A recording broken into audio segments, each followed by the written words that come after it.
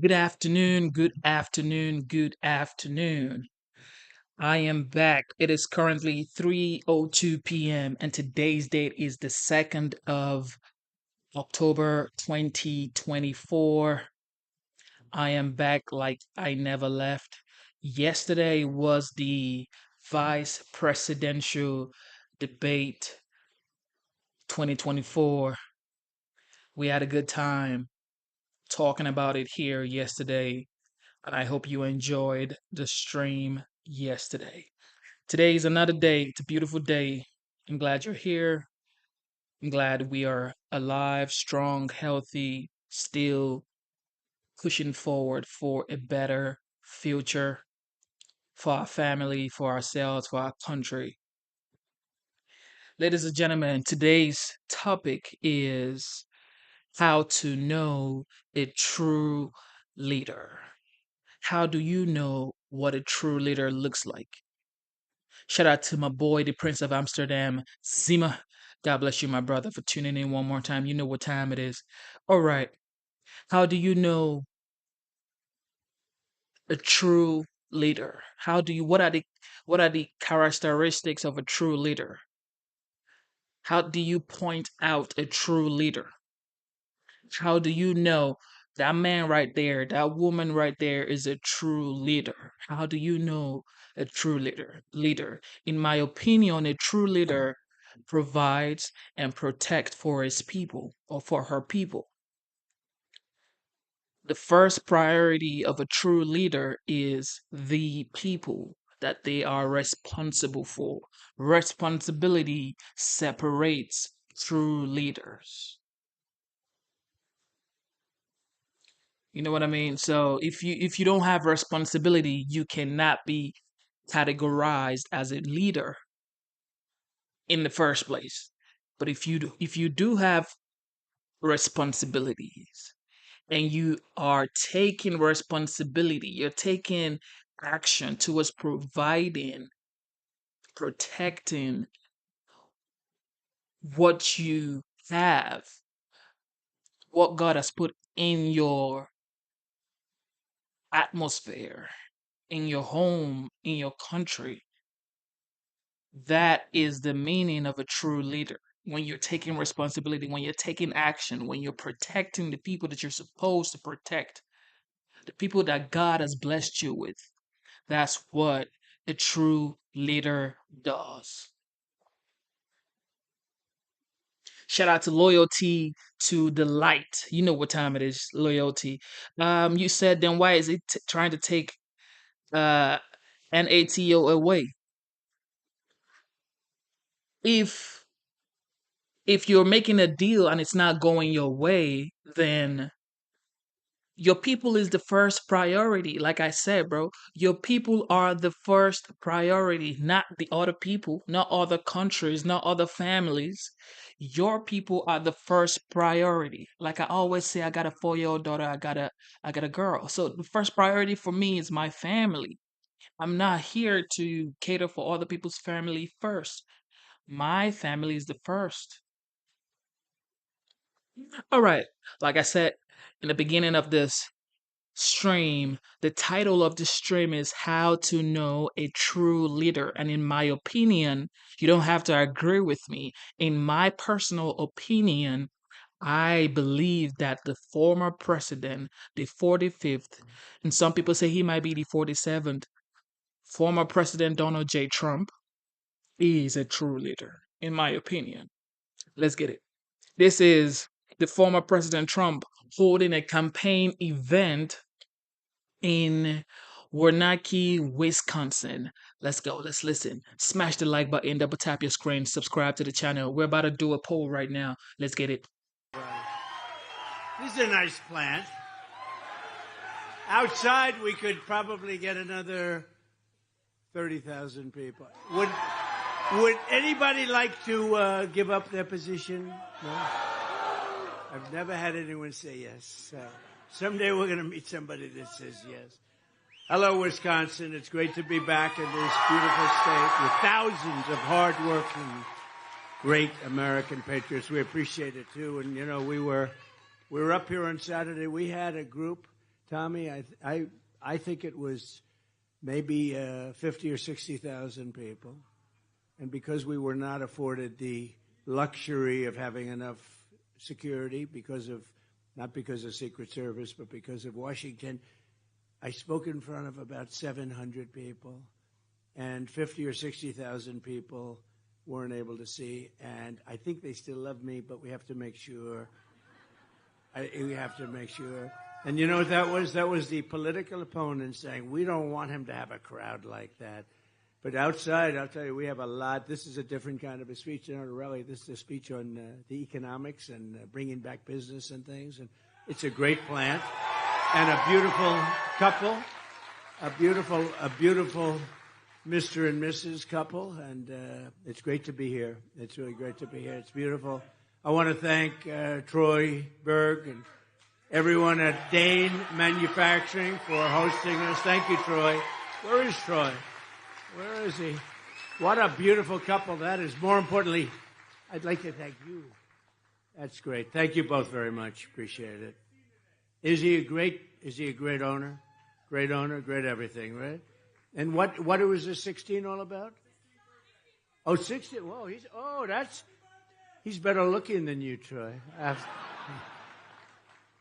That's good. That's great. Thank you very much, everybody. Let me begin by sending our love to every family that has been affected by the Hurricane Helene. I witnessed the damage firsthand yesterday in Georgia, and as you know, North Carolina was just devastated. We can't even get in. They don't have communication. They don't have anything. Towns were flooded. Asheville is, as you know, totally underwater, big place. Massive numbers of lives were lost yesterday, the day before yesterday, and still counting. I have a lot of missing people.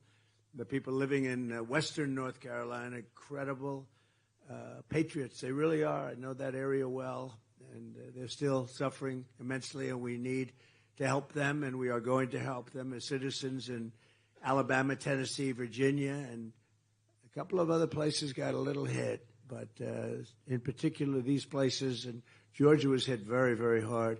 But I want to thank Elon Musk for responding to my request that Starlink be provided to North Carolina. You know, and the lines were all down. They had no communication. You couldn't get to North Carolina, the area that was hit.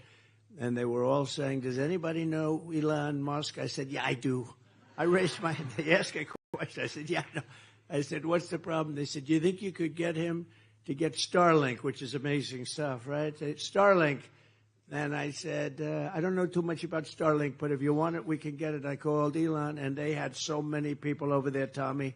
They had so many people over there so quickly, and they have great communication now. But, I mean, it's a terrible. But thank you, Elon, and because of you, they're in really great shape now from the standpoint of emergency needs. And we're going to be going there on Friday. I hope we can get in because it's tough. It's really bad. One of the worst hurricanes, maybe the worst hurricane they've ever seen. Some people that have done this for 25 years said that was the worst they've ever seen because of the water. The water was the big one. They had big winds, but the water was the big damage. It just went over the top of houses, if you can believe. Houses. And people went up to the second floor for safety, and literally the water went over the house. But we mourn all of our fellow citizens who have lost their lives, and we're keeping their families in our hearts, and we'll continue to work with them. But praise be to God. I tell you, it's really incredible. And then on top of that, as you know, the world right now is spiraling out of control. You might not have seen what's happened because it was a few hours ago. A lot of people were here. There's so many people outside, which we appreciate. But a lot of people were here a short time ago. Iran launched 181 ballistic missiles at Israel. And I've been talking about World War III for a long time. And I don't want to make predictions because the predictions always come true. We're not going to make, but they are very close to global catastrophe. We have a non-existent president and a non-existent vice president who should be in charge, but nobody knows what's going on. She was at a fundraiser in San Francisco, a city that she totally destroyed, by the way. San Francisco was the best city in the country maybe 20 years ago, and today you can't even You can't even go there. You can't even live there. And I speak against myself because I own property there. I shouldn't be saying that. I should say it's the greatest place in the world. Let's sell my property. But I say it's, I don't know, maybe it stages a comeback, but it's literally not livable. And 20 years ago, it was the best city in the country, probably one of the best cities anywhere in the world. But they, she was caught yesterday on an airplane staging a fake photo op. Did you see that with the telephone? The only problem is she didn't have the phone plugged in. She was talking. She's talking on the phone. The phone is not plugged in. She's talking like she's working. I'm working so hard. Oh, boy, what a group. What a group.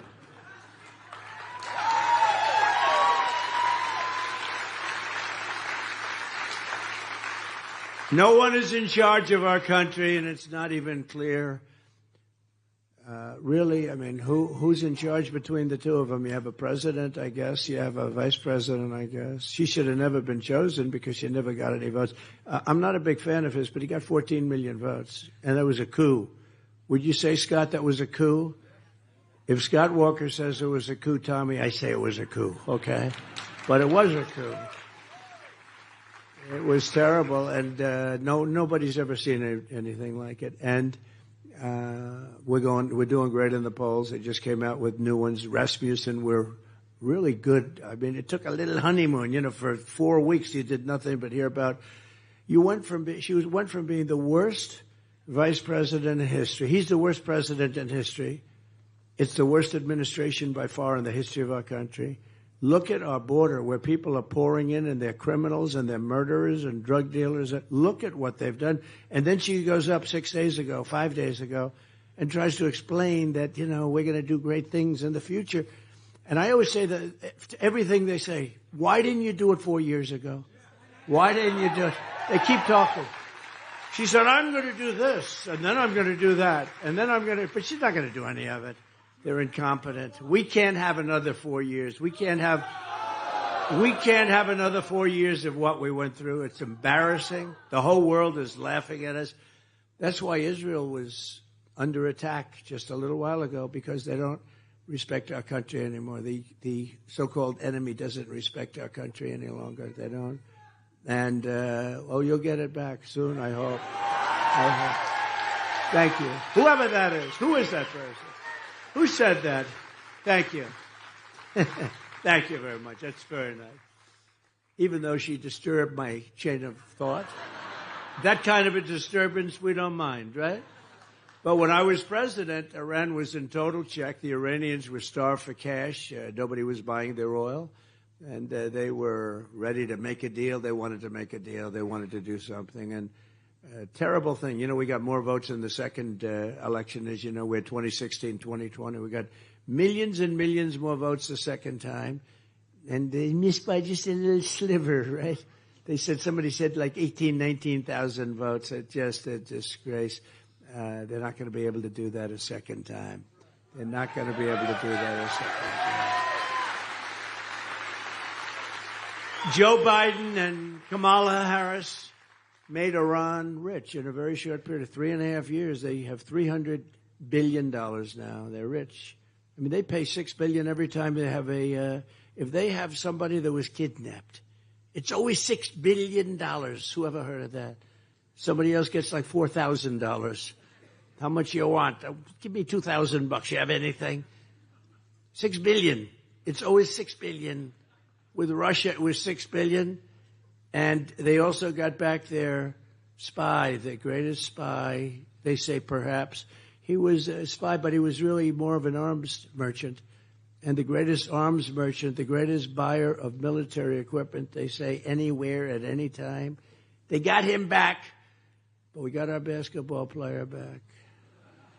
That was the trend. Well, that is true. She used to tie her sneakers during the national anthem, right? And we got her back, and they got the best. And I'm not saying he's a nice human being, but he was the number one arms dealer in the world for a long time. But Iran was on the verge of bankruptcy. They had no money left. They had no money for Hamas. They had no money for Hezbollah, the people they're fighting now. They would have been willing to make any deal. You could have made any deal, but Kamala flooded them with American cash. And even now, I mean, they're flooding them with cash. It's honestly, it's not even believable. It's like men and women's sports. It's not believable. It's like open borders. Why would they want an open border? It's so stupid. We're the party of common sense, by the way. We are I like to say it all. Ryan Buckley. Forget conservative. Yes. But, we're the party of common sense because it's really more common sense than anything else. We want borders. We want fair elections. We want honest elections. And if you don't have those two things, you don't have a country, really.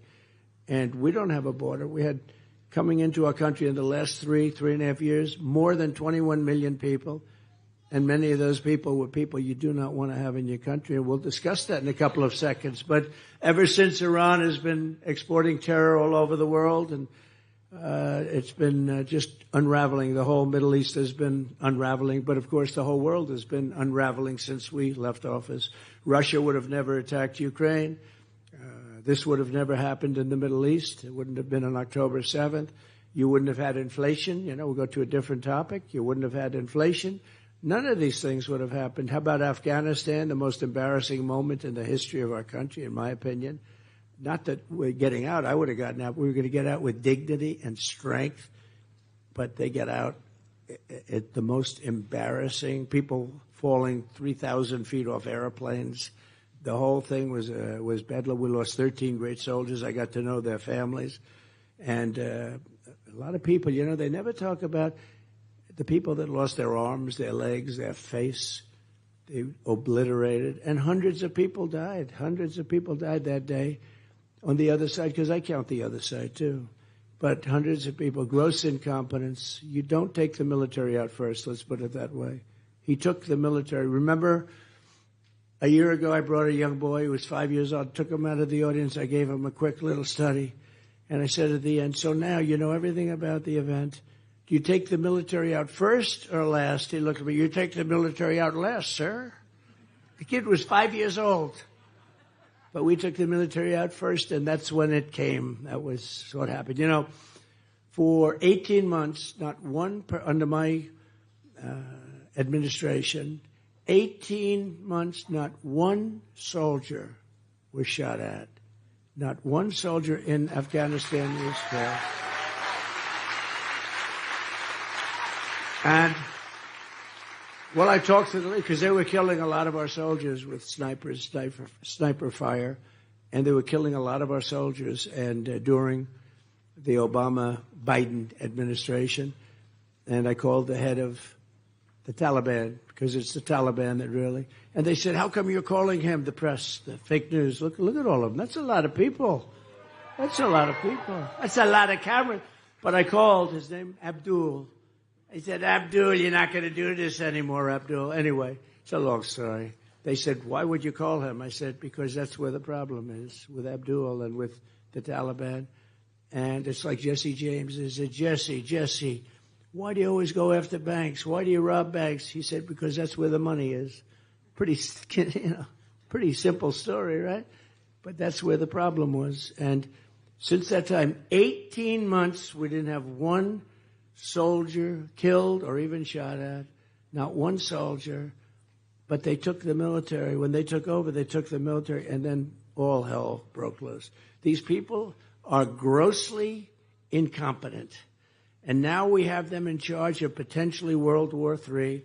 And World War III is going to be like no other if it happens, because of nuclear weapons and other weapons of mass destruction like nobody's ever seen before. I know, because I rebuilt our military. I rebuilt it. It needed it. And I hated rebuilding that, but I rebuilt that too, because we had no choice. But Iran had no money when I was in charge. They had a lot of money when I started. They had no money when I finished. And now they have $300 billion and another $300 billion from their wholly owned subsidiary, Iraq. It's a wholly owned subsidiary. They probably don't like it when I say that, but that's true. Iraq doesn't like it. But they have $300 billion also from oil. Remember, I used to say, don't go into Iraq. Don't do it. To Bush. Don't do it. Don't go into Iraq. But they went into Iraq. Then they were there. I said, all right, you're there. Keep the oil. Just keep the, remember I used to say, keep the oil. You know, Iraq has more oil than almost anybody. It's like massive. But they didn't keep the oil. And they have hundreds of billions of dollars right now. Under my administration, we had no war in the Middle East. We had no war in Europe. We had harmony in Asia. We had no inflation. We had no Afghanistan catastrophe. Instead, we had peace, peace, peace. We had a lot of peace. Think of it. The only war we had was ISIS. And I went to ISIS. I wanted to see what the hell was going on. I went to Iraq. I flew there late at night, middle of the night. I landed and spoke to a lot of great people. And I spoke to a general, Raisin Cain. You know that story. I won't go into it. But Raisin Cain, General Raisin Cain, a real general. And these aren't like the guys you see on television. These are the real generals. We have unbelievable military. Believe me, we wiped them out in 4 weeks instead of 5 years. It was supposed to take, sir, it'll take 5 years to. I said, we got the greatest planes, the greatest weapons in the world. What do you mean 5 years? So I went over there and I said to the general, I landed. I saw him central casting. These guys are all central casting. Better than anybody that you could get in Hollywood to. Because they're a little not so good in Hollywood, you know. They don't look quite as tough. And I said, like, what's your name? I'm coming down the stairs from Air Force One. I said, so what's your name? He said, Cain, sir, Cain. Oh, what's your first name? Well, they call me Raisin. I said, what? They call me Raisin. I said, you mean your name is Raisin Cain? Yes, sir. You're the guy I'm looking for. I'm finally finding, Tommy, the guy that I want. I said, how come it's taking so long to get rid of this ISIS? I mean, they fight with knives. By the way, they're great fighters. They are. They're great fighters. Just ask some of their other rivals, but they're great fighters. Well, they weren't doing it the right way, sir, so why didn't you do it the way you wanted? Because it's not up to me. When they came in from Washington, you know, the Millies of the world, stiffs, total stiffs, stupid people. They told us how to fight, sir. But I said, so why didn't you change it? Did you talk? No, sir, we're not allowed to do that. You don't do that in the military. You take your orders. I said, that's a strange. I don't know if that's a good system or bad. In one way, it's good, but in a lot of ways, it's probably bad. I said, so what? Do you know how to do it? Yes, sir, I do. So how long would it take? We've been fighting them for years, and they say it would take 5 years to get rid of them. How long? We can do it in 4 weeks, sir. What? We can knock them out in 4 weeks. I said, 4 weeks? You got to understand, these guys are like central casting. He said he had a drill sergeant that was better looking and tougher than any guy you could ever put into a movie. You know, we've had a couple of them. Have you ever seen where the drill sergeant goes in and he has these actors, big name actors, and he's trying to teach them how to become a drill sergeant. In the movie, he's a drill sergeant. And after about 5 minutes, the actor said, I could never do that. Because it's a different level, okay, of toughness. And one movie, what was that great movie that was made where a Full Metal Jacket? You know, it's a very, they took somebody from the military, a top drill sergeant, right? Oh, that's good. Stand up. That's great. Full Metal Jacket, right? He was supposed to get the Academy Award. He should have gotten it, but he actually, you know, honestly, he wasn't acting. But he was unbelievable in that movie. So he was teaching, I don't want to use the names, but big stars. And they couldn't, they were really bad. And then one of the producers came in from one of the big studios, MGM, whatever it was, and he saw this guy saying, do it this way, and he's screaming like crazy. They right in the guy's face this far. And he said, I don't think any actor can do that. Anyway, they end up hiring the guy that was supposed to teach. He went through 5 actors, and every one of them was weak and not believable. And he went through 5, and then the guy sees it. He said, maybe we could get this guy, but nobody ever heard of him. He was in the military. And it ended up to be one of the greatest movies because of him, largely because of him. And he was supposed to get the Academy Award, but they didn't, you know, because he wasn't part of the establishment, to put it mildly, right? But he was great. How good was that movie, right? Doesn't get too much better. That's great. I like that. But now we go in, and he says to me, yeah, 4 weeks, sir. I said, 4 weeks? We've been fighting for years, like what, 20 years? They said, no, we can do it. Why is it that it's so bad? Well, sir, they wanted to all leave from this major base, but we're very far away. By the time the planes got there, they had to come back. Refueling them was tough, but they had to really come back, so they'd be over there for about just a short period of time, like about 5 minutes, and then they have to start heading back because it's a very long flight. And we didn't have any time, and we didn't have the right aircraft. We were sending wrong. He said, but we have auxiliary bases. We have what we call portable bases, sir. We have portable runways in the desert. Very good. And we got a lot of them, sir. They didn't want to use them because they wanted to be politically correct. I said, so what would you do? I'd use them, sir. And so you tell me you think you can do something in 4 weeks that these people in Washington couldn't do in 5 years? And they said 5 years, and we don't know if we could do it. Yes, sir. How sure are you? 100% you'll have time left over, sir. Yeah, you got to be kidding. This was a good trip, the great Tommy Thompson. This was a good trip for me, Tommy, because I said, I didn't expect this result. I said maybe 2 years, 3 years. And he goes, no, sir. I said, so what are you going to do? We're going to get to these bases. We're going to hit them from the left. We're going to hit them from the right. We'll hit them from the east and the west and the north and the south. We're going to come from underneath. We're going to come under the ground. We're going to go over their heads. We're going to come from so many different. They're not going to know what the hell. And I'm using a good word because Franklin Graham does not like it when I curse. It's not nearly as good. I keep telling him. I could have used a word that would have shocked the hell out of you. You would have loved it. Then you would have gone home and said, he uses foul language. No, Franklin Graham said, sir, we love your stories. We love you. We love you. But, sir, if you could not use foul language, it would be even better. He's wrong about that. It's not as good. Okay? Not as good. But, not as good. But anyway, and he said, yeah, we'll knock him out. And I won't go through the rest of the story, but the bottom line, it was less than 4 weeks. The guy was unbelievable, and they knocked the hell out of him.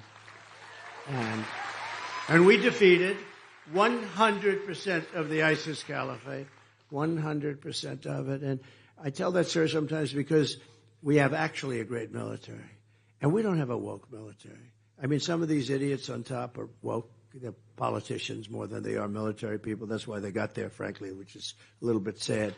You should get there based on military victory, not because of that.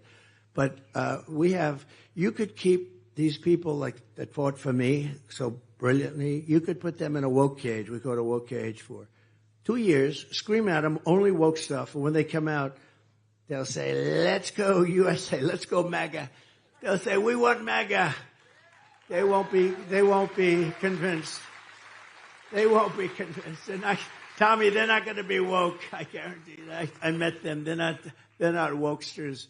Anyway, so now war or threat of war is raging everywhere, and the two incompetent people running our country, or what, I don't actually think they're even running it, are leading us to the brink of World War III, a war like no other. This is what the policies of weakness and appeasement have brought to the world.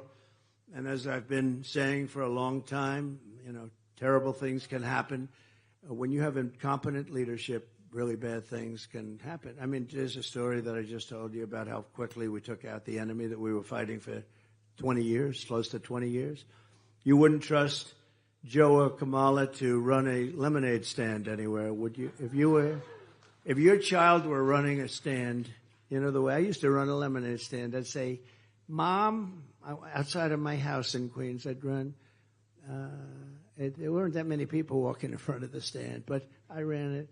But if I wasn't going to run it, I wouldn't let one of those two run it because they wouldn't have any idea. Like Joe, he was essentially convicted of documents. I was, with all the weaponization, I went through years of hell. And I have the Presidential Records Act lets you do that. But I went through years of this. Well, he had the same thing times 10. And they found him, and he didn't have the Presidential Records Act because he wasn't president, right? And so he was guilty. And they said, okay, he's guilty, but we're not going to hold him to it because he's incompetent, right? That's what they said. Essentially, in a little different language, they said, we're not going to hold him to it, so he is guilty, but we don't think he can stand trial. But he's allowed to run our country, but he can't stand trial.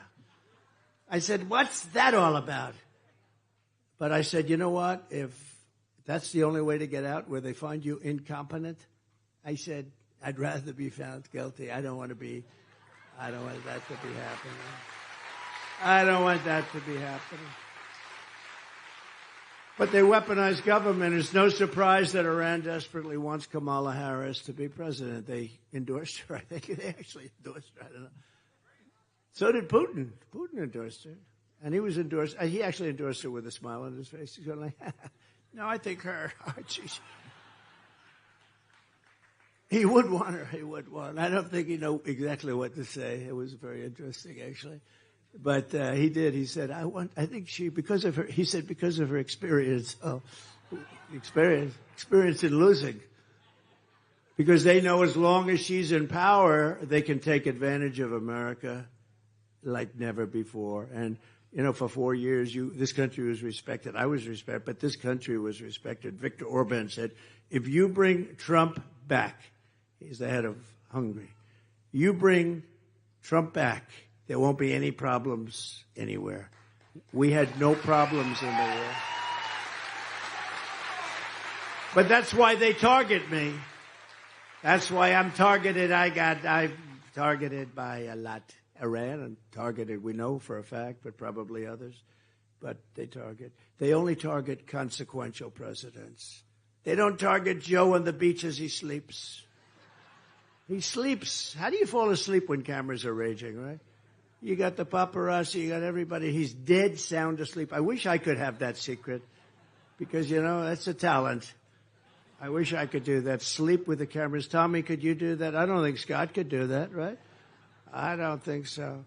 But if I were in charge, today's attack on Israel never would have happened. All of the things that we're talking about never would have happened, including that botched withdrawal that made us look so bad. Probably the reason that Russia went into Ukraine. They saw that, and because it was right after that, they saw that, and they said, wow, these people are not what we thought. If I win, we will have peace in the world again. I guarantee we will have peace in the world again.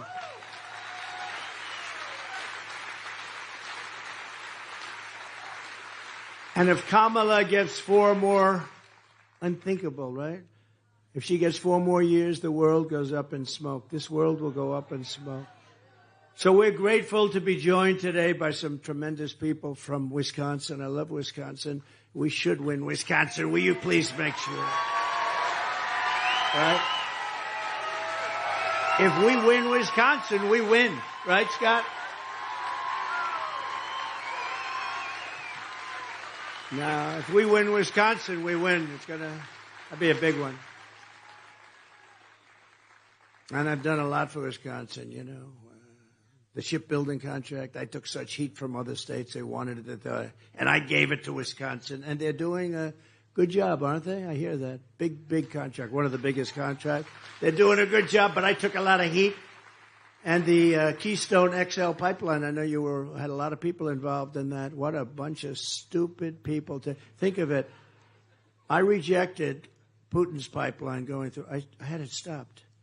And I approved the Keystone XL pipeline, also the Dakota pipeline. By the way, isn't it nice to have a guy that doesn't need teleprompters to tell this stuff?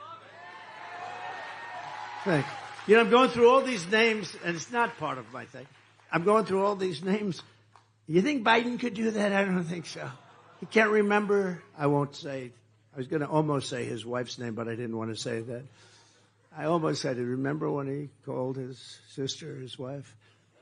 Some things you can't do. You know what you can't do? I don't want to talk about him because he's gonzo. He's gonzo in many ways. But remember, it's great to be in New Hampshire. And he was in Florida.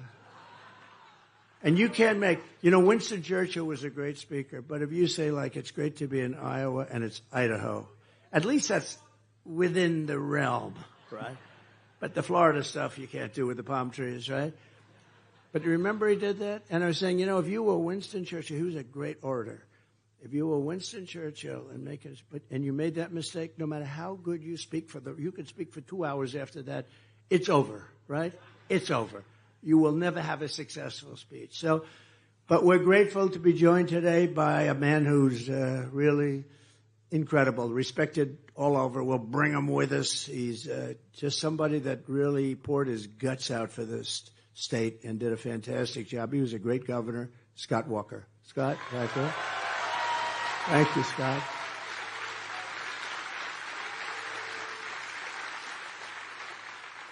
And another former governor, so respected, he's like the dean. He's the dean. They call him that. And I'll never forget, in 2016, I ran, and he said, "Sir, you're wasting your time. You're not going to win Wisconsin."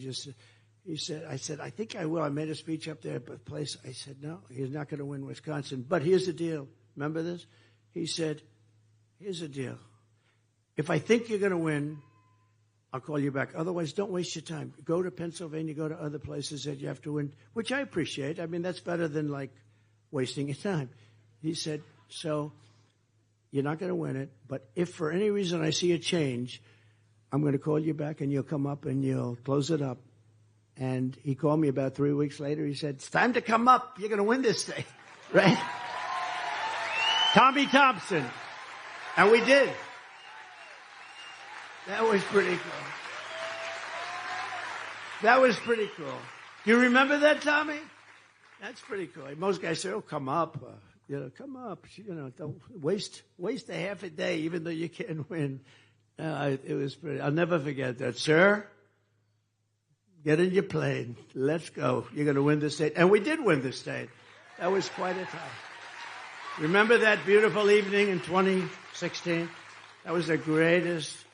I had a 3% chance, and I said, I just not a 3%. I was getting the biggest crowds that anybody's ever had.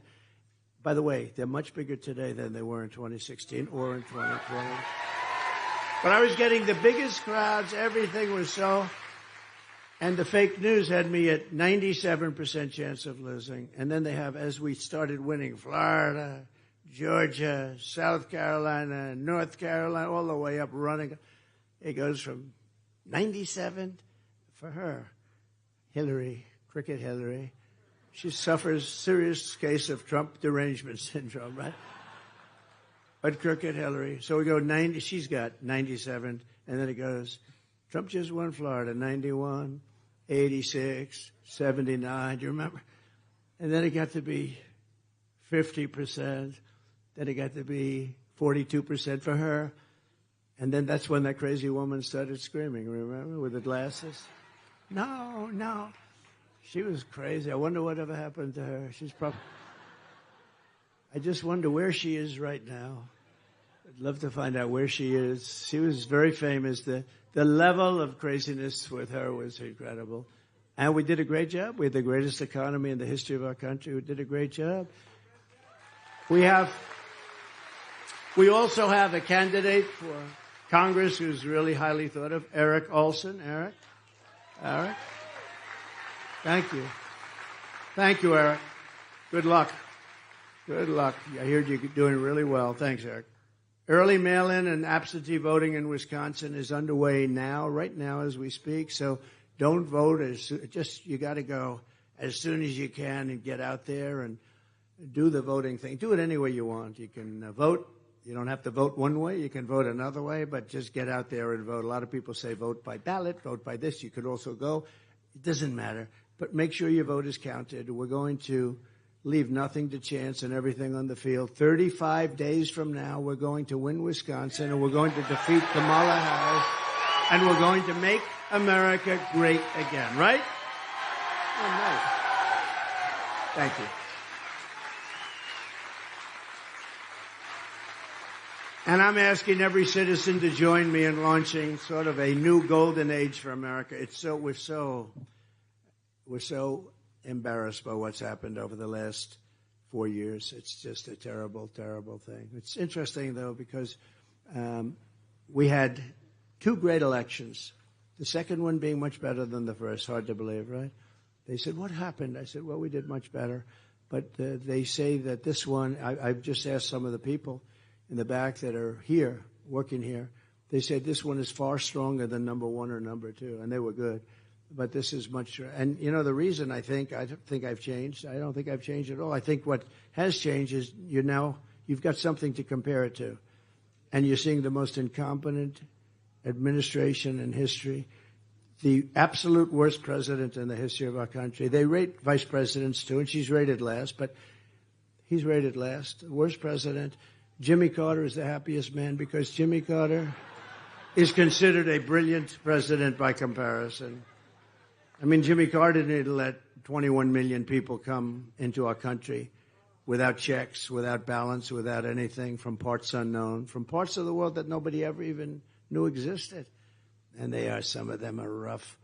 And we'll talk about that too. But as catastrophic as Kamala's failures are, the good news is that we have a plan to fix it, and we're going to fix it fast. And we have to get these people out, all these criminals that are coming into our country and destroying the fabric of our country.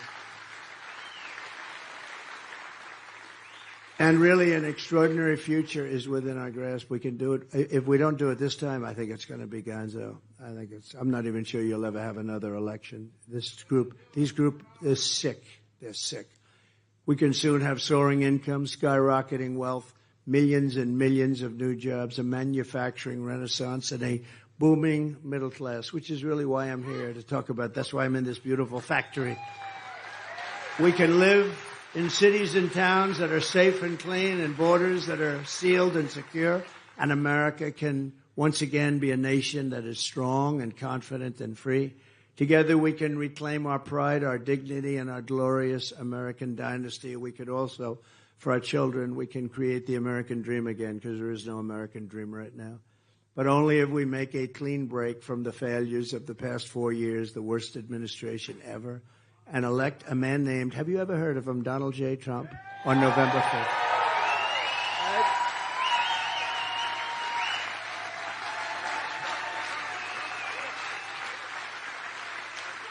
Thank you very much. Thank you. Thank you very much. Thank you very much. Thank you very much. If Kamala Harris gets 4 more years instead of a golden age, America will be condemned to a fate of... Nobody who actually pay bills, who has children, is voting for the beautiful Vice President Kamala. Nobody. If you got kids and if you are paying for bills, if you have responsibility, if you have a car, if you pay insurance, if you pay rent or mortgage, if you pay for energy, there is no way. There's absolutely no way. But if you live in your mom's basement and then your parent pays the bills, you get fed 3 square meal, of course, you don't know anything about paying bills. Your parents should be on the stream, not you. Of decline, desperation, and despair. That's where we are right now.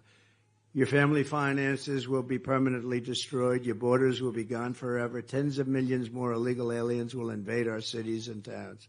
You see what's going on with cities and towns all across America. They're devastated. Medicare and Social Security will buckle and collapse because these people are going on to your Social Security rolls, if you can believe it. They can't speak English. They came here illegally, and they're destroying Social Security. And I will never let it happen. And I'll tell you, I never did let it happen.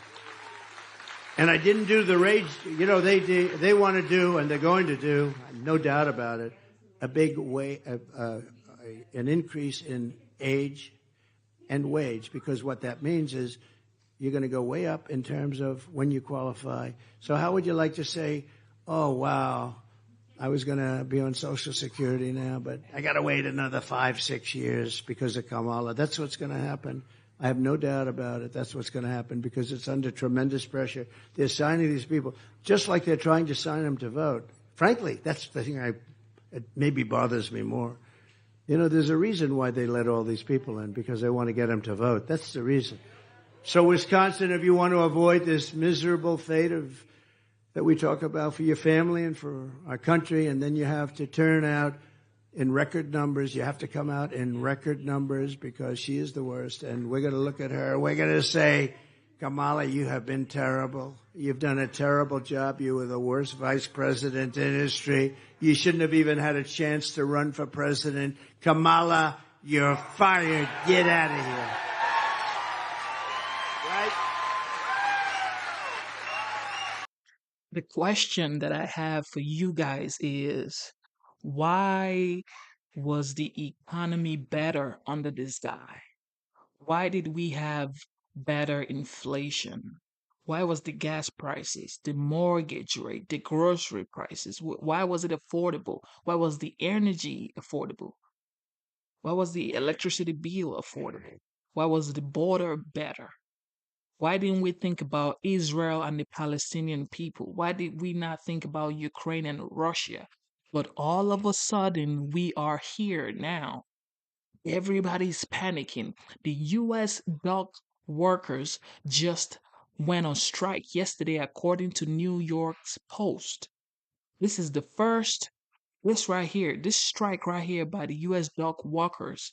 This is the first US port strike that's causing the first shutdown in almost 50 years, according to New York Post.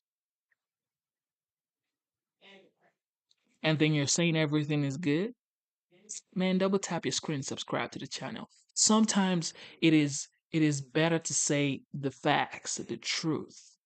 Okay? You don't have to, because you don't like him, you don't like the way he talks. It's okay, okay?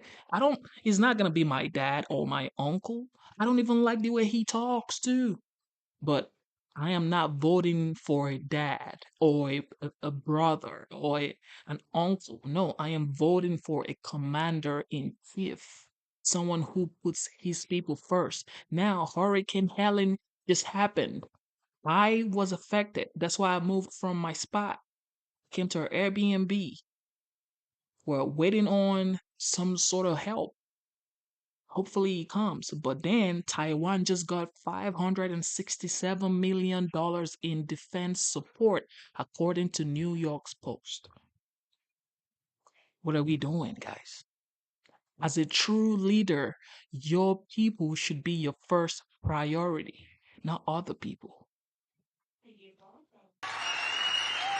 The Apprentice. The Apprentice. She wouldn't have won The Apprentice, I guarantee. No, we had much smarter people than that. She wouldn't have won The Apprentice. Starting on day one, we will end inflation and make America affordable again. We'll do that. We've got to bring it down. Now, biggest problem, I mean, outside of, see, the biggest problem to me is always the nuclear problem, because that's, that supersedes everything. That supersedes inflation. To me, that supersedes everything. But outside of that, the biggest problem we have is that's what's happened with pricing. You can make the same or you can make more, but if things cost 50, 60, 80, 100% more than they did 4 years ago, people that were saving a lot of money are now losing a lot of money. They're taking the money they saved and they're spending it. So we're going to get those prices down. We're going to start with energy. But if Kamala is reelected, one of her very first acts will be to massively raise taxes on all American families. I never saw a person campaign on tax increases. She openly says we're going to campaign. Jason Jeffert 3 says all the governors have said they have everything they wanted. This is the thing. I am on ground. You are not on ground. And yet, you are saying what the governor said they have. And you're saying stop lying.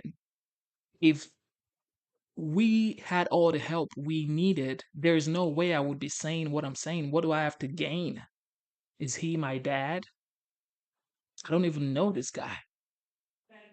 All we can all agree upon is things were way better than what it is right now.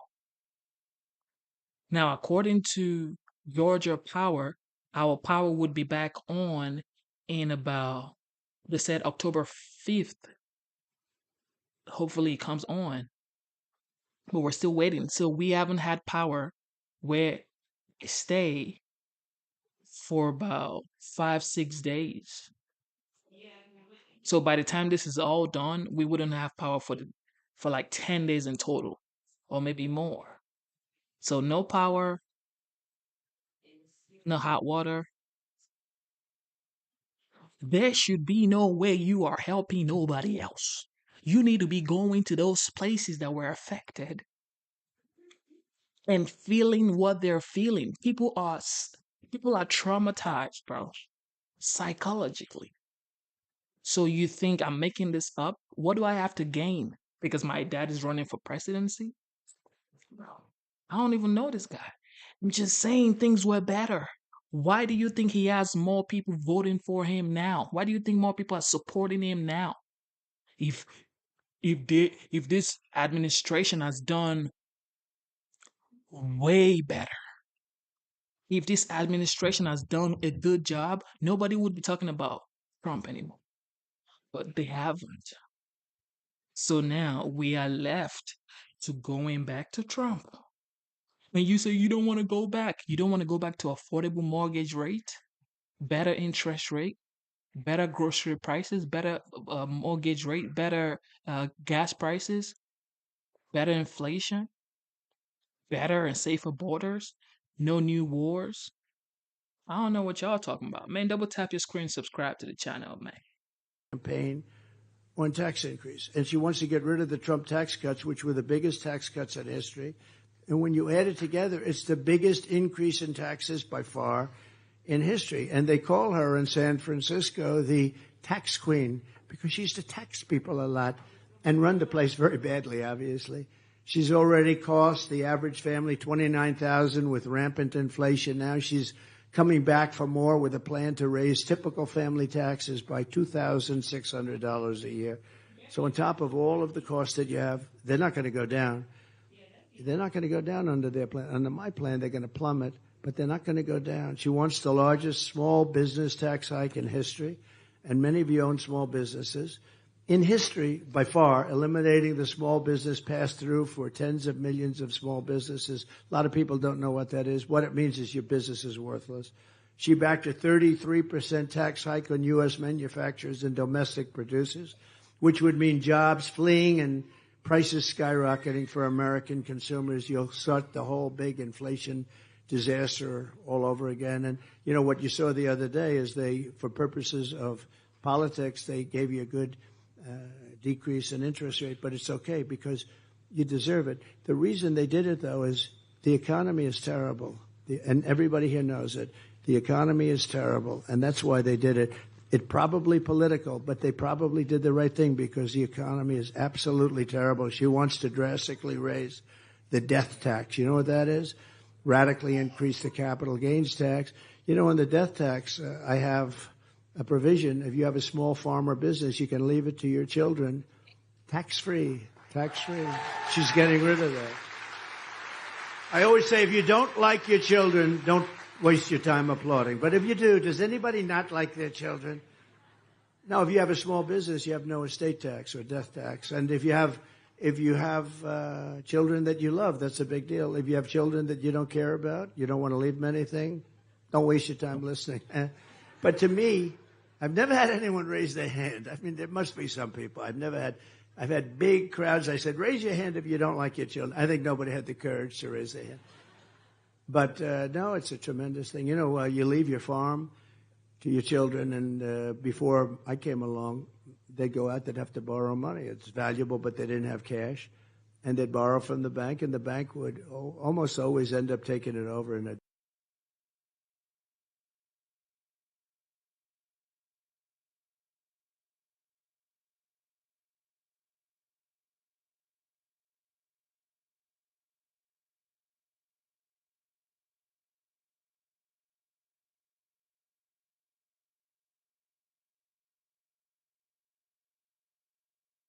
I didn't even know I paused it. Somebody just said, so I gotta be watchful of what I say on YouTube. Thankful to YouTube for this opportunity and this platform. So here we go. Someone just said, well, that's why stocks are at an all-time high, right over in such a bad shape. That person obviously don't have any stocks. They don't have any stocks. If I ask the person what is Nvidia stock price today, they don't know because they don't have any stock. They just go online and read what they see online. It doesn't work that way. Yes, 401k are up, but 401ks are for retirement, bro. How does that affect gas prices? How does that affect the grocery prices? How does that affect the people, the US dock workers that are going on strike? How does that affect the border? How does that affect the funding of these new situations around the world?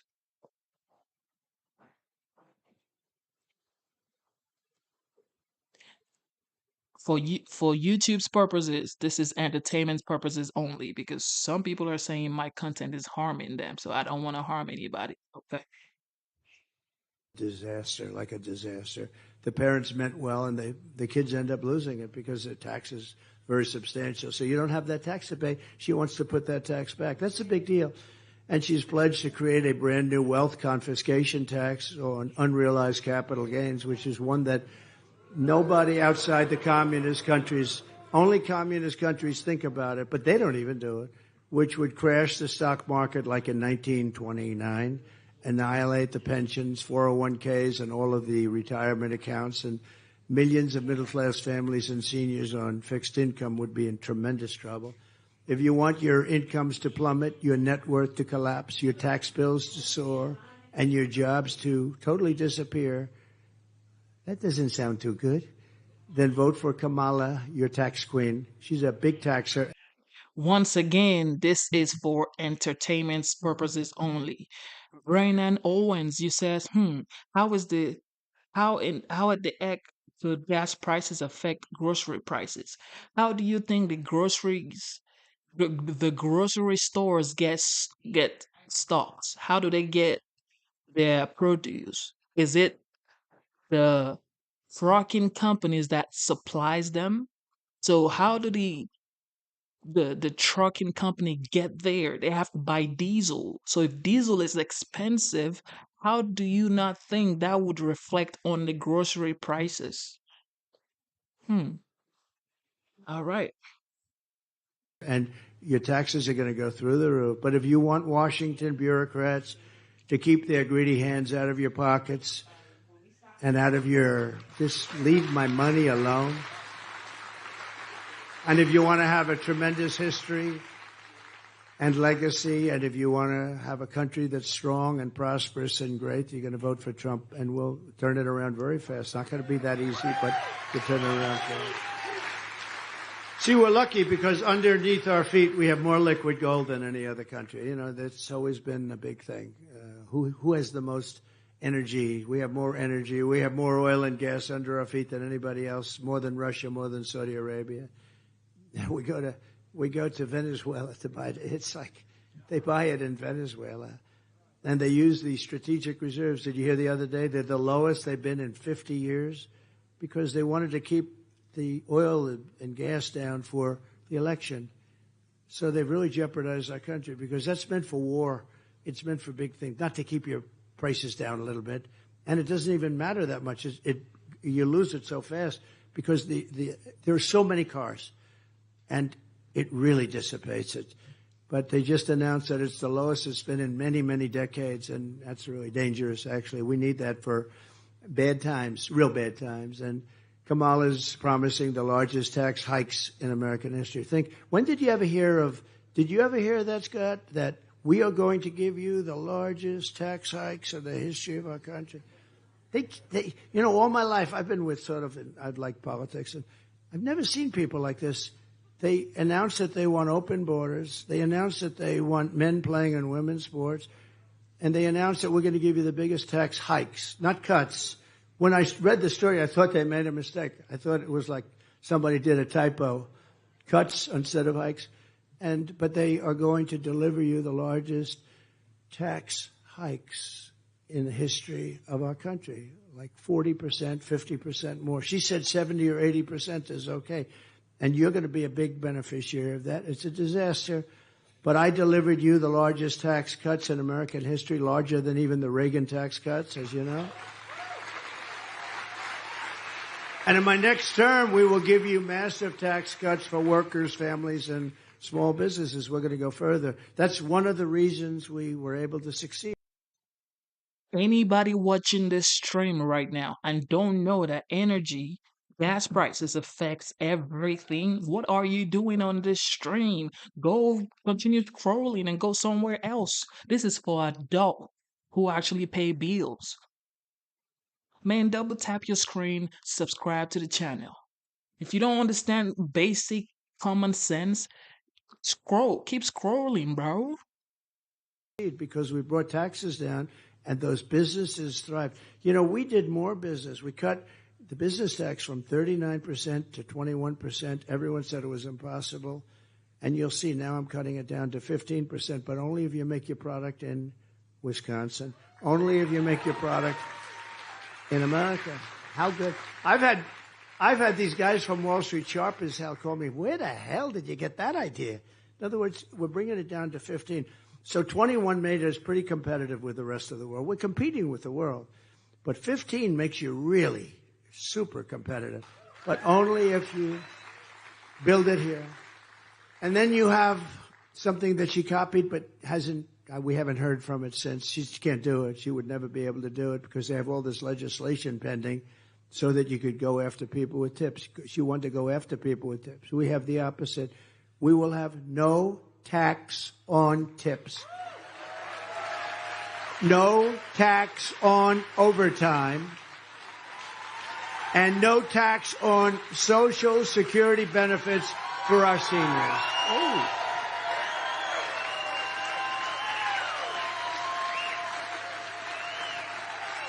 Remember that, and she's not doing that. She never will. She never will. She can't do it.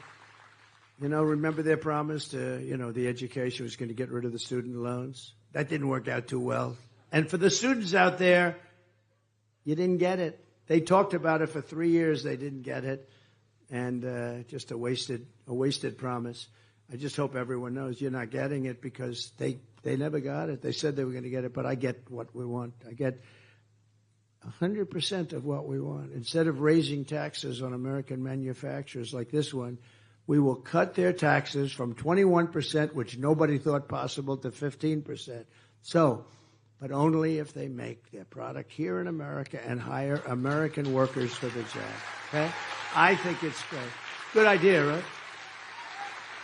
And if they don't make their product here, then they will pay a tariff. In other words, if they make their product in another country, a competitor, their competitors. Right now, I had that all going, and then we had to take care of the COVID situation. We did a great job on COVID, never got the credit for that. I got credit for military. I got credit for economy. I got a lot. We did a great job on that, and an amazing job on that. Nobody knew what the hell it was. The COVID came in, a gift from China, right? But we did, but we had to take care of that. But we were all set. We already did it with a couple of countries, Japan and China and others.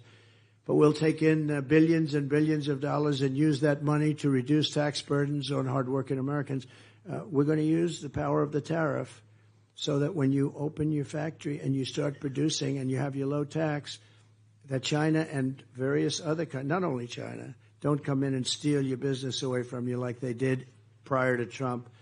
And Mexico right now is going to town. You have big auto plants being built by China in Mexico. They think they're going to sell cars, make cars by the millions, and destroy Detroit and South Carolina and lots of other areas that make cars. We're not going to let that happen. We're not going to let that happen. We'll put a tariff on those cars of 100 to 200%. We're not going to let them. I don't know if you heard, they're building some of the biggest auto plants in the world right opposite the border. They think they're going to make those cars and put them into our country and pay no tax and drive Detroit out of business. By the way, United Auto Workers, did you see where the Teamsters endorsed Trump? The rank and file, 61%. But the United Auto Workers are at 80% for Trump because they are, let me tell you, they're being sold out by this stupid person they have leading them. Just like I mentioned the Keystone Pipeline, the head of that, I don't know if he's still there, I don't know, the head of the union, we had 50,000 jobs, many of them in this area, from this area, but we had 50,000 jobs of people, all they do is build pipelines. And this guy went along with Biden and he endorsed Biden. And the first thing Biden did is cut the Keystone Pipeline. I had approved it was under construction. And we needed it. It was very important. But the rank and file was always for us. And you'll see that a lot. The rank and file wants us And you have these leaders, if you call them leaders, they're so used, it's almost like by habit or something else. Some other things happen that are very good for them. But they endorse the Democrats. But the people, the workers in this country, they want us. We're going to put them back to work. We're going to have more factories opened here for cars and for other things. And it's a very simple thing to do. And by the way, not so different from what China does. If Elon wants to sell cars into China, they'll say no. But if Elon wants to build cars and sell them to China, they say, come on over, build a plant. We'll even help you build it. We'll finance it. We'll do lots of things. But come over and build your plant in China. India is another example with Harley Davidson. Harley Davidson, we know all about. That was terrible. They're building a massive plant, built it in India, because India charges tremendous tariffs. And I once asked, I said, how do you do in India? Not good. Why? Because we have 152% tariff or something. I said, so you can't sell, right? No, we can't. But they said, if we build over there, we'll be fine. So they actually went over there. They built a massive plant. It's not the way it's supposed to work, but you know what?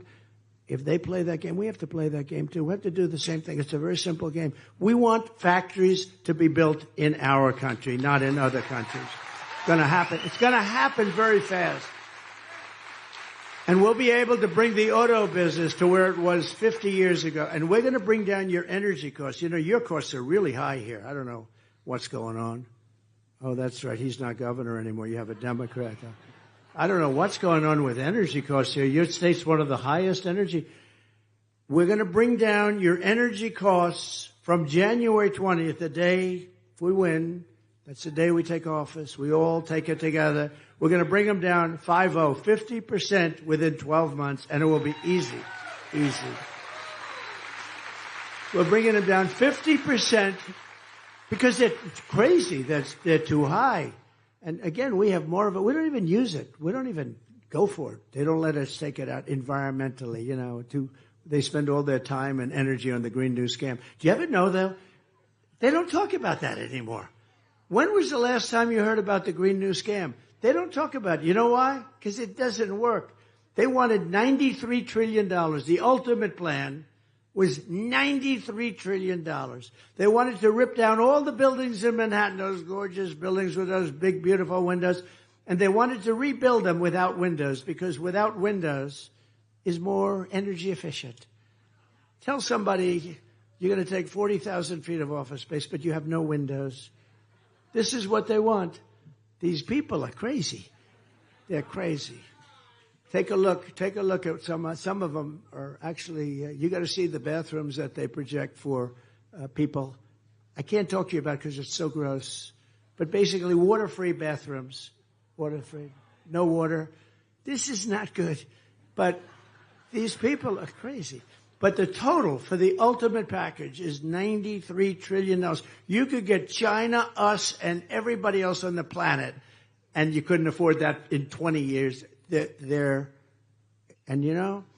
really hurt our country because you can't do anything unless you get the environmental approvals. And I'm an environmentalist. I want clean air and clean water, really clean air.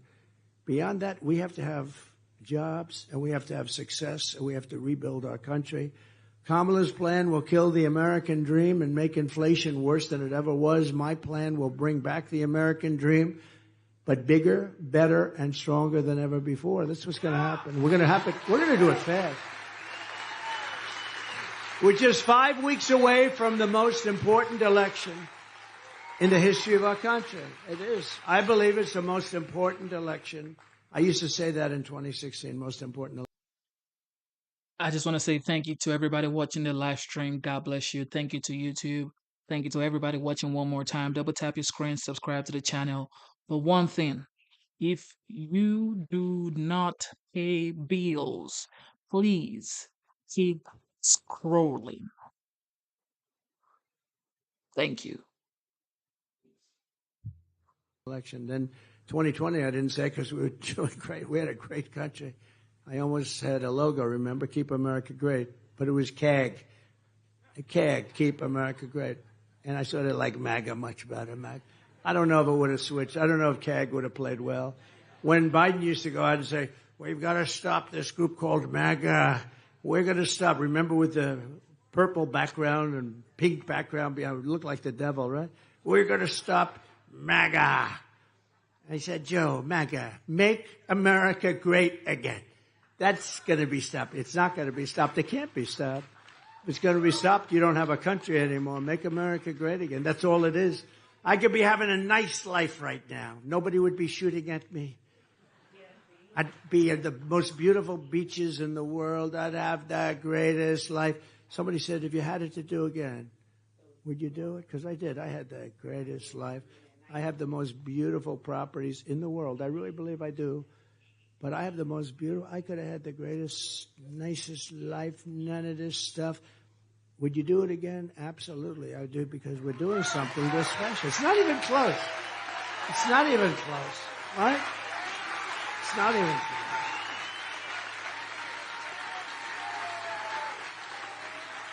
Not even close. I could have been right now in Monte Carlo, but I'd rather be in Wisconsin. If you want to know, it's true.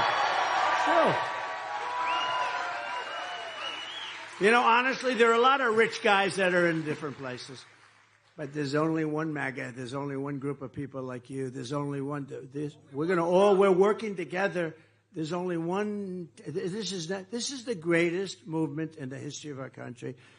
And we're going to prove it again. We're going to prove it again on November 5th.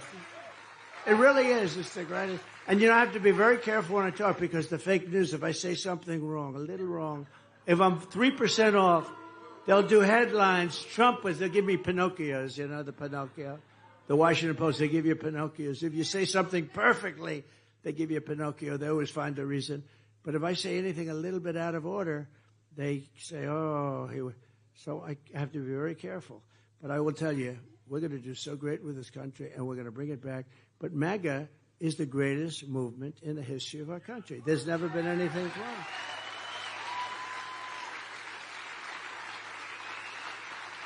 You know, you've had some great people. Remember Pat Buchanan, and I think he came in second to New Hampshire. He's a great guy, conservative guy, wonderful guy. I watched him for years and years, and he had a career in coming in second in New Hampshire, I think it was, right? He came in second. And we won Iowa, we won New Hampshire, we won South Carolina, we won everything, and then we went on to win the election. There's never been anything like this. We won 32 states, and then we did better the second time, but we're going to do better than we ever did this time. I think we're going to do better than we ever did. And I don't take day offs. You know, they all say, are you planning any days off, sir? What would your days off be? I said, I'm not taking days off. We have 33 days. I'm out every day. I'm scheduled every single day. I'm not taking days off because we can't. We can't take days off. We have to work. And I've been working a lot of days in a row. I don't know what it is, but we're all over the place. I think we're going to Texas tonight or tomorrow. I don't even ask anymore. I get on the plane. I say, what's my next stop? Sir, tonight we're going to Texas. Congratulations, you know. And we're winning big in Texas, I'll tell you. We're winning big in Texas. 3 days ago, I was in the small town of Prairie du Chien, Wisconsin, where an illegal alien member of a savage Venezuelan prison gang from Kamala, who let them into the country, and this vicious savage was arrested this month. Good law enforcement up there. I mean, I got to meet the whole group. They're great. But was arrested this month for holding a mother and daughter against their will and sexually assaulting them and roughing them up like you wouldn't believe. You don't want to hear about it. What Kamala is doing to our country is criminal, and it's impeachable. And in my opinion, it's totally unforgivable. She's allowing people to come at levels like nobody's ever seen. And the corrupt media is outraged that I keep talking about migrant crime and the migrant crime epidemic. It's the worst thing that's happened to our country in 50 years. They're taking over our small towns and cities. They're taking over our big cities, too. Look at New York. Look at Chicago. Look at Los Angeles. Look at our biggest cities. They can't move. They can't function. The crime is through the roof. And if you fight it, you get indicted. The mayor of New York, you fight it, you get indicted. He was appalled at what was happening, and they indicted him, and I predicted it. I said he'll be indicted within a year. because I saw he was saying, this is horrible. This is horrible for our city. I mean, we have thousands and thousands of people all over the streets, and they're rough people. They're rough people. And I say they come from prisons. They come from mental institutions. They're terrorists. These are tough people. And I'm outraged that Kamala Harris keeps importing. They keep coming. But the other day, 2 days, she's getting killed in the issue, and I think it's maybe the most important. Right now, it may be the most. To me, it's the most important issue. You know, inflation, we can solve it. So many things we can solve. When you let 21 million people in our country, and let me tell you, if she's here for 4 years, she'll have 200 million people in our country, and they will likewise come from prisons and mental institutions. So I'm outraged that over 13,000, the exact number is 13,099, convicted illegal alien murderers are now on the loose. They allowed to come in over 13,000 murderers, many of them murdering many more than one person. They're murderers. And they're out there someplace. Who knows? We may have a few in the room. Would anybody like to raise your hand? No, think of it, 13,000. It's 240,000 very serious, but it's actually 644,000 major criminals came in with the 21 million people. This is more, you know, there's a murder. You ever watch, there's some murder escapes jail. They have a dragnet. They have a big dragnet. They're looking all over every city, every state. They're looking. We got 13,000 people that are worse than any criminal that we've been looking for a long time. I mean, you have some of these guys have committed 10 murders, 12 murders. Many were on the death chamber. They're going to be executed. They said, why should we execute them? Do you know the money that they're letting all their prisoners out of jails? They're taking all their gang members in town and they're letting them out. Caracas, Venezuela, crime is down 72%. They're down because they're taking all their criminals and putting them here. I'm outraged at Kamala Harris freed 2 illegal alien thugs who assaulted, kidnapped, and murdered a 12-year-old girl named Jocelyn. You know all about Jocelyn. I'm outraged that Kamala released into America the predator who murdered Laken Riley, beautiful Laken Riley. Is going to be a nurse. She was at the top of her class, always was at the top of her class. Beautiful person, a great family, by the way. I'm outraged that she let in the savage who raped and murdered Rachel Morin. Kamala let her in. She murdered him. In my opinion, Kamala murdered him, just like she had a gun in her hand. I'm outraged on behalf of every American family because, remember, Kamala was the border czar. She was appointed. Now she doesn't want that title, but she had that title for 3.5 years. And I'm really outraged when I look at the television screen a few days ago and I see her up there trying to justify how well she did on the border. Worst border in the history of our country, and a bad human being. She's as you know, she's a Marxist. Her father's a Marxist. She's a Marxist. And we don't want a Marxist in charge of this country. We would never want a Marxist in charge. A lot of people don't know what a Marxist is. They said, sir, don't use Marxist. They don't know what it is. You have a good enough. Say communist. Would that be easier? We don't need it in this country. We're not going to have it in this country. She's the one, and they're the ones that are destroying our country. You remember with the State of the Union speech, I said, we will never be a socialist country. And I have to always be right about something, so I was happy in only one sense. We will not be a socialist. Beautiful State of the Union speech. I thought I did quite well. Standing ovations, at least from the Republicans, I got to say, but standing ovation. But I said, we'll never be a socialist country. And I was right. Because they skipped socialism. They went right down to communism. They went right down, they skipped it. So I was right. So I said, I told you there'd never be a socialist country. I didn't expect that to happen. 425,000 convicted criminal aliens, according to ICE's newly published data, and are now free to roam the United States. They're roaming all over the country. They're here, too. You just don't know it yet. You'll find out. Kamala's agenda is bringing death and despair. Kamala and Joe are crime creators. We are crime fighters. We're crime fighters. We will restore light and hope, and I will make America safe again. On day one of my new administration, the invasion ends and the deportation begins.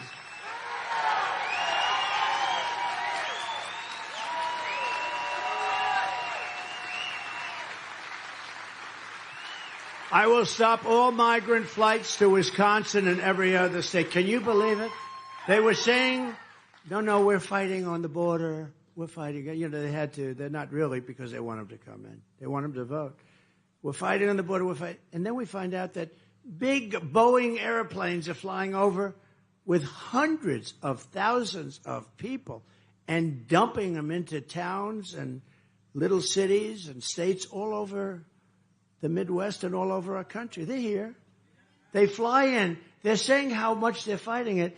And then we learn that they're flying them in. Well, that means that it's a big con job, because they're flying them in. They're in airplanes.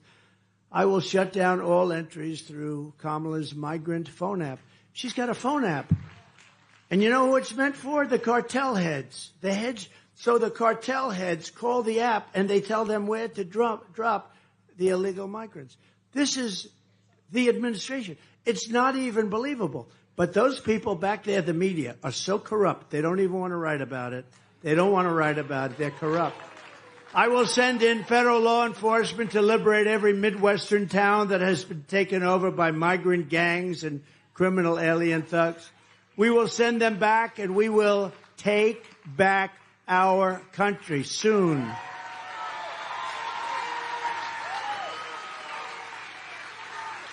We'll be using local police. Local police, they want it more than I do. They don't want it. These people, these law enforcement people that we have. You know, almost every single law enforcement group in the United States of America has endorsed me. They don't endorse her. Almost everyone. I just shook hands with a lot of the police. Sir, we endorsed you 2 months ago. Like everyone. We will become energy independent and then energy dominant like no country has ever been before. We have more than anybody else. And we will bring energy prices, as I told you, we're going to bring them down 50% in 12 months from January 20th when we take off. And we will terminate the Green New Scam and spend the trillions of unspent dollars on roads, bridges, real infrastructure, and paying down debt, $36 trillion. Not fake infrastructure that's caused massive inflation and no benefit. You know, a lot of the spending they did, this wasteful spending, is the thing that caused it. I think energy caused it, number one, what they did with energy, but I think that the spending was a big factor, too. I will settle the war in Ukraine before I even take office. I'll settle it as president-elect. I met with President Zelensky the other day. I know President Putin very well. I'll get it settled. I will end the chaos in the Middle East, and I will prevent World War III, something nobody else can say. And we will rebuild our cities, including Washington, D.C., making them safe, clean, and beautiful again. And we will keep the U.S. dollar as the world's reserve currency. Right now it's under threat. It's under siege. It's horrible what's going on. If we lose the world's reserve currency, that's like losing a war, isn't it? That would be like losing a war, maybe worse in many ways. Then we would be a third world nation. This is how we will end the era of inflation, mayhem, and misery under Kamala and Joe Biden, Crooked Joe, and unleash safety, prosperity, and peace for Americans of every race, religion, color, and creed. It's so important. We're going to make this country so good, and we're going to do it fast. The hardest thing we have to do is solve the crime problem. The crime problem is out of control. It was out of control before the migrant situation, but now it's crazy. Together, we will deliver low taxes, low regulations. We will deliver low energy costs, low interest rates, low inflation, and everyone's going to be able to afford groceries again, a car again, and a home. You can't afford cars. You can't afford homes. Interest rates have gone from 2% to 10%, but it's really much higher because at 10% you can't get any money, so it's obviously not 10%. They say 10%. I said, you don't get the money, so you have to go higher. We will stop the invasion, end migrant crime, support our great police, strengthen our military, build a missile defense shield, which we're entitled to, keep critical race theory and transgender insanity the hell out of our schools, and we will keep men out of women's sports. We will defend the Second Amendment, restore free speech, and we will secure our elections. Everyone will prosper. Every family will thrive.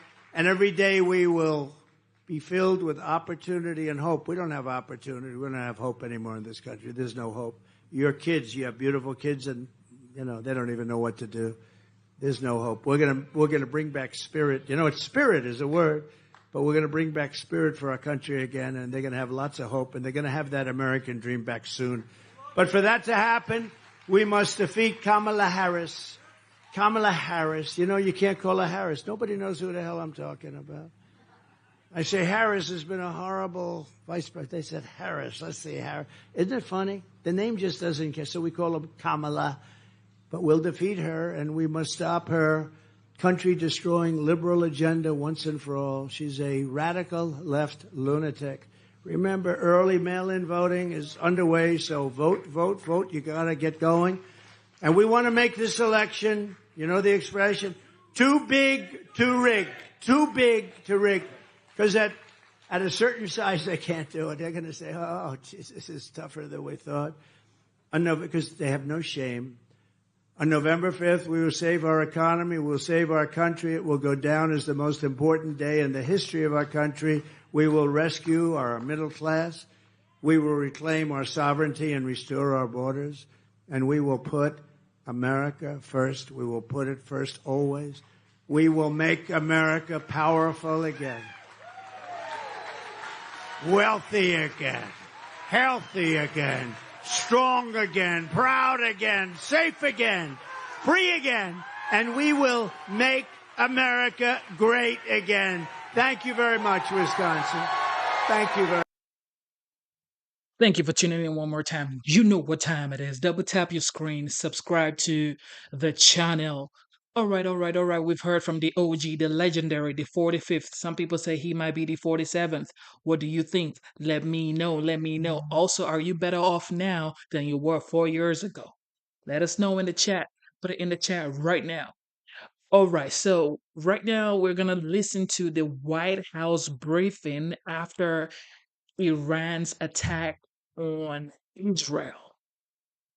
So the situation is just heartbreaking, but we have to talk about it. Let's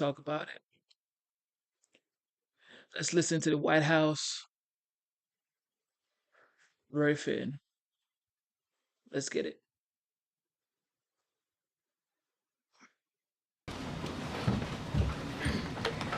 Good afternoon, everyone.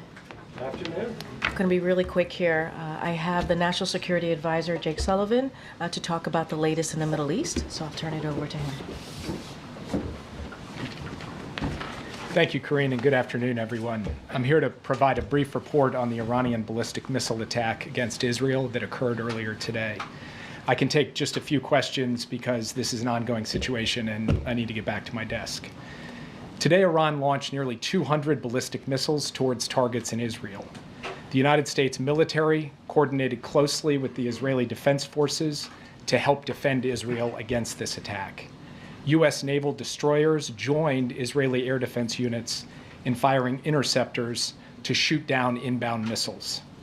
President Biden and Vice President Harris monitored the attack and the response from the White House Situation Room, joined in person and remotely by their national security team.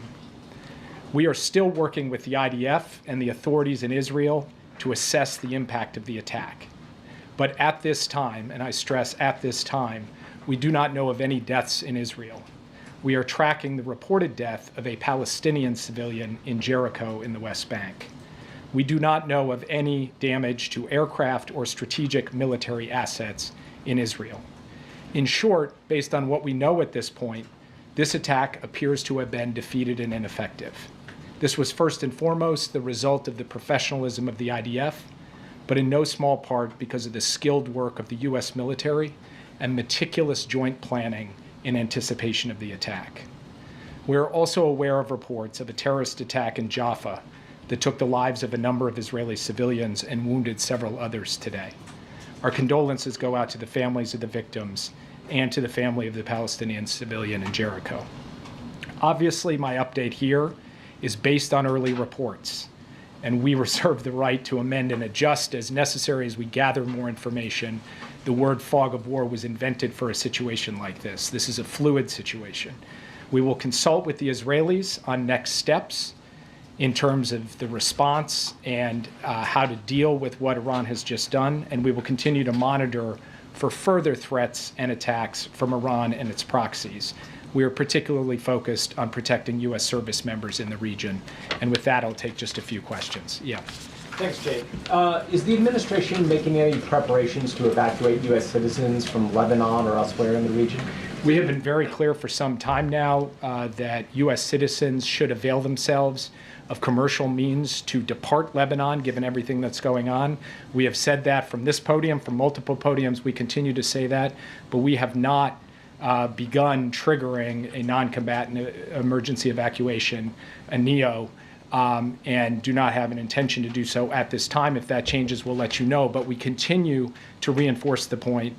American citizens in Lebanon should follow the guidance from the State Department, which is to find civilian commercial means to depart, because in extremis, we may not be able to get them out safely. Yes. Thanks, Jake. What is the U.S. view on whether Israel should retaliate, and what is your concern about this leading to a wider escalation of war in the region? We've had some initial discussions with the Israelis in the aftermath of this at the military level and also at the White House to Prime Minister's office level. We'll continue those conversations in the hours ahead. I'm not going to prejudge or get ahead of anything. We want to have some deep consultations with the Israelis, and I'll have more to report to you after we get the opportunity for deeper discussions. And escalation in the region? Obviously, this is a significant escalation by Iran, a significant event, and it is equally significant that we were able to step up with Israel and create a situation in which no one was killed in this attack in Israel, so far as we know at this time. We are now going to look at what the appropriate next steps are to secure, first and foremost, American interests, and then to promote stability to the maximum extent possible as we go forward. Yeah. Back in April, the president's message to Israel was to take the win when the U.S. and Israel were able to intercept the barrage of Iranian missiles. Is he recommending a similarly limited response this time? I will not, from this podium, share the president's recommendations. He will have the opportunity to share them directly. We're going to have, as I said, ongoing consultations with the Israelis this afternoon, this evening. It is too early for me to tell you anything publicly in terms of our assessment or in terms of what our expectations are of the Israelis or the advice that we will give them. So will he be speaking to Prime Minister Netanyahu today? I don't have anything to announce from this podium, but I can tell you that he is tracking this minute by minute. We are very much deeply in touch with the Israelis, and insofar as we have calls to read out, we'll make sure to read them out with you. Just last question, then I'll turn it over. Thank you, Jake. In April, after Iran struck Israel, the U.S. issued a number of sanctions as a consequence. This morning, the president said there would be severe consequences if Iran carried out this attack. What are those consequences, and are they more severe than sanctions? Totally legitimate question, and that answer will come based on the conversations and consultations we have with our Israeli counterparts. It's too soon for me to stand before you today and give you an answer. What I can tell you is this. We are proud of the actions that we've taken alongside Israel to protect and defend Israel. We have made clear that there will be consequences, severe consequences for this attack, and we will work with Israel to make that the case. Thank you very much. Thank you. Thank you, Jake. Thank you, Jake. Okay, on to the rest of the programming here.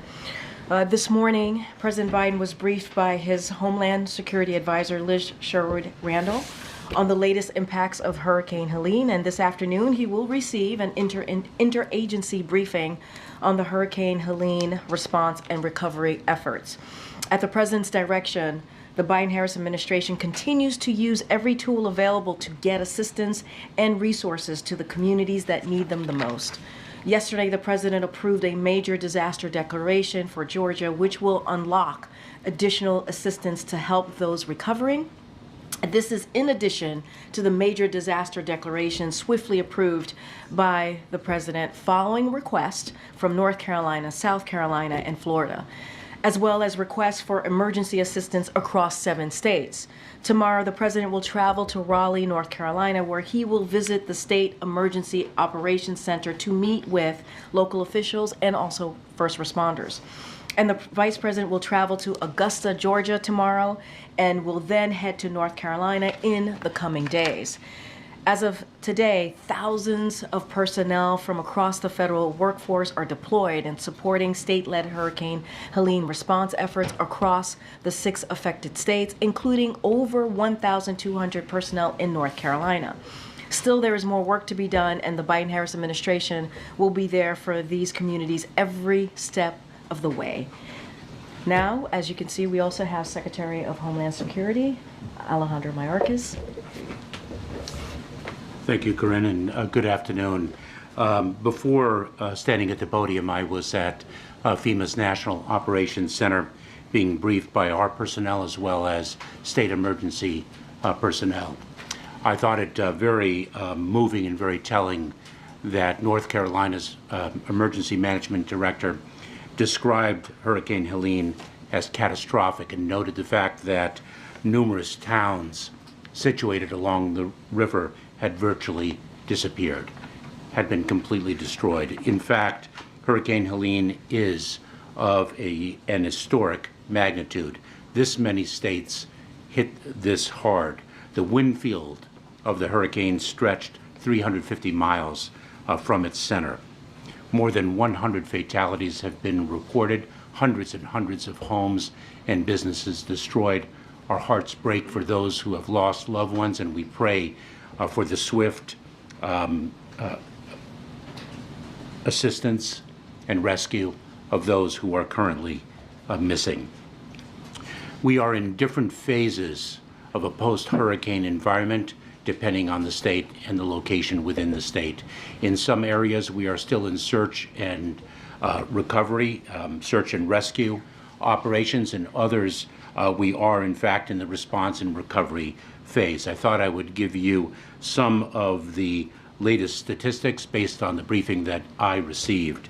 And I should say that these numbers are, as you can all well understand, quite dynamic and fluid. They change minute by minute and hour by hour. But just as devastating as the hurricane has been, the response of federal, state, and local authorities has been extraordinary. We have more than 2,000 federal personnel dedicated to this effort. On the ground, we have more than 1,200 urban search and rescue personnel. FEMA staff deployed, over 1,200. Corinne mentioned the major disaster declarations and the emergency declarations previously issued. I should note that in the 6 states most severely impacted, the emergency declarations were issued before the storm hit, and we had thousands of personnel dedicated there. We have delivered more than 2.6 million ready-to-eat meals and more than 1 million liters of water. At its peak, there were 5.1 million customers without power. We have reduced that amount, and not just the federal government in support of the state and local authorities, but working very closely with the power companies and the other utilities. We've reduced that number of customers without power by 3.8 million people. And so the operation is very, very significantly underway. We are working in support of our state and local partners. This is an all-of-government, frankly, all-of-community effort. And with that, I'll take some questions. With regards to how many were unaccounted for, yesterday Liz said about 600 were unaccounted for. Do you have an updated number on that? We do not have an update, but that work is still underway. And I know, for example, within the Department of Homeland Security, the Coast Guard has recently rescued approximately 21 people through their patrols. And there was also discussion yesterday on whether resources may have been better pre-positioned in other parts of the country. There were many assets in the Big Bend region of Florida, some in North Carolina, but should the government have pre-positioned more in the North Carolina area? Well, we actually pre-positioned our personnel, and state and local personnel were pre-positioned in all 6 of the most heavily impacted states. This is an historic hurricane. It reached not only industrial areas, but of course, as we also poignantly see, rural areas as well. Yeah, thanks, Corinne.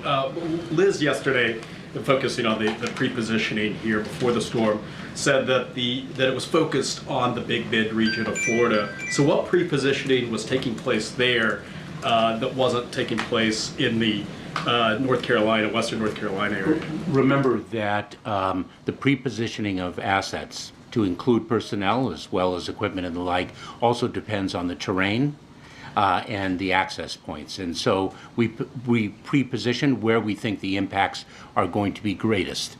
And we have seen the impacts hit mountainous regions that are inaccessible. We now have roads destroyed. There is a significant amount of mud. We understand that people are still situated in the mud, and therefore we cannot undertake debris removal until we are assured that the search and rescue operation has been completed. We have to be very careful about the lives that still can be saved. Well, what sorts of things was done in North Carolina before the storm came? Like, what was the federal presence there, emergency-wise? I don't have the specific numbers of the personnel already situated, but we can get you that data. Thank you, Secretary. Despite all the proactive things that the federal government did and its response, the sentiment, according to my colleagues on the ground from people, is that the federal government is not doing enough to help. Where are they? Where is the help? What is your message to those people? I would say the following, that we are there and we will continue to be there, and we will reach the most difficult to access locations. We are relentless in our efforts to ensure the safety and security of all. And as Corinne pointed out, we will be there for the long haul as well. And I must pay tribute to the heroic men and women, not only of the Federal Emergency Management Administration, but throughout the federal government and throughout the state and local enterprise.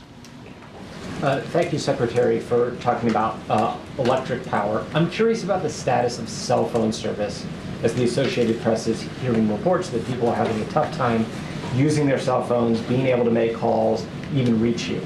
Yes. What are you doing, and what is the status of that right now? In fact, communication has been difficult in a number of areas, if not impossible. A great deal of infrastructure has been demolished. We are working with the private communications companies as well as the FCC to ensure that we can rebuild communication towers. We have, for example, deployed 50 Starlink satellite systems to help with the reconstruction of that infrastructure. Good, Carol. You mentioned that there are roads that have been destroyed. There are places that are so hard hit that it's hard to get to them right now. The President mentioned land bridges yesterday and working with the Defense Department. Can you talk about what the effort is right now to get to some of those hard hit areas and what the timeline is looking like to reach the people that are in need there right now? So this is at the President and Vice President's direction and all of government effort. So it's not only by land, but we have deployed air assets. The Department of Defense has been of extraordinary assistance. I don't recall exactly the number of Army Corps of Engineers that have been deployed. I think it's close to 6,000. So it's an all-of-government effort to reach individuals, not just by land, but by air as well. And how quickly do you anticipate getting to some of those areas that have been cut off because of the roads being flooded? As quickly as we can. Go ahead, Joe. Thank you, Corinne. Mr. Secretary, do you have a sense of how much money it's going to cost, A, to do this relief effort, and B, to do the rebuild effort once we get there, and how much of that will be covered by insurance companies, and how much will be covered by the government? So this is a multi-billion-dollar undertaking.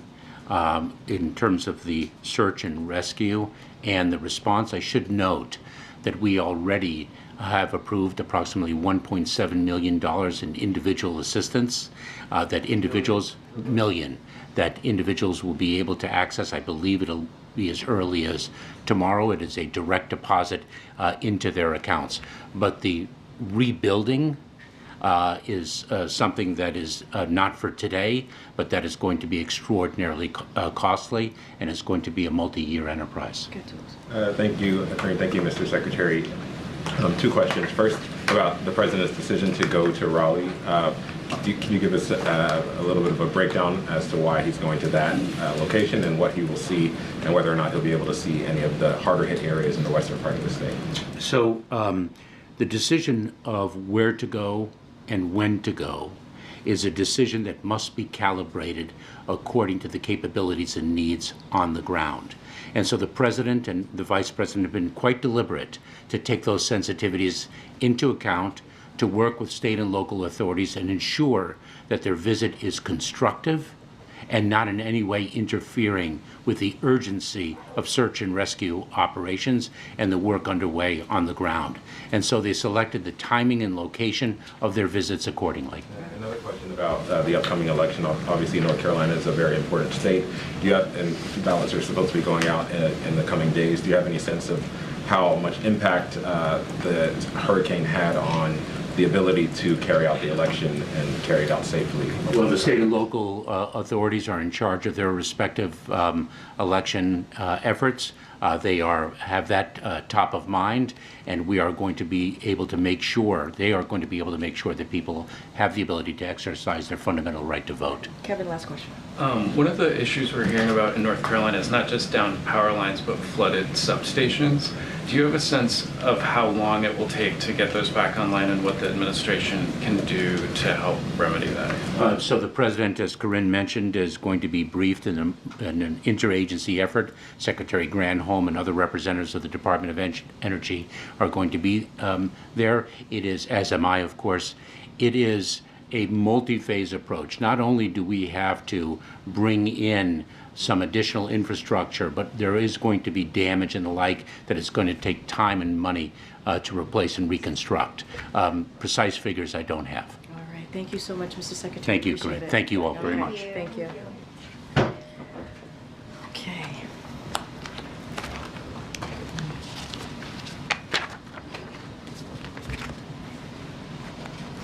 I do want to give some stats, some additional stats, so that you all have this. More than 4,500 personnel from across the federal workforce. That's the numbers as of today. FEMA has shipped 7.1 million meals ready to eat, more than 7.5 million liters of water, 150 generators, and over 95,000 tarps. Nearly 1,300 urban search and rescue personnel on the ground. The Department of Defense has 30 high water trucks and 22 helicopters. So just wanted to make sure you guys have that. Those are the numbers as they are today, the most accurate. And I just have one more thing at the top, and then I'll go to Josh to kick us off. So collective bargaining, as you hear us say many times before, is the best way for workers and companies to reach a fair deal, including one that gives workers the pay and benefits they deserve. It's important that both parties come to the table and negotiate in good faith, as we talk about, is what we're seeing with the ports situation. As you saw the president say in his statement earlier today, he has urged USMX to come to the table and present a fair contract to the workers of the ILA that ensures they are paid appropriately in line with their peers. Shippers have made record profits since the pandemic, and in some cases have seen profits grow in excess of 800% compared to their profits prior to the pandemic. Executive compensation has grown in line with those profits, and profits have been returned to shareholders at record rates. It's only fair that workers who put themselves at risk during the pandemic to keep ports open see a meaningful increase in their wages as well. As the president said, dock workers will play an essential role in getting communities the resources they need out of the aftermath of Hurricane Helene. Now, this administration will be monitoring for any price gouging activity that benefits foreign ocean carriers, including those on the USMX board as well.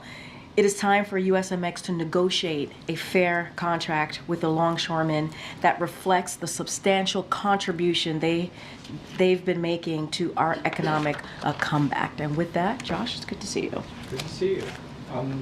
We could step back. Yeah. Americans right now are seeing chaos in the Middle East, death and destruction from Helene, and now a port worker strike.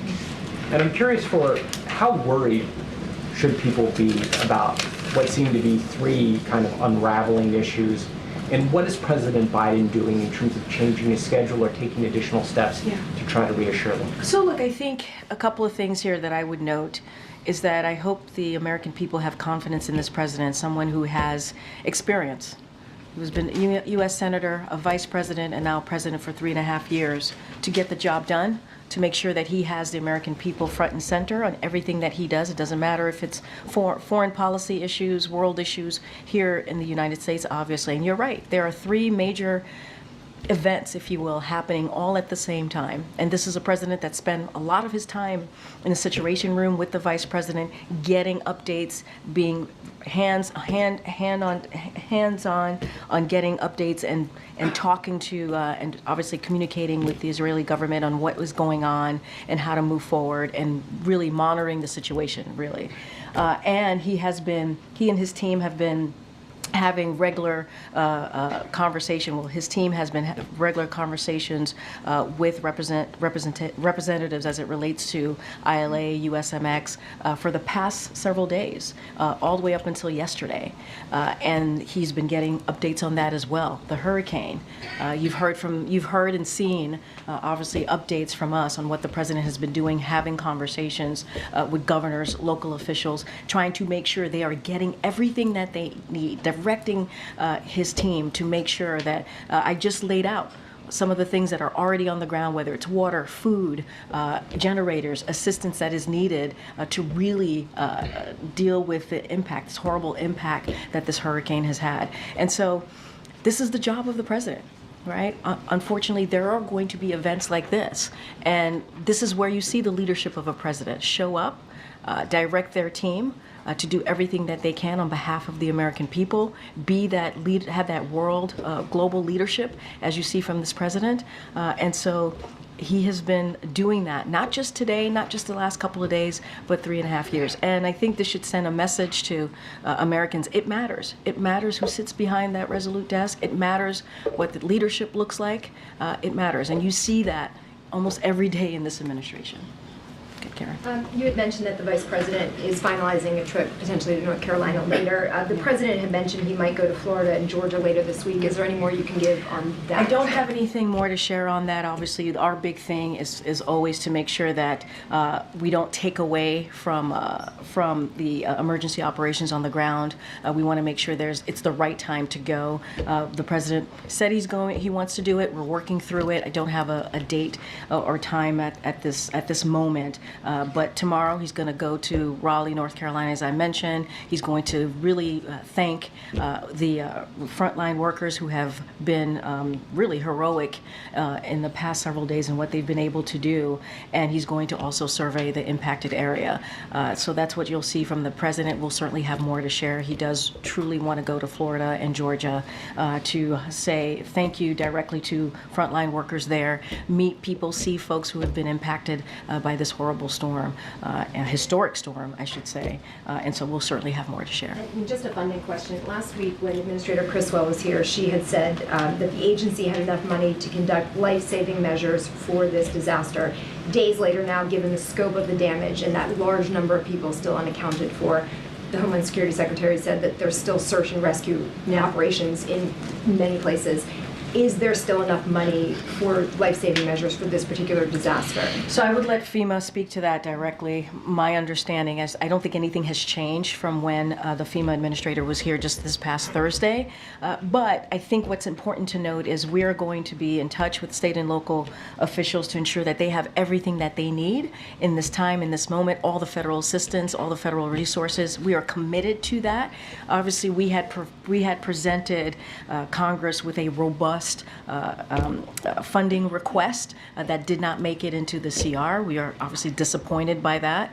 And so those conversations are going to continue. We want to see Congress act. As we can see, just what we've seen from the past couple of days, it is important to have federal assistance for Americans who have lost everything, Okay, Jeff. Karine, briefly back on the topic of the Middle East. Did the United States have a heads up from Iran that this missile strike was coming? And if so, what channels, through which channels did you receive the heads up? As you know, there are conversations that we have and that are not necessarily. Here's what I can say. I'm not going to speak to private diplomatic conversation. I'm not going to get into that. What I can say is that what you saw today, what you heard from Jake Sullivan, is that we are going to continue to be there for Israel, to defend Israel. They have the right to defend themselves. What you saw today, what's happening, the developments of what you saw today, and what you heard from the president directing the Department of Defense to make sure that we assist Israel in what we in the operation that we saw coming from Iran. You heard from us earlier today, you heard from the president, and so we're going to continue to make sure that we are there to defend Israel, and we are committed. As you heard from Jake as well, there will be consequences. This is an ongoing, developing situation, and so you will hear more from us. I'm not going to get into any intelligence or any diplomatic conversations that we have from here.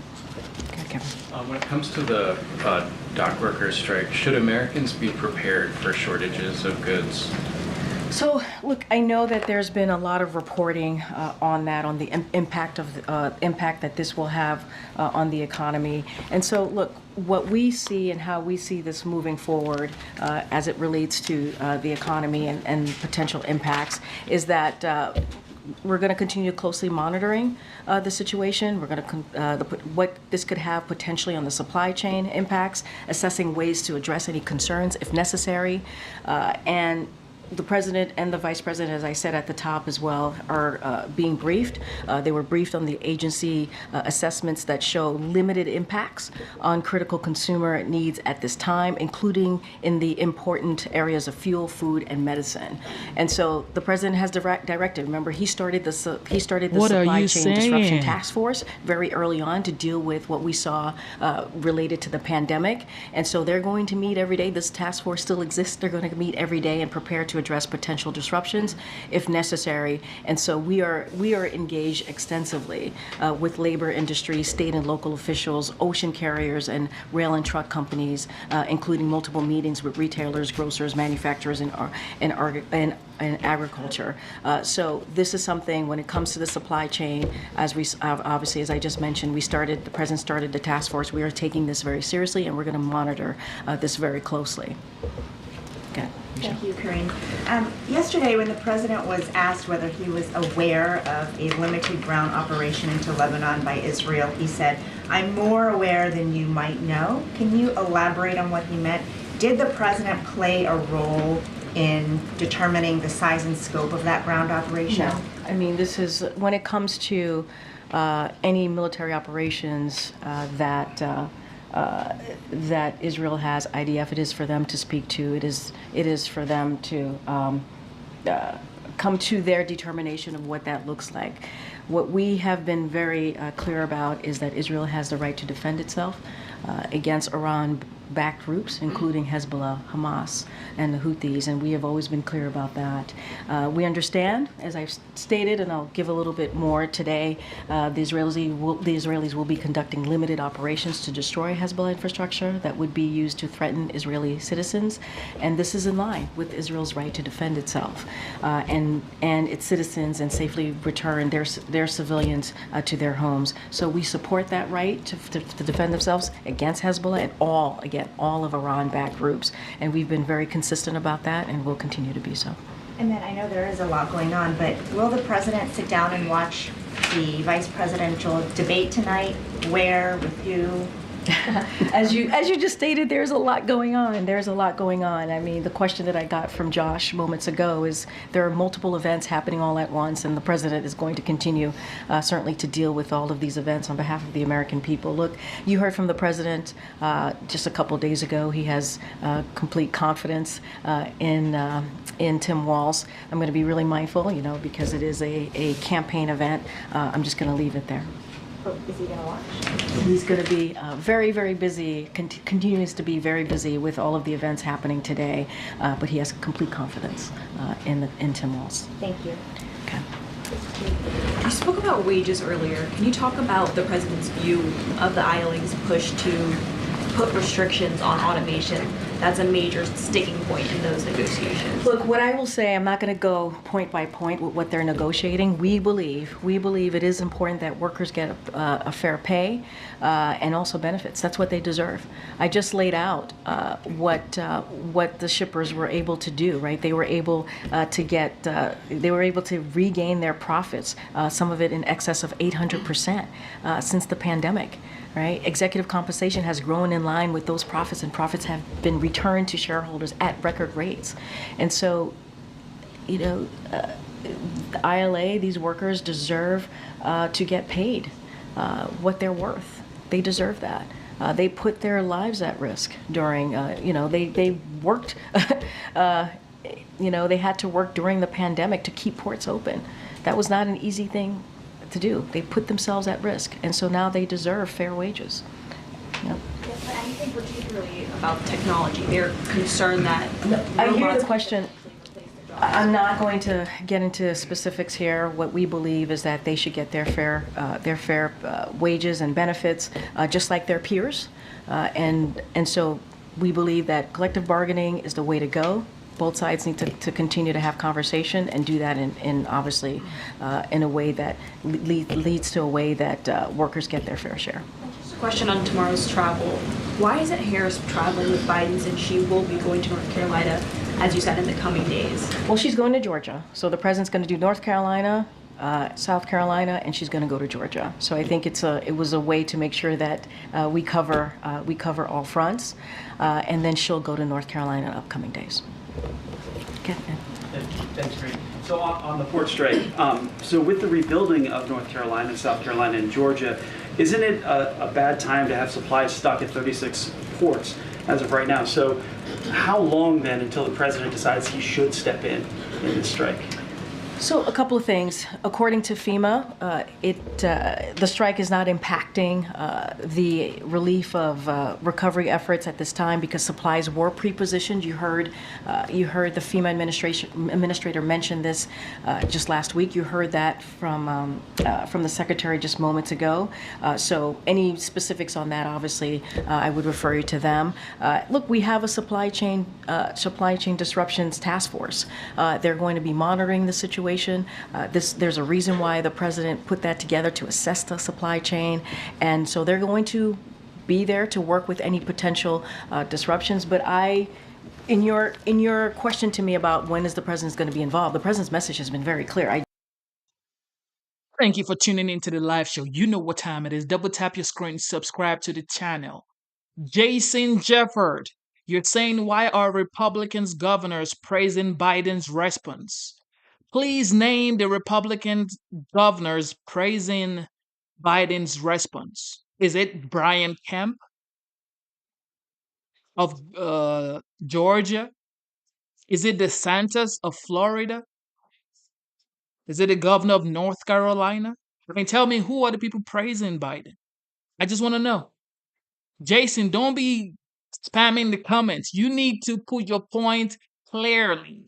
Name the governors. Okay.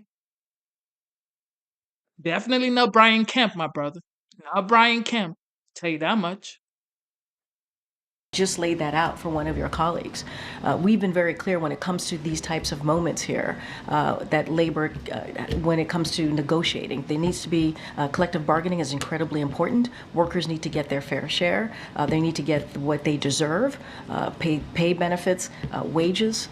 It is important that happens. The president's going to continue to be regularly briefed, and we are urging USMX to come to the table to present a fair proposal to ILA. So Taft-Hartley is off the table indefinitely. I've spoken to this. This is not. We have not used Taft-Hartley, and we're not planning to. One quick one, if I could, on Iran. So Iran, obviously. Thank you for tuning in one more time. Double tap your screen, subscribe to the channel. When a governor said I spoke to the president concerning the situation on ground, that doesn't equate to praising the president. So get your facts right, bro. We saw what happened today. They also have an active plot to assassinate one of the candidates in the U.S. election, which could be seen as a direct election interference. Is there any talk of consequences for Iran in terms of limiting their revenue, going after their oil exports? So look, you heard Jake speak to this on what there will be consequences. You heard Jake say this. This is an ongoing situation. He had to get back to his desk to make sure that he continues to monitor what's happening, occurring, having conversations with his counterparts as well in Israel. But this administration has not lifted a single sanction on Iran. We cannot forget that. Rather, we continue to increase pressure. That's what we have seen. Our extensive sanctions on Iran remain in place, and we certainly will continue to enforce them. And you heard from the National Security Advisor. You heard what he said today. But Iran's oil exports have reached record levels now. One report showing 3.2 million barrels per day, according to OPEC. That's about $90 billion a year. So when do we cut off that revenue? We have not lifted a single sanction. If anything, as I said moments ago, we increase pressure. That's what we have been doing. You'll hear more from us. Jake was very clear when he was here at the podium about consequences, and so I'm gonna let that be for now. Okay. Thanks. 6 months ago, the Vice President was in Los Angeles when Iran conducted its first wave of strikes. And the Vice President joined virtually when she joined the National Security Team for a briefing that day. Today, she's the nominee. She was in the Situation Room. I'm just wondering if you can elaborate at all about what her engagement has been like today and what it will be like in the next 48 hours as Israel plots its response. I mean, you just answered your own question. The Vice President joined the President today in the Situation Room as they were monitoring the situation, as the President was listening to his team and hearing feedback on what was happening on the ground. She was there. She was alongside him in getting that update, and she is many times has been in the room, or as you just said, has called in when it's come to really important, critical national security issues. And so that has been the way that they have worked together in the past 3.5 years, and that's the way it's going to continue as we work through what's next. Does it make any difference, though, participating virtually versus being here in person today? No, I wouldn't say there's a difference. The point is she's in the room. She's side by side with the President. She's getting an update from the National Security Team and others. That is part of his team on these important issues as we talk about foreign policy and what's going on in the world. She's part of it. She's there. She was there for a majority of the time that the President was in the Situation Room today as we were watching what was occurring, and that's going to continue. Okay. Thanks, Doreen. The President walked the picket line last year with auto workers in Michigan, which is a swing state. Why not walk the picket line here? So look, I think the message has been really clear. Thank you for tuning in one more time. You know you guys are the best. Smash the like button, double tap your screen, subscribe to the channel. Okay, as we all know, Trump, the 45th, some people say he might be the 47th. He has been to Valdosta, Georgia, with supplies. He is not the president of the United States, yet he was in Georgia with supplies, essentials for the people of Valdosta. Man, we're going to have to give that man some credit, man. It really has. On what the President wants to see. We've been very clear about making sure that there is a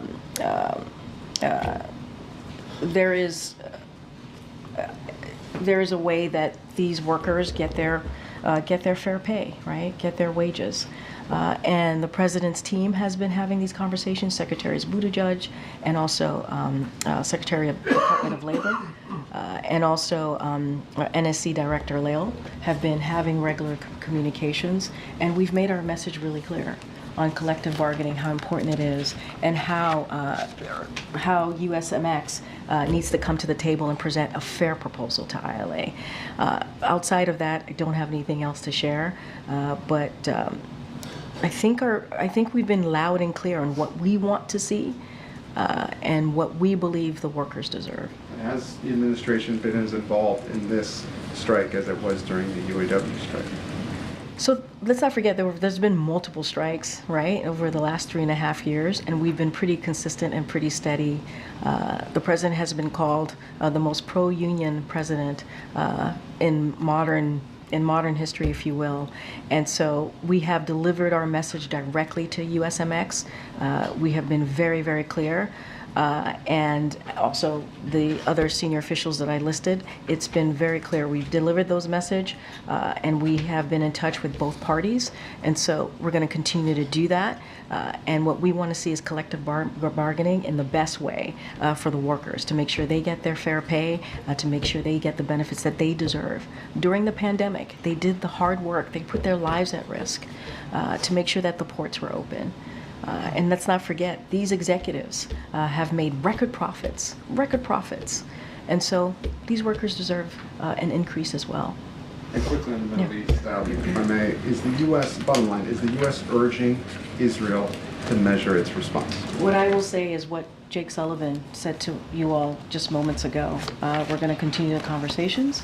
We're going to, there will be consequences. We're going to continue to be there for Israel, help Israel defend itself. That, when it comes to Israel's security, that continues to be ironclad. I don't have anything else to share beyond that. Okay. Thank you. Just turning back to the strike for a minute, I wanted to get a sense. You mentioned the president calls himself the most pro-union president. Not just him. Not just him. Yeah, union members. Yeah. But could you expand a little bit on his relationship with Harold Daggett, the head of the union, and also the vice president's relationship with him? So I don't have anything to read out on their relationship or private conversations. What I can say is you have heard me say multiple times, his senior officials, White House senior officials, have been in touch with both parties, and we are urging USMX to come to the table with a fair proposal. We cannot say this enough. We believe that these workers deserve a fair pay, they deserve benefits, and that meets the level of their peers. And so that's what we're going to continue to say and have those conversations. You read and saw the president's statement earlier today, and the message is going to be very, very clear here. And those conversations are continuing. I don't have a relationship to speak to. I don't have any preview to speak of at this time. Okay. Is it just, can you say that they have actually spoken to each other, though? I know I'm saying I don't have anything to read out. I don't have anything for you at this time. Okay. And then just sort of related to that, you sort of made a very clear point that in the sort of immediate days here, many experts say there isn't an immediate impact that consumers will feel. But that, as you know, Harold Daggett has pointed out himself, after 1 week, 2 weeks, 3 weeks, that dynamic would change significantly. And can you say anything about how long the president is willing to wait? So, look, a couple of things. We're going to closely monitor the situation. You heard me talk about the supply chain task force. I do want to lay out a number of our agencies. They put out assessment that showed limited impact on critical consumers' needs at this time. So on energy, for example, from the Department of Energy, the strike will not have any immediate impact on fuel supplies or prices. On food, from the Department of Agriculture, we should not expect a significant changes to food prices or availability in the near term. On medicine, from the Department of Health and Human Services, immediate impacts across medicines, medical devices, and infant formula for consumers, parents, and caregivers should be limited. But of course, we're going to closely monitor this and any potential supply chain impacts. Look, and we have this task force. This task force came into play, obviously, during the pandemic to deal with this situation that we were dealing with because of a once-in-a-century pandemic. And so they're going to monitor it very closely. And so what we're going to continue to do is be very clear on our message to USMX. They got to come forward with a fair proposal that is fair to the workers. And so that is our message. And they are hearing that from senior officials from the White House. Okay. Thank you. I have two questions regarding Africa.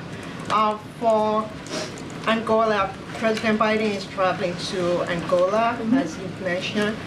Could you provide, there are 54 countries on the continent, and as well as other leaders from the administration have traveled over there. What is your message to other African nations as well as the African Union? I would say that the president traveling to the continent sends a positive message to other nations. I know you're asking me about other countries, but the president's going. No, but the president's going to the continent. I think. Wait, but the president, and you just mentioned too in your question that other officials have gone to other countries in the continent, right? And so, if anything, you have seen our commitment to building on that relationship with those countries in the continent.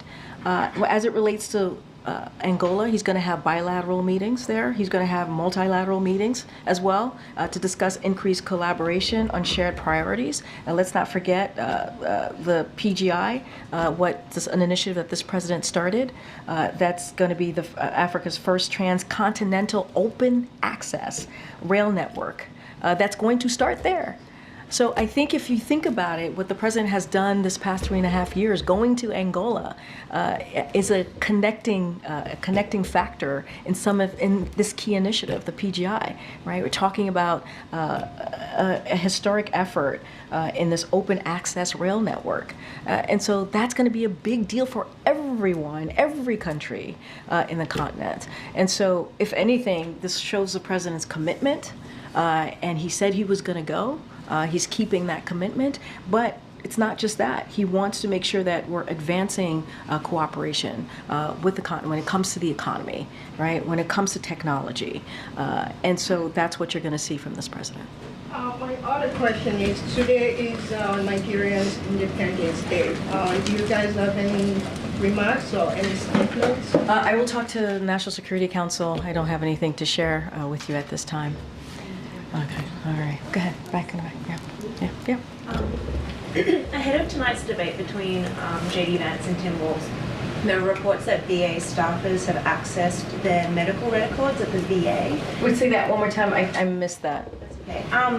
There are reports that VA staffers have accessed the medical records of J.D. Vance and Tim Walz, as there's rising interest in them as part of the election.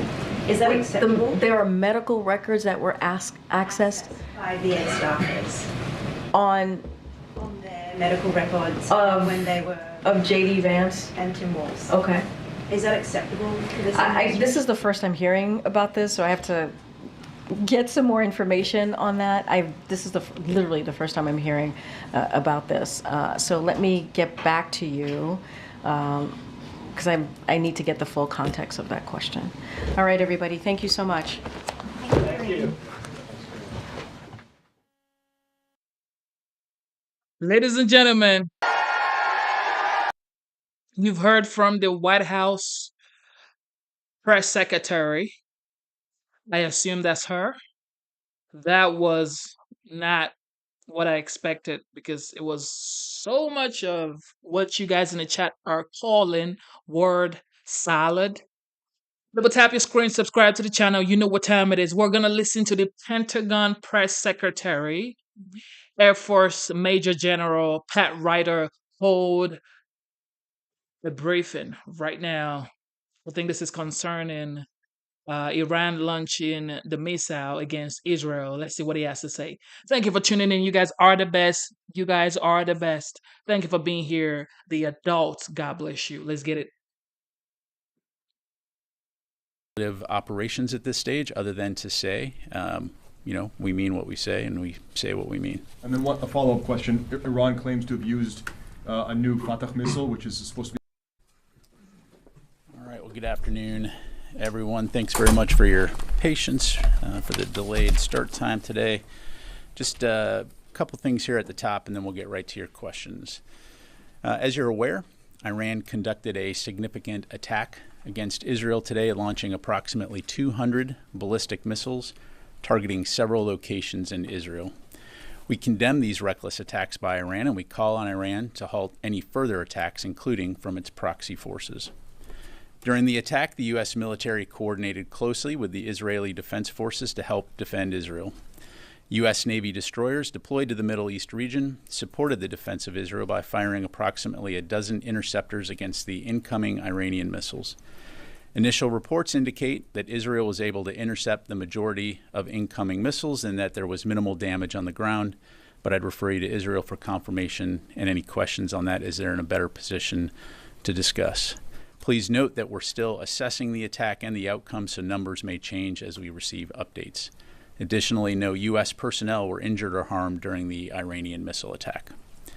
Secretary Austin, Chairman of the Joint Chiefs of Staff General C.Q. Brown Jr., and U.S. Central Command Commander General Eric Kurilla have been in constant contact with President Biden and Vice President Harris throughout the day to consult on the situation and U.S. actions. In addition to his phone call earlier this morning with Israeli Minister of Defense Gallant prior to the Iranian attack, Secretary Austin spoke to the minister again just a short while ago to get an update. He reaffirmed the United States' ironclad commitment to the defense of Israel and underscored that the U.S. remains well-postured throughout the Middle East region to protect U.S. forces and defend Israel in the face of threats from Iran and Iran-backed terrorist organizations. We'll provide a readout of that call as soon as possible. To be crystal clear, as Secretary Austin has said, should Iran, its partners, or its proxies use this moment to target American personnel or interests in the region, the United States will take every necessary measure to defend our people.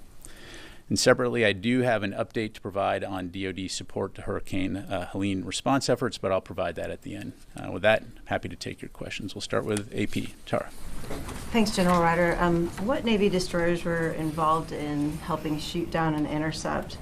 And given this escalation, what's being communicated between Secretary Austin and Minister Gallant right now in terms of tampering things down and potentially avoiding a wider war?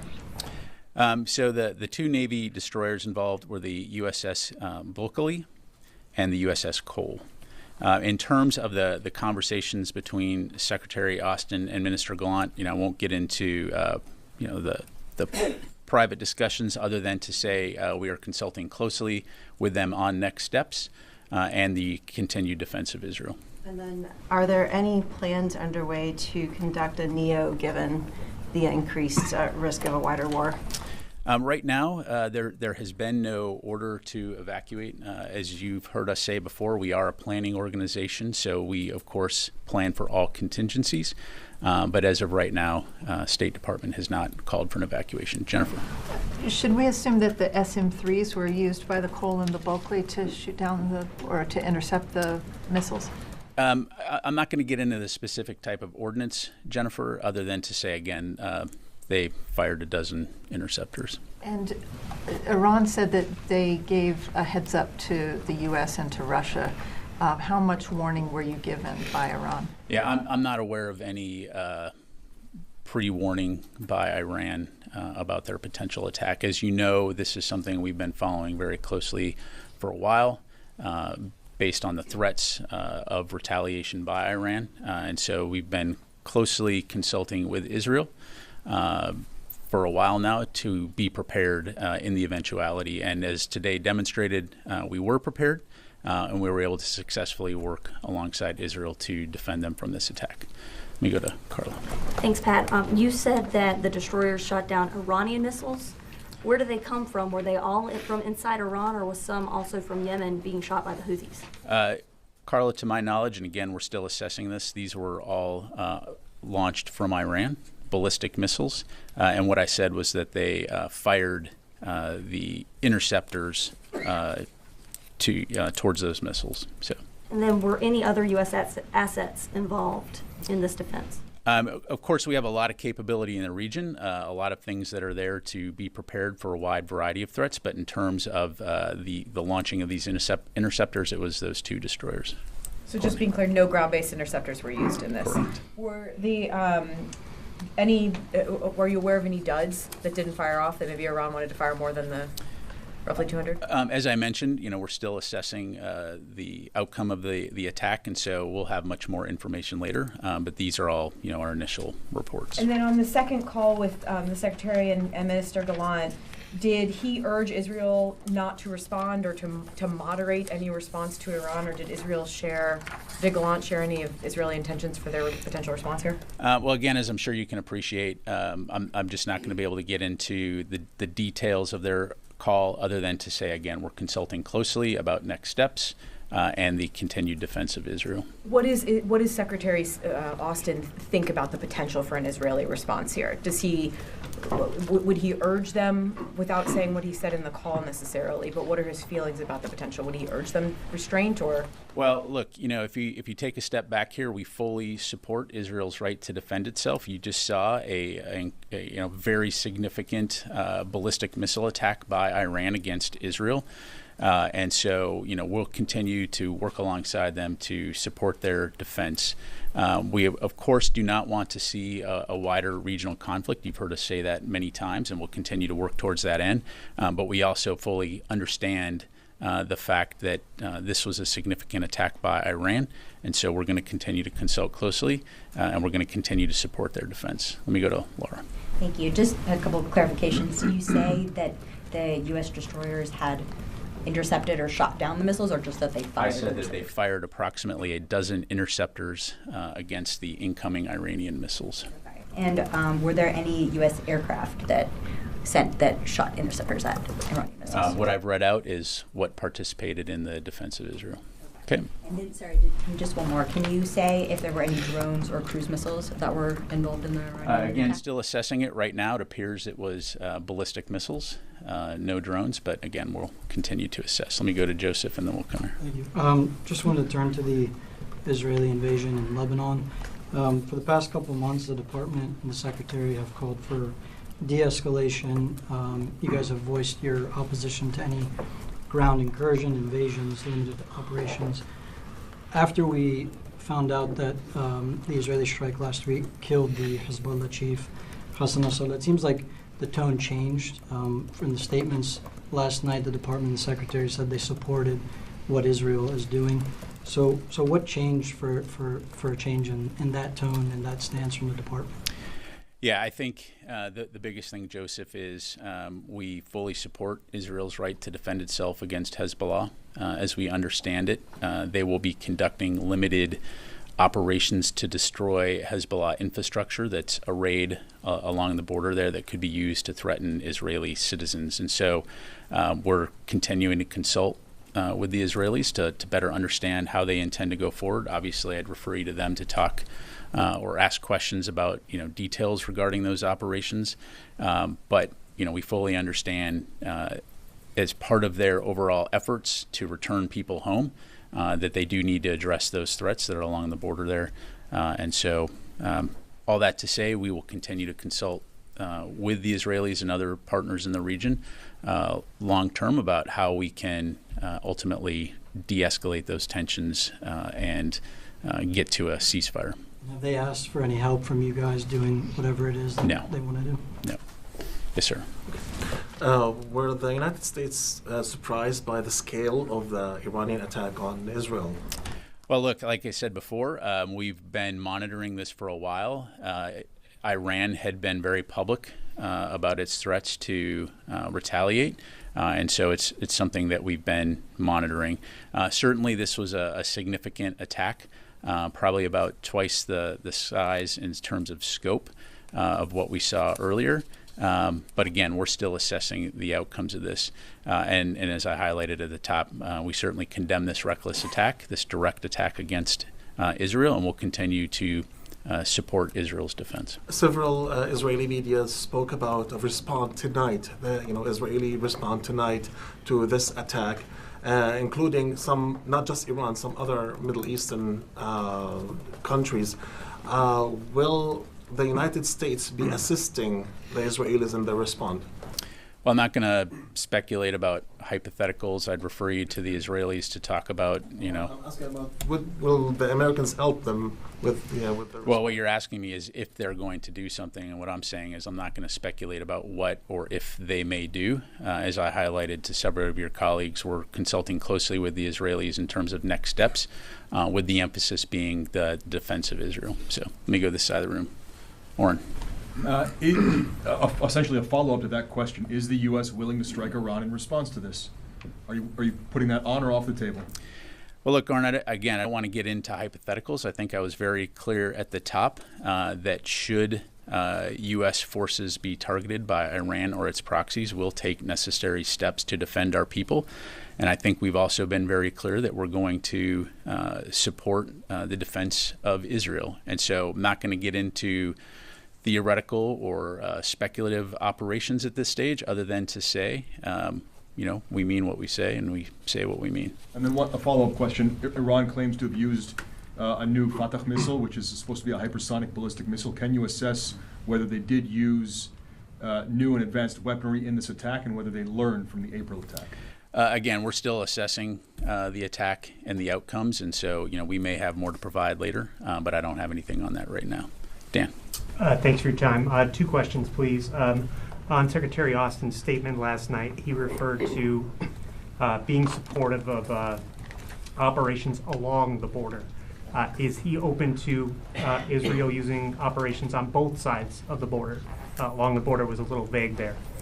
Well, I think I'd go back to how I responded to Joseph, right? We understand and support Israel's right to defend itself against Hezbollah, as we highlighted in the readout. We understand that part of that is dismantling some of the attack infrastructure that Hezbollah has built along the border. Certainly, again, we don't want to see this, broaden into a wider regional conflict, but we understand, again, that what Israel is doing are limited operations to destroy that attack infrastructure, and then enable citizens on both sides of the border to return home. Ultimately, at the end of the day, we do think that a diplomatic resolution is the only way to achieve lasting stability and security across the Israel-Lebanon border. So, we're going to continue to work to that end, but we also, again, understand Israel's need to defend itself. And then a follow.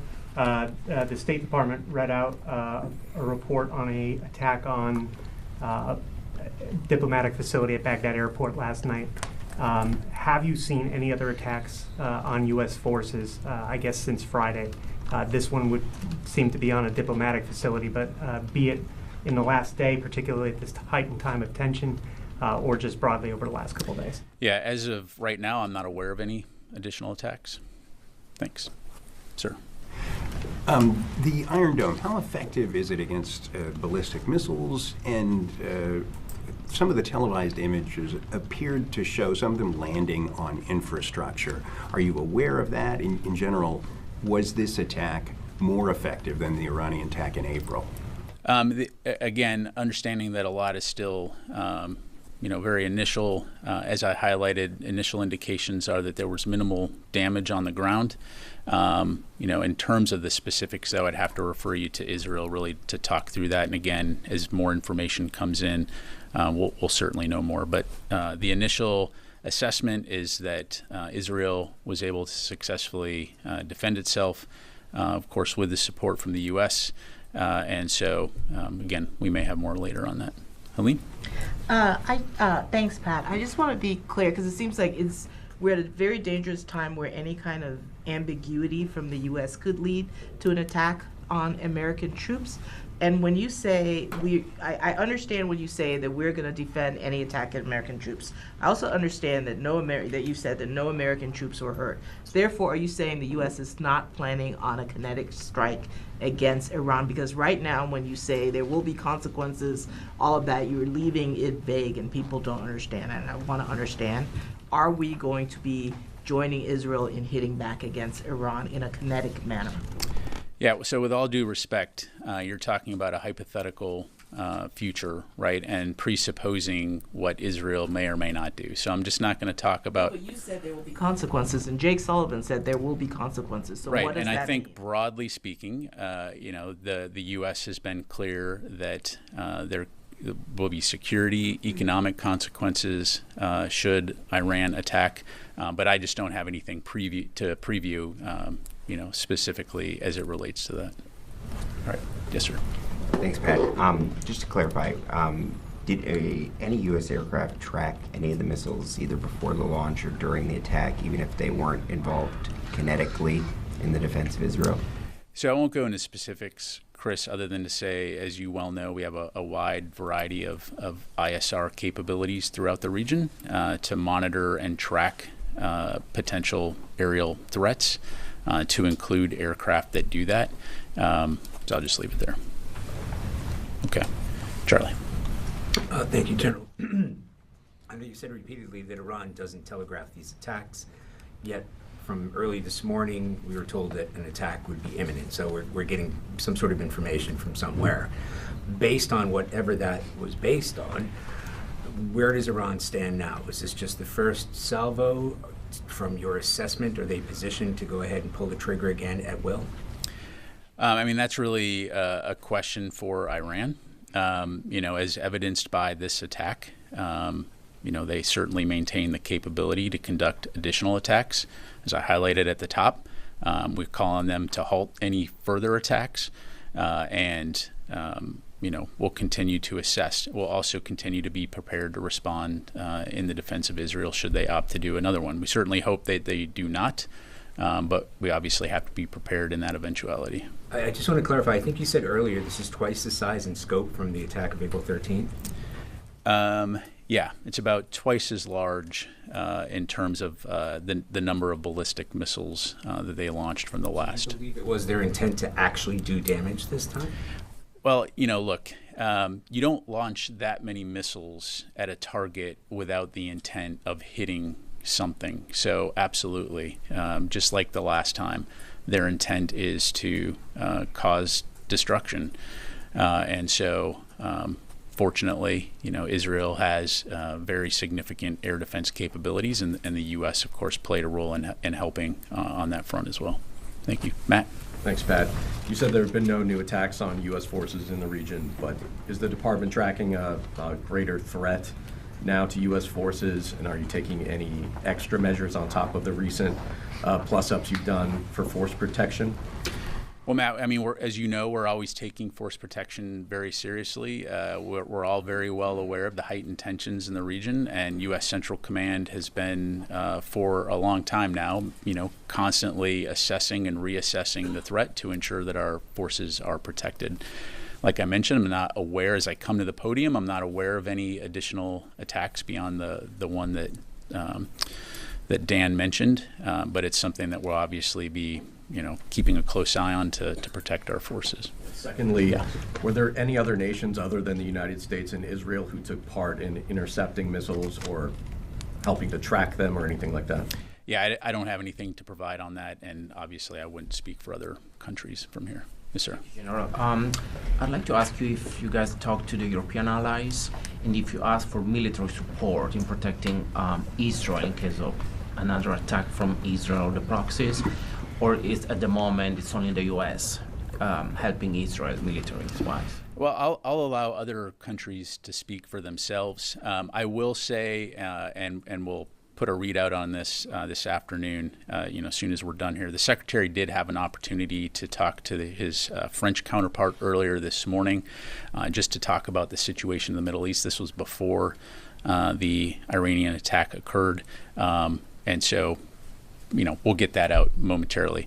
Broadly speaking, though, again, in terms of any European coordination or cooperation with Israel, that's really for individual countries to talk to. I won't speak to them. Let me go to the phone real quick before I get in trouble. Task and Purpose, Jeff Schogel. Thank you. I understand that the destroyers fired about a dozen interceptors. Did they hit any of the missiles? If so, how many? Yeah, thanks, Jeff. So again, we're, as you highlight, they fired the interceptors. We're still assessing, again, outcomes of that. So I can't really, I just don't have more information to provide at this time. Okay, let me go to Heather from USNI. Hi, thank you so much. So you mentioned that the United States has the ability and intent to respond if any of its service members are attacked. Over on Friday, you had two U.S. destroyers and a LCS come under attack from the Houthis. Which is an Iranian proxy group. So would that give, is there any intention to launch any attacks in response to those service members coming under attack? Well, first of all, Heather, as you are aware, there were no U.S. service members injured in any of those attacks. And as always, we will respond appropriately at a time and place of our choosing, but I'm not going to telegraph or speculate on any punches at this time. All right, and Patrick Tucker, Defense One. Hey, yeah, thanks for doing this. So on the announcement of 3 additional aircraft squadrons, F-15s, F-16s, A-10s, I presume that they weren't involved in any of the interception activity. Can you talk a little bit about why they're there and what role they might fill now in terms of enhancing security for U.S. forces in the region? Yeah, absolutely. Well, as we've been highlighting for a while, we have a robust amount of capability in the Central Command and U.S. European Command regions.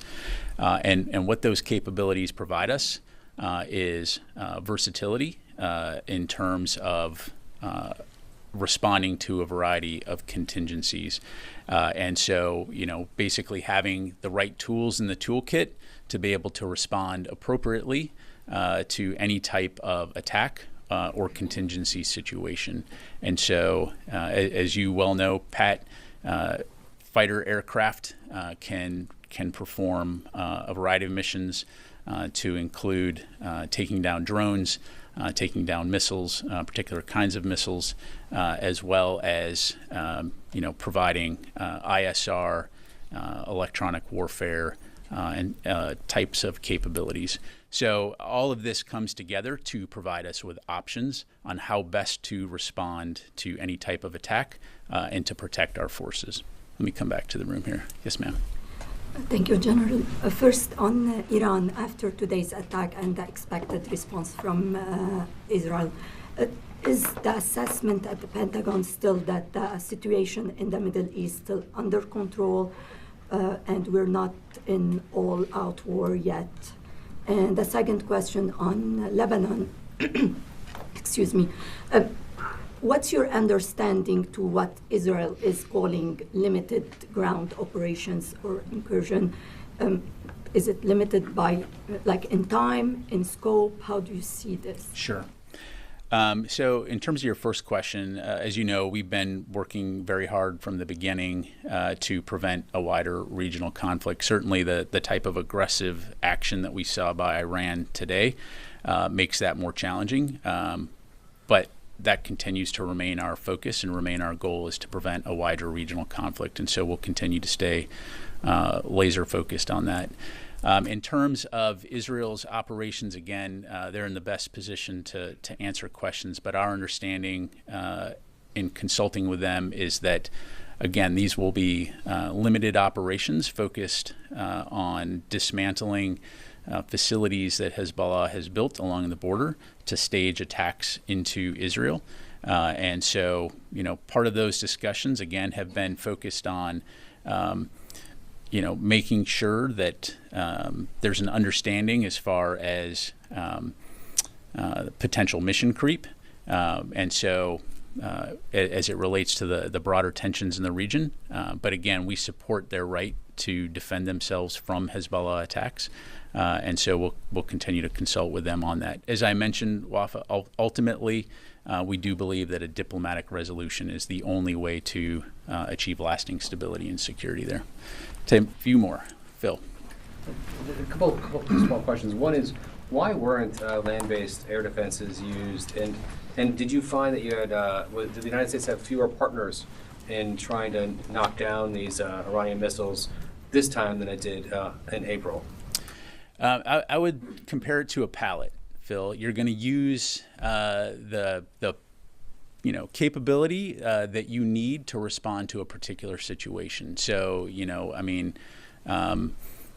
as evidenced by the fact that our forces were able to so quickly support Israel's defense, we have a wide range of capabilities arrayed to be able to respond to whatever those threats may be in the most appropriate way possible.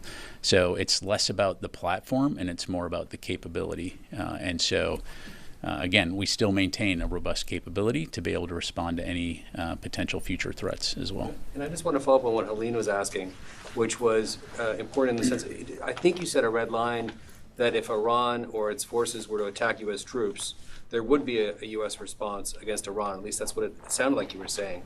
Is that correct? What I said is it should be very clear that if Iran or its proxies use this as an opportunity to attack U.S. forces, we will respond appropriately. Yep. Okay. Last question, Nat. Thanks, Pat. I just wanted to clarify a few things that you said. In terms of Iran's capabilities going forward, is it clear from the U.S. side that the imminent risk is over of another attack from Iran? Well, look, it's something we're going to keep an eye on. We certainly hope that there's not another attack, but obviously Iran maintains a capability, and it's just demonstrated that they're willing to use it to directly attack Israel. And so we're going to continue to consult closely with Israel on next steps, and importantly, on the defense of Israel. So, and on Israel's limited incursion, have they provided any sort of a timeline on how long they would stay there? I'd refer you to Israel to talk about that. I don't think it'd be appropriate for me to talk about that.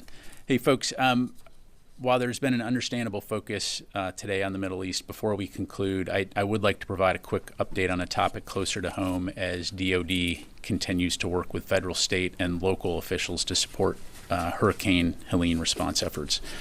As of this morning, the department has more than 6,500 service members actively engaged in relief efforts across 6 states. Florida has nearly 3,500 guardsmen activated, and Georgia has around 1,400 guardsmen on duty. South Carolina has activated nearly 500 guardsmen, along with 2 helicopters for their recovery efforts. Tennessee has around 130 guardsmen and 7 helicopters activated, and Virginia has activated nearly 60 guardsmen, along with 1 helicopter and numerous high-water vehicles. Additionally, since the storm passed, North Carolina has emerged as an area of particular focus after the historical levels of flooding that occurred in the western part of that state. A multi-state, multi-agency effort is currently underway with more than 80 guardsmen and 13 helicopters from Connecticut, Maryland, Pennsylvania, Iowa, Ohio, New York, South Carolina, and Florida joining more than 800 North Carolina guardsmen in providing support to devastated North Carolina communities. U.S. Northern Command is also providing active duty support efforts to FEMA, and the U.S. Army Corps of Engineers is providing emergency power planning and response teams to Georgia, as well as dam, levee, and bridge inspection to Tennessee and Kentucky, and temporary power to North Carolina. For further questions about National Guard missions, I would encourage you to contact the specific states in questions. And for active duty support efforts to FEMA, U.S. Northern Command is standing by. For service-specific evacuation efforts, it's best to contact the services directly. As the DoD continues to aid response efforts, Secretary Austin and department leaders will continue to be engaged and stay in close contact with federal, state, and local officials to ensure resources are available and to maximize a coordinated response.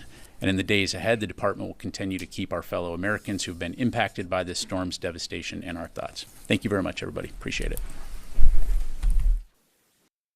Thank you for tuning in one more time. You know what time it is. Double tap your screen, like the live show, subscribe to the channel. You know what time it is. Okay, so according to the news right now, Paris goes to Augusta, Georgia, and to give a remark on Helen. Let's listen.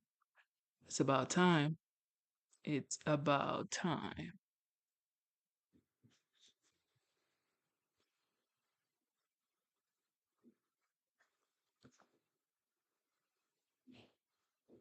I do want to acknowledge and thank the first responders who have been extraordinary. Having met with them, they are the kind of folks that are the heroes in moments of crisis, who do extraordinary work that is about lifting up other people.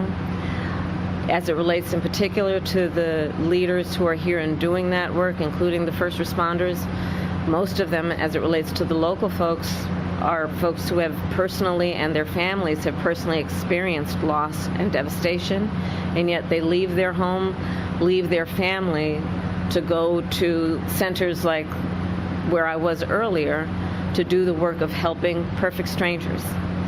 And it really does highlight the nobility of the kind of work that these public servants have dedicated themselves to, which can be in moments of crisis like this so selfless in the way that they do that work. The President and I have been paying close attention from the beginning to what we need to do to make sure the federal resources hit the ground as quickly as possible. And that includes what was necessary to make sure that we provided direct federal assistance and that work has been happening. I want to thank the governor for his leadership and his close coordination with the federal government, with our administration, and I want to thank the local leaders for together creating a task force-like response, knowing that we are at our best when we work together and coordinate resources, coordinate our communications to the maximum effect for the community that has been impacted. And the federal relief and assistance that we have been providing has included FEMA providing $750 for folks who need immediate needs being met, such as food, baby formula, and the like. And you can apply now for anyone who's watching this who has been affected. There are FEMA personnel who are going door to door to interact personally with folks, especially those who do not have electricity, but also that aid, if you have electricity, can be applied for online, and I encourage people to do that. FEMA will just basically verify your address, and then the process should take hold. FEMA is also providing tens of thousands more dollars for folks to help them be able to deal with home repair, to be able to cover a deductible when and if they have insurance, and also hotel costs. Today I'm also announcing that the President has approved the governor's request for 100% federal reimbursement of local costs. And Mayor, as you have pointed out, the burden to local governments, including the state government, is pretty immense. And so by announcing today and making the dedicated resources to cover 100% of local costs, will have a huge impact on our ability to get relief to people as quickly as possible. And that will include, for example, what the federal government will do to reimburse local and state governments around issues like debris removal, which you can see just up and down this street, much less in other areas of the state and in the region. This is a big issue. I was speaking with one of the residents of the community who needs that big tree removed so she can actually get to work and make sure that her child is able to get to school when the schools reopen. So this is a very big part of the recovery process. That money of the federal reimbursement will also help with emergency services that are now being provided by the state so that they can be reimbursed and then have the resources to keep providing those emergency services. Also, we will be covering the local government costs for food, water, and shelter. Again, resources that are desperately needed by the members of this community. And so my final point to the residents of this community and the region is that we are here for the long haul. There is the work that we have done together that. Thank you for watching one more time. You know what time it is. Double tap your screen, subscribe to the channel. I do not think $750 would do anything. I'm not even going to cap. I'm not going to cap. $750. It's a start.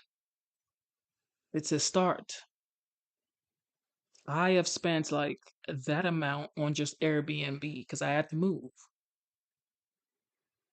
So what about food?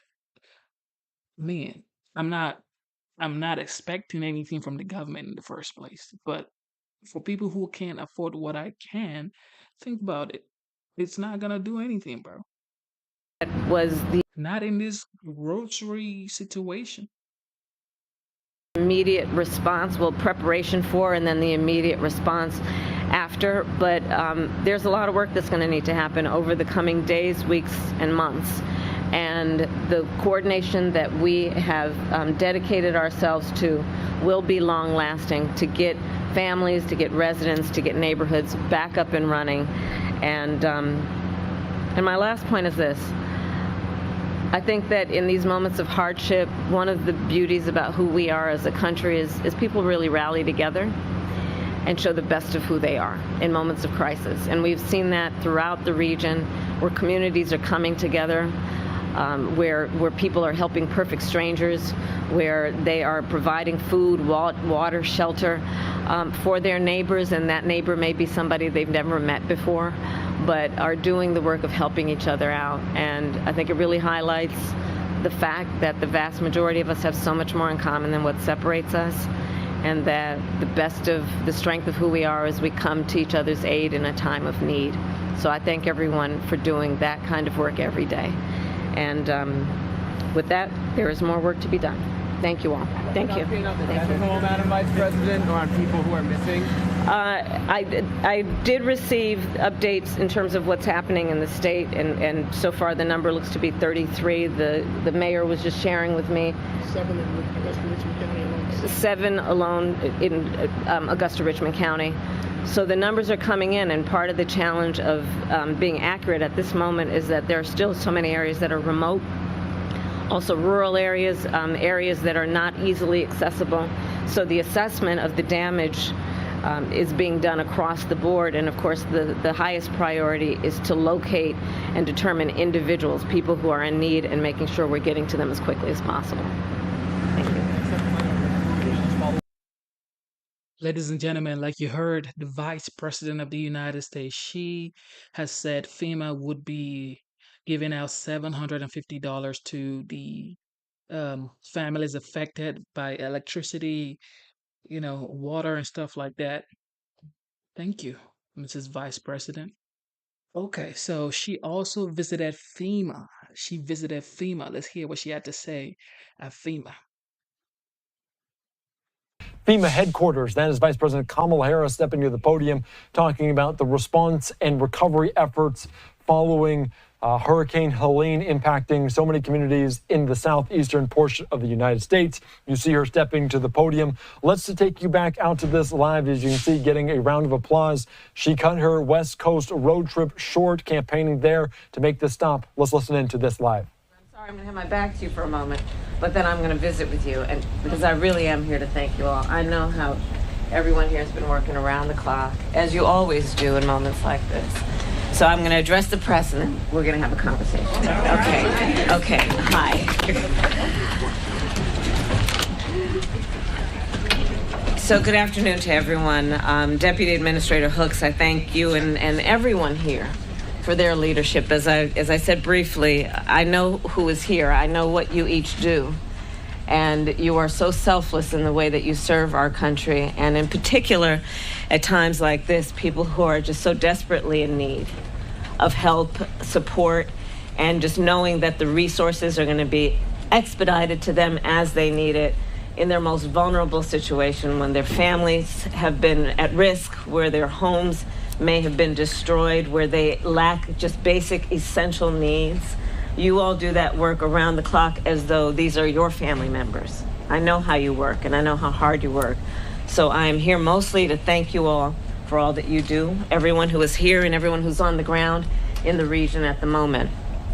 And I am here to also talk about, based on the briefings I have been receiving over the last couple of days. I have received regular briefings on the impact of Hurricane Helene, including from Administrator Criswell. And over the past 24 hours, I have spoken with Governor Kemp of Georgia, Governor Cooper of North Carolina, and many local officials. I have shared with them that we will do everything in our power to help communities respond and recover.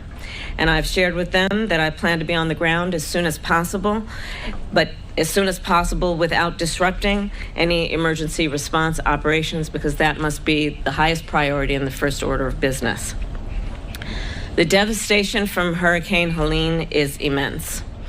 Millions of Americans are without power. Thousands of families have lost their homes. Entire neighborhoods have been destroyed. Major roads have been blocked or damaged, leaving entire towns inaccessible at this very moment. Already, nearly 100 people have been confirmed dead, and hundreds more are missing. The destruction we have seen in Alabama, Florida, Georgia, North Carolina, South Carolina, Tennessee, and Virginia is heartbreaking.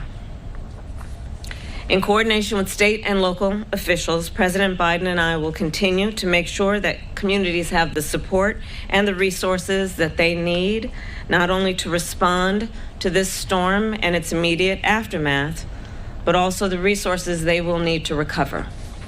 So far, more than 3,300 federal personnel are on the ground to assist with recovery efforts. They are deploying food, water, and generators. And we continue to work with teams on the ground to restore water and power as quickly as possible. To everyone who has been impacted by this storm, and to all of those of you who are rightly feeling overwhelmed by the destruction and the loss, our nation is with you. And President Biden and I, and all of the folks behind me, are with you. We will continue to do everything we can to help you recover and to help you rebuild, no matter how long it takes. And I do believe the true character of a nation is revealed in moments of hardship. Over the past few days, our nation has endured some of the worst destruction and devastation that we have seen in quite some time. And we have responded with our best, with the best folks who are on the ground and here doing the kind of work that is about rising to a moment of crisis to do everything we can to lift up folks who deserve to be seen and heard. Communities have been coming together. People are checking in on their neighbors. Families are opening their doors to strangers in need. And as they always do, our first responders are working around the clock, putting their own lives at risk to keep our communities safe. Moments like this remind us we have so much more in common than what separates us. And the true measure of our leadership, each one of us, is based on lifting other folks up, knowing how we can make a difference. So I thank everyone for rising to this moment, and I thank you all here for the work that you each do. May God bless you, and may God bless the United States of America. Thank you all very much. Thank you. Madam Vice President.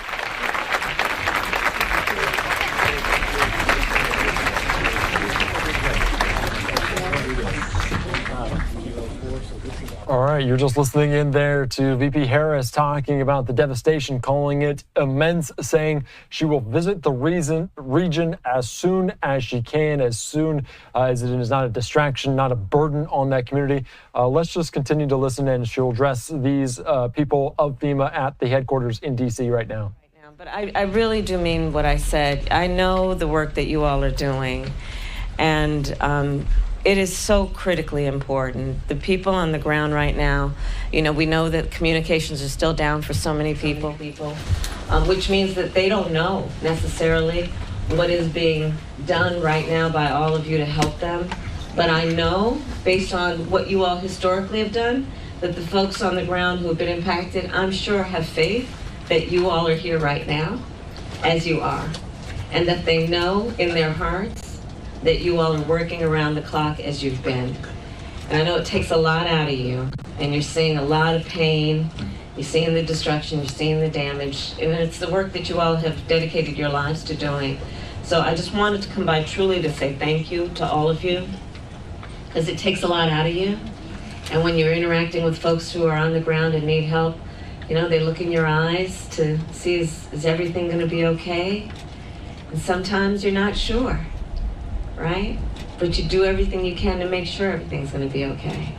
And that's a strength that you uniquely have when you do this kind of work that you all do. So thank you for all that you are doing.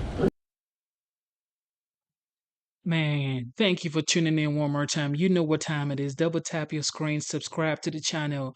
You just heard from the Vice President of the United States. She was giving a speech at FEMA's headquarters in DC, and I think after that she went to Augusta, Georgia, and then she spoke about the some of the information that FEMA has. Well, what do you guys think about it? Also, I think she distributed some food in Augusta, Georgia. Let's watch that too. Some people are saying it's not enough. Some people are saying it's good enough. You know, whatever you think, you have your personal opinion and stuff.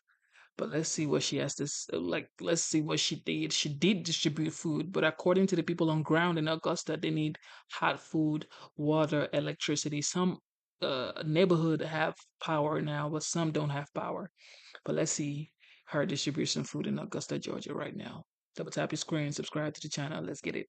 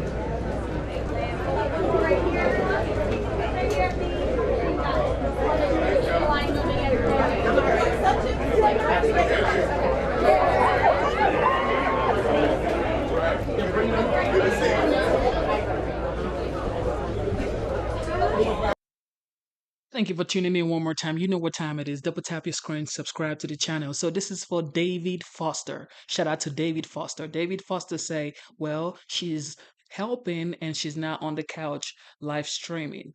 Well, the fact is I was affected by Hurricane Helen, and this is why I took my family away since Friday. So I have been paying for Airbnb. I have been paying for Airbnb for my 4-year-old daughter and my girl, taking care of my family first, okay? Just like the president should do. Take care of your home first before you start sending money anywhere else. And you saying she's helping, that is her job. She has the greatest resources in the world. She is the vice president of the United States. And did you know what I did before I actually left where I was? Did you know how many people I actually bought gas for? You don't know. But that's not the point. The point here is she is the vice president of the United States, bro. She flies on Air Force Two. She has unlimited resources. And you compare her to me, and you say you donated cash in Chicago. Awesome. Well, that's my Cash App. I am a victim of Hurricane Helen. Donate to me, my dog. And if you can't, just say, well, I hope you and your family are safe. I could take that.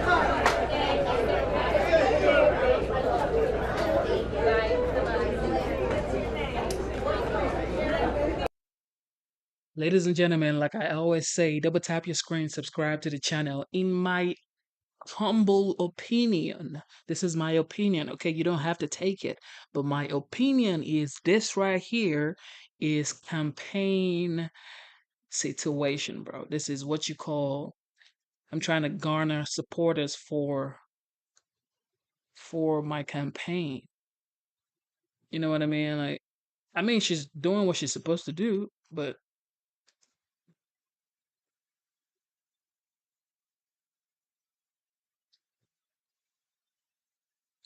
we ain't gonna go deep into it because, you know, YouTube. Shout out to YouTube. This is for entertainment's purposes only. Okay, so now the next video is State Department briefing amidst escalated Middle East tension. So this is a briefing from the State Department. Let's hear what they have to say, man.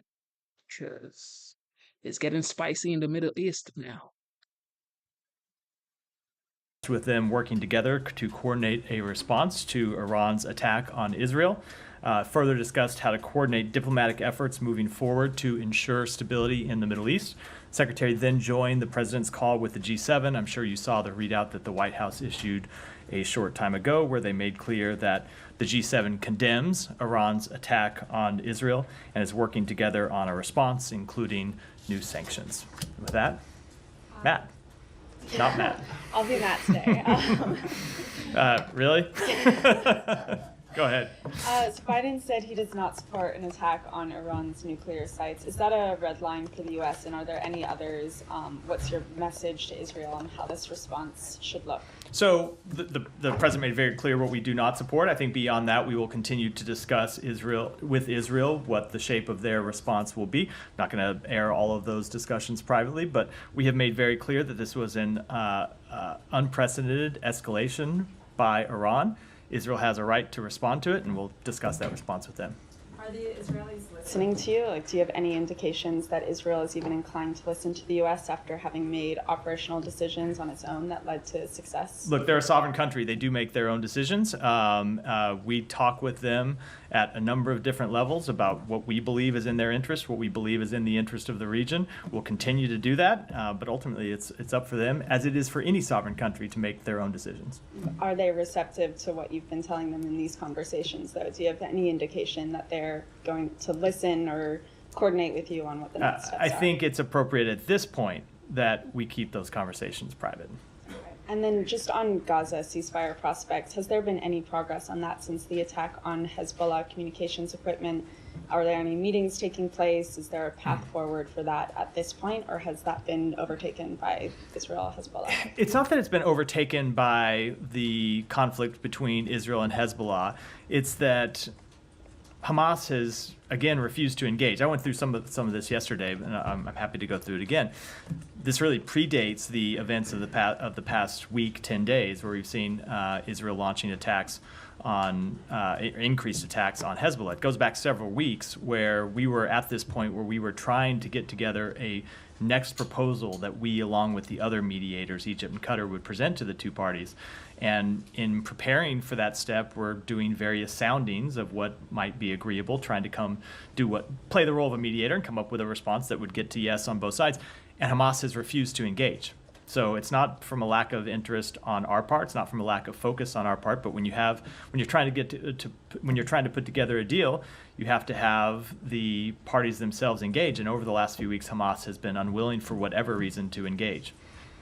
So, go ahead.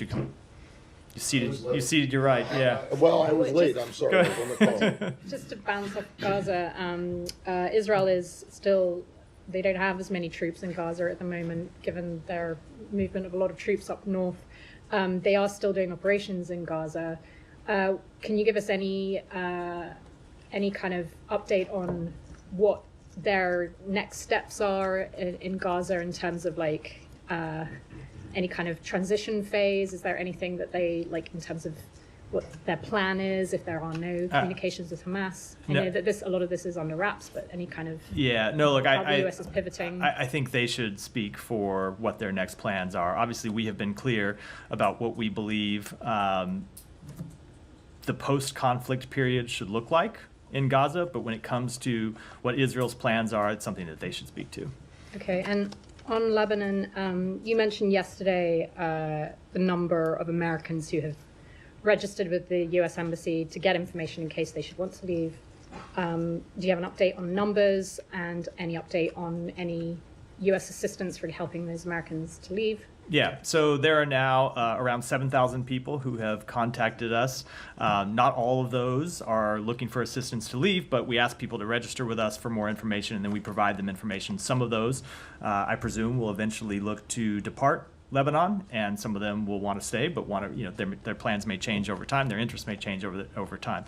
That's the number of people who have registered with us. In terms of the U.S. helping people leave the country. For the past several days, we have been working, or past really going back to September 28th, we have been working to make seats available or to find seats available on existing commercial flights. We have been able to identify over 800 seats over that time. A number of them have been used by American citizens. Not in all cases have they been filled. And then today we were able to organize a flight from Beirut to Istanbul to allow other American citizens to leave. It's been a priority for us to enhance the capacity of flights in and out of the region, so we've contracted with additional carriers to facilitate the transport of American citizens. There was a flight that left a couple of hours ago from Beirut, had a capacity of 300, had somewhere a little over 100 American citizens and their family members who departed on it. Okay, thank you. And just one final question. There's been reports of an American citizen killed in Lebanon. Can you give us any? We have seen those reports. It's our understanding that it was a legal permanent resident, not an American citizen. But we obviously offer our sincerest condolences to the family on their loss. Sorry, just on the flight. Yeah. Flights, excuse me, from Lebanon, from Beirut. There was just one flight today? Just one flight today. And I should add... To Istanbul. Let me just add for context. We do hope to organize additional flights in the coming days, depending on demand. If there is demand for those flights, we hope to organize additional flights. I won't be able to announce them in advance because oftentimes you understand, of course, how difficult the situation is, and times that we'll hope to have flights and won't be able to get them in or out for whatever reason. But I will be able to, after they have occurred, come here and talk about them. Okay, and then you said since September 28th, you managed to secure about 800 seats on existing flights, not contract correct, flights. Existing flights. Right. But you don't have any idea how many people actually took advantage of those seats? I don't. I can try to follow up after the briefing and see if we can get the exact number. Those 800, so 100 seats that you had secured were on Middle East Airlines? Correct. It's the only commercial carrier currently flying out of Beirut. Okay, and are there plans for more of these contract flights? We are going to look to organize them in the coming days. We're going to keep trying to do both lines of effort. identify seats on existing commercial flights, and then to the extent there is demand, and we do expect there will be demand at least for the next several days, and then we'll monitor as we go forward. We do expect to organize additional flights out of Beirut. Okay, and then when you mentioned earlier about the Secretary's call this morning with the Quint, I believe it was. Correct. I'm sorry, I missed that. Yep. You also said that you guys are still in touch at a variety of levels with the Israeli government. In terms of the Secretary's conversations, when was the last time he spoke to either his counterpart or Ron Dermer, or was it last week? Yesterday. In New York? Yesterday. Yesterday. Okay. So, and what was the result of that? So the Secretary, along with other members of the administration, had a number of phone calls with the Israeli government yesterday. Obviously, the Secretary was joined the President virtually from here during the attack to monitor the attack, and then participate in a number of calls with senior Israeli government officials. We are talking with them about their response and what their response will look like. Those conversations are ongoing, and I think I'll leave it at that. Okay, so that last contact was when they were all in the Situation Room, when we all could see on TV the Iranian missiles coming in. It was after that? So on the margins of that. I'll leave it at that.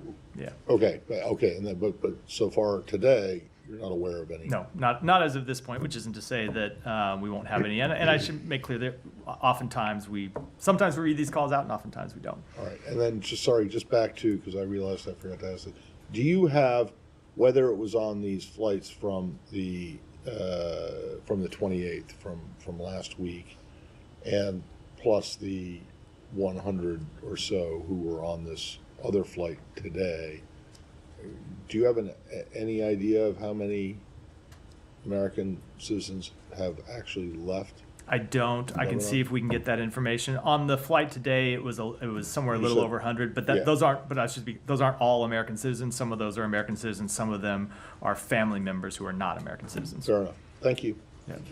Yeah, Saeed. Political reports that the U.S. officials quietly supported escalation in Lebanon, including apparently the assassination of Hezbollah chief Nasrallah. Could you comment on that? So we were not aware of that attack, that incident, before it happened. So we could not possibly quietly support something of which we were not aware. Now, to be clear, we support bringing Hassan Nasrallah to justice. That is true. We've made clear that he's a brutal terrorist with the blood of Americans, the blood of Israelis, the blood of Lebanese, Syrians on his hands. So we do support, but in advance, we weren't aware of that. So it's possible to support something that you didn't know was happening. Okay, so you were not aware of the logistics, but you are supportive of the action. Well, I don't know what you mean by logistics. Okay, we were not aware before it happened. Time and place and method. Those are the logistics. Okay, but let me just ask you a follow-up to a question that I asked yesterday that relates to what you're saying. I mean, Matt, I was in this room in March 2004 when Israel assassinated Sheikh Yassin. 2 months later, when they assassinated Rantisi. Probably around this time when they assassinated Busiri. I mean, there's a record of assassinations, and that has not gotten Israel anywhere. What we see that Hamas has gotten much stronger. Hezbollah has gotten a lot stronger. It seems that they are doing everything except looking at the cause of the problem, which is the occupation, a military occupation of a people that it's been overdue for them to be free from the yoke of occupation. Do you agree with that? So I spoke to this in response to a nearly identical question from you yesterday, and I will make clear, look, obviously there is a long history of conflict in this region, and we will continue to make clear that Israel has the right and the responsibility to defend itself from terrorism. It is the same right that every country has, and every country, if it had a terrorist just across the border, a terrorist organization just across from its borders attacking it, would take action to defend itself. I don't think that is a innovative or should be even a controversial statement. But we also are very clear that we believe the long-term way to ensure stability in the region, and really the short-term way too, is the establishment of an independent Palestinian state. We made quite clear, and that's been the position of the United States for some time, and is the position of this administration. Okay, so you agree then that Israel has an obligation to end this occupation. It's time to end this occupation and allow people to have their own freedoms, their own level of integrity, measure of integrity that, like the president. We absolutely do want to see the establishment of an independent Palestinian state where Palestinians can choose their own future. Now, that while that obviously requires some very important steps by Israel, and it requires a change of direction from the government of Israel, there are steps that would require the Palestinians to take as well. Okay, one last question. Senator Graham, and apparently there's been much talk about this. Shout out to Jason. You know what time it is. Jason, I like talking to people like Jason because we can converse back and forth. Double tap your screen, subscribe to the channel. So, according to Newsweek, Walgreens, this is an essential company, as we all know. Walgreens, almost 650 workers were laid off. Confirmed by Newsweek last month.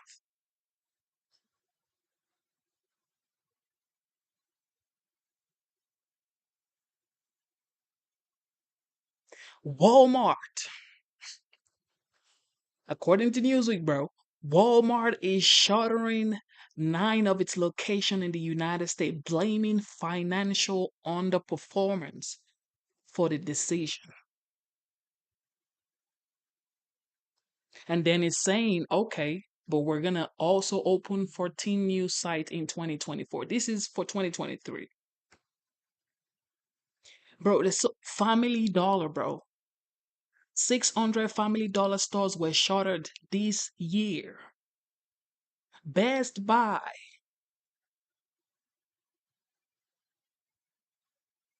Best Buy, bro. 24 stores were shut in 2024 fiscal year, bro. CVS, Foot Locker, Rite Aid. Man, Rite Aid is, bro, 520 locations. Bro, we could keep going, but I don't want to waste y'all time, man. We know the facts, all right? Double tap your screen, subscribe to the channel, let's get it. They're saying that we should take out Iran's oil facilities and so on. Is that a good idea? Would that, create, total chaos and maybe similar retaliatory for something that is really a major U.S. interest? So we are discussing with Israel the scope and nature of their response, and I think I'll leave those discussions private. Yeah, go ahead. Come to you next, Tom. Go ahead. I'll just kind of work my way left to right. Is the U.S. response to the attacks yesterday by Iran limited to sanctions? And if so, what sanctions are there left to levy against Iran at this point? So we can always look to identify new ways to impose sanctions on Iran or to increase enforcement of our existing sanctions. Those are the measures that we're looking at right now. You saw it in the president's statement. That's what he made clear we, along with the G7, are considering. When we see Iran take new actions, we work with our partners to identify new ways to respond to that. And I think I should make clear, and this is clear, I think, from the statement the president put out, it's not just a question of U.S. sanctions, it is a question of other entities, some of which don't have as strong a sanctions regime as the U.S. has imposed, taking their own measures as well. Yeah. Just briefly first, Israel Katz's statement this morning that Antonio Guterres would be banned from entering Israel. Do you have any response to that? I don't find that, we don't find that step to be productive in any way. I wanted to ask you, we're getting on to a year now from October the 7th. When you reflect on a year of US diplomacy when it comes to Israel and Gaza, how do you characterize what you have and haven't accomplished in that time? So there have been a number of things. If you go back and look at the statements that the Secretary made and that others in the administration made in the immediate aftermath of October 7th, there were a number of lines of effort and strategic goals that we identified. One of them is to ensure that Israel has the ability to defend itself against terrorism. And we have worked hard to establish that right and to support Israel in defending itself against terrorism. Another is to ensure that humanitarian access makes it to citizens in Gaza who needed it. And now, of course, that applies to people in Lebanon as well. But we've made clear we want to see humanitarian access get into Gaza. And while that, of course, has been a very difficult process and with lots of hurdles and obstacles, I think it's through the intervention and the involvement and the hard work of the United States that we've been able to get humanitarian assistance into those in Gaza, which is not to say that this is whenever I talk about this, I never want to make it sound like it is a game over, mission accomplished. It is very much not. It's an ongoing process. We were constantly having to break through new hurdles and find additional ways to get humanitarian assistance in. The other, one of the overarching goals that we identified is try to keep the conflict from spreading and really turning into an all-out regional war. And we have faced a number of days in the nearly year since October 7th where that goal seemed incredibly difficult and the situation was incredibly fraught.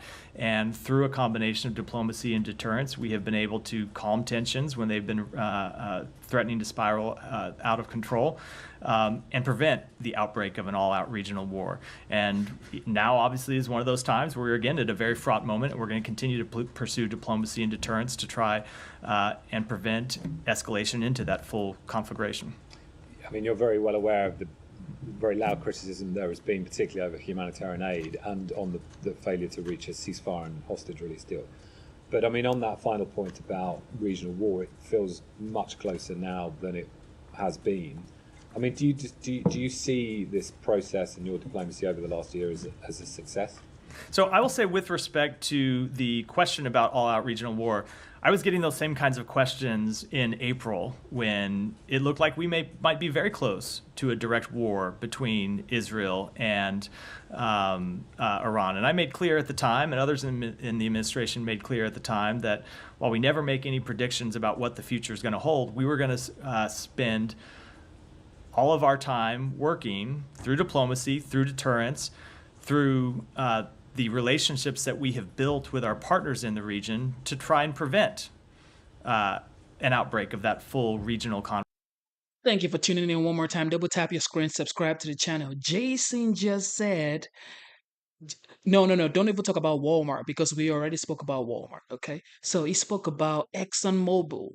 ExxonMobil, bro, oil company. Of course, we're paying high gas prices, so of course they're gonna give record profits off of us, bro. And you spoke about Hanes Company. You talking about ketchup and Capri Sun? Who you, bro?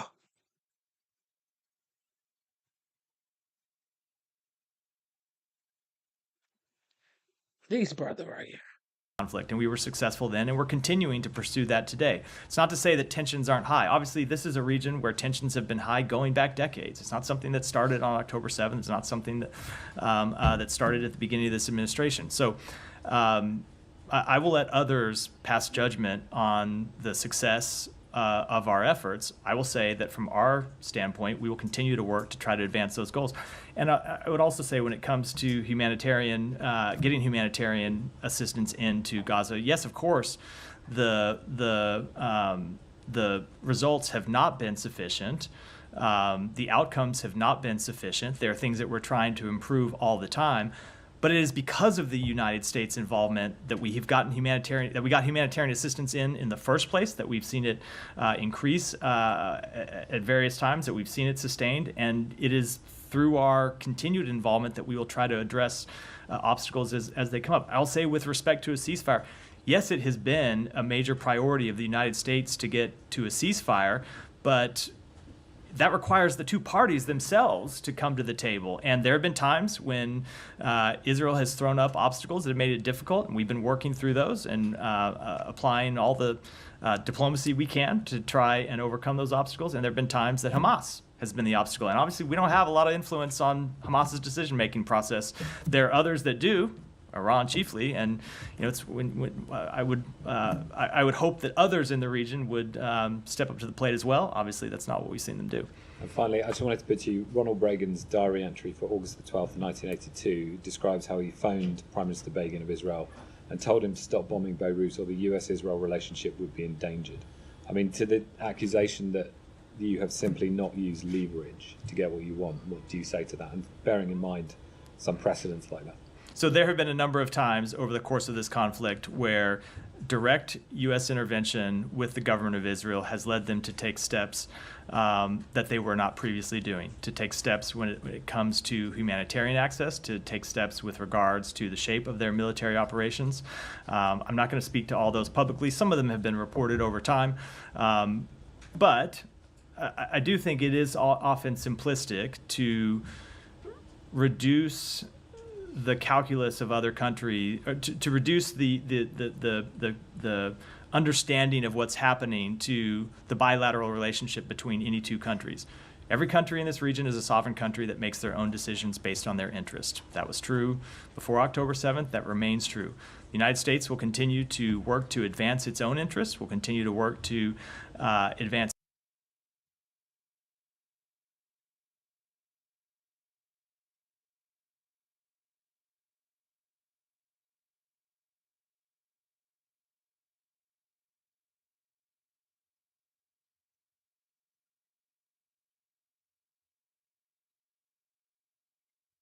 peace, advance stability in the region, but ultimately, all of the countries in the region, this includes Israel, this includes other countries, make their own decisions. They're responsible for their own decisions. They're responsible for the consequences of those decisions. I mean, Reagan did stop the bombing. Begin stopped it 20 minutes later. Now, I think we have made clear on a number of occasions with the government of Israel what we believe. And there have been times when our intervention has led to direct action by the government of Israel. There are times when they have disagreements with us. And by the way, that was true in the Reagan administration too. There's no administration that you look back through history will tell you that they have a perfect record in influencing any other country's behavior or decision making. There are times when we make our opinion known to the government of Israel and they act on it. There are times they disagree. It's true with other countries, and that was true in other administrations, both with Israel and other countries as well. Alex, go ahead. Thank you, and Matt. I'll keep going. I understand you don't want to talk about sanctions, but to help us understand its scope, what is the ultimate goal, the targeted goal in it? Is it just to express your anger or to actually take away from their capability? So I'm not going to really, you're right, I'm not going to discuss sanctions that we have not yet announced. You saw the president make this statement today that we are working with the G7 on sanctions, but our goal continues to be to hold Iran accountable, and they are one tool in our diplomatic arsenal. We'll continue to use them. May I ask about Ukraine? Is it, sure. Or why don't we do this? Why don't we keep going and we'll come back to Ukraine. Yeah. I have several questions on Iran and Lebanon. First, on Iran, why is the U.S. against Israel attacking their nuclear sites? So we have made clear for some time that we do not want to see a full-blown regional escalation. Israel has a right to respond to what happened yesterday. It was an unprecedented action by Iran to launch nearly 200 ballistic missiles at Israel, a state-on-state attack, the likes of which we haven't seen, directed against Israel from Iran. And so Israel, of course, has a response, and we are going to continue to discuss with them what that response might look like, but we don't want to see any action that would lead to a full-blown regional war. And on Lebanon, are you talking to Israel to keep the airport open and not bombing it? So I'm not going to talk about any specific site, but we have made clear to Israel that we do not want to see civilian infrastructure targeted. We don't want to see, obviously, civilian sites targeted.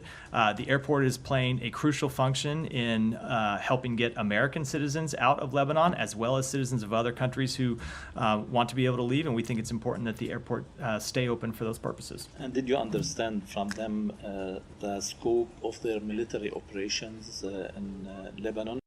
Thank you for tuning in one more time. This is what I don't understand about people who say price gouging. It's because these corporations are price gouging the customers. Why did they not price gouge during the OG Donald J. Trump? Why weren't there any price gouging during the 45th? The former president Donald J. Trump, bro. Why is it now that they're price gouging our eyes out? Everything is high. Even mortgage rates. And their goal or goals there? So we have obviously had a number of conversations with them about that, but I don't think it's appropriate for me to speak to those conversations. Those are private consultations between our two countries. To the extent they want to publicly discuss their operations in Lebanon, I think it's appropriate for them to do so, but it wouldn't be appropriate for me to do so from here. Is the ceasefire offer still on the table, or it's already? We ultimately do want to see a ceasefire that leads to a diplomatic resolution. That has been, we have been clear that that's how we see this conflict ending. Now, we do support Israel's right to target members of Hezbollah, to target Hezbollah infrastructure, but yes, we do want to see a diplomatic resolution. And my final question, do you trust the UNIFIL and the Lebanese army to implement the 1701 UN Security Council resolution in the future? We do believe they are both very important actors for ensuring stability, for ensuring the full implementation of that resolution. Obviously, if you look at the long history since that resolution was adopted, we've seen Hezbollah refuse to comply with its obligations. And so we would call, again, as we have over many years, going back, predating this administration, for Hezbollah to pull back from the border, to comply with the requirements of 1701. And UNIFIL and the Lebanese Armed Forces play a very important role in ultimately implementing that resolution. I would just say, the only thing I would say is that we are in the middle of a dynamic situation right now. Obviously, for some years, you've seen this difficult situation where the LAF and UNIFIL were not fully able to enforce that resolution because of the presence of Hezbollah forces who just refused to fulfill their obligations. We are in a dynamic situation right now. It's hard to say how it's going to shake out, but look, ultimately, what we want to see is that resolution implemented. Thank you. Yeah. First, I want to press you on your answer to Tom. Israel declaring the Secretary General of the United Nations a persona non grata. We're not talking about the head of UNRWA. We're talking about the head of the UN itself. You said, your answer to him, you said that's not productive. You don't think that this is delegitimize an international body that provides an essential work, humanitarian work for civilians during this current war, whether it's in Gaza or Lebanon? But we don't think it's a productive step at all, precisely because of the reasons you identify, which is the UN does incredibly important work in Gaza. It does incredibly important work in the region. And the UN, when it's acting at its best, can play an important role for security and stability. So we think it's important that Israel be able to engage with the UN. One of the things we've always said that Israel needs to be cognizant of throughout this conflict is its standing in the world. And steps like this are not productive to improving its standing in the world. Sure, but do you condemn it? I mean, my point is, can you use any leverage to reverse this decision? Because I have made clear. I don't always like when people put other words in my mind or in my mouth. I've made quite clear what we think about this, and let's see what happens moving forward. Okay. The second question is. The Secretary and you often say that Israel has the right to defend itself, but how it does it, it matters. So this morning, there were 6 first responders were killed in Lebanon, civilians. In Gaza, it's over 40,000, 70% are women and children. In Lebanon, is 1 million people are homeless. So when he says how it matters, if there's no consequences in Israel, doesn't his word carry no weight? Does it mean that it's really a statement for public consumption? No, absolutely not. Absolutely not. Look, wars have horrific consequences. They always have. They always will. And these wars have had horrific consequences for the people of Gaza and now for the people of Lebanon. It is why the U.S. has worked so hard to try to reach a diplomatic resolution to the conflict in Lebanon. And what you saw going back months is Hezbollah refusing to stop its attacks on civilian targets inside Israel. It's why we've tried to reach a ceasefire agreement in Gaza that would ultimately lead to the guns being silenced, hostages coming home, humanitarian assistance surging in. We will continue to pursue both of those things. But in each of these cases, it is just a little more complicated than the question concedes. It is more complicated when you have terrorist groups that hide inside civilians. When you look at the death of Hassan Nasrallah last week, where was he? Was he on a military compound? Was he on a compound that Hezbollah built where there were only members of Hezbollah? No, he was underneath a civilian apartment building. And when you look at what has happened over and over again in Gaza, you've seen Hamas hiding, not just in apartment buildings, but mosques and schools. Now, we've been very clear with Israel that doesn't lessen their obligation to do everything possible to be mindful, to minimize and reduce and eliminate civilian casualties, but it is an extremely tough situation. It's every military in the world would face extremely challenging circumstances trying to take on a terrorist organization that was committed to targeting civilians, not just targeting members of the military, but targeting civilians. And at the same time, they do it hiding among civilians. That's what makes the situation so difficult. And just finally, do you see this current escalation and a military conflict as a result of U.S. failed diplomacy, or is it Netanyahu's government trying to drag the U.S. into a bigger war? So again, it's a little bit of a simplistic question about a complicated situation. There are two parties to this conflict. Israel is one party to this conflict, and Hezbollah is the other party to this conflict. When you look at the conflict in the north, it's a conflict that Hezbollah started on October 8th, that they could have ended any day since then. It's not a conflict that Israel starts, it's a conflict that Hezbollah started that they could have stopped by stopping firing rockets. So I will say, as I said in response to an earlier question, we've been at similar situations over the past 12 months where situations were incredibly high and it looked like we might get into a full-scale war. And the combination of our deterrence and diplomacy and the hard work, not just of the United States, but our allies and partners in the region has been successful in preventing that from happening, which is never a prediction of future success. But to us, it tells us that we ought to stay at it and keep working and stay at the diplomacy and the deterrence, work with our partners. And that's what we are going to continue to do. Yeah, go ahead, and then I'll come. Very specific one, because you have been talking about, you've been asked about 1 year on. You talked about how one of the challenges that the U.S. faced was to help get more aid in.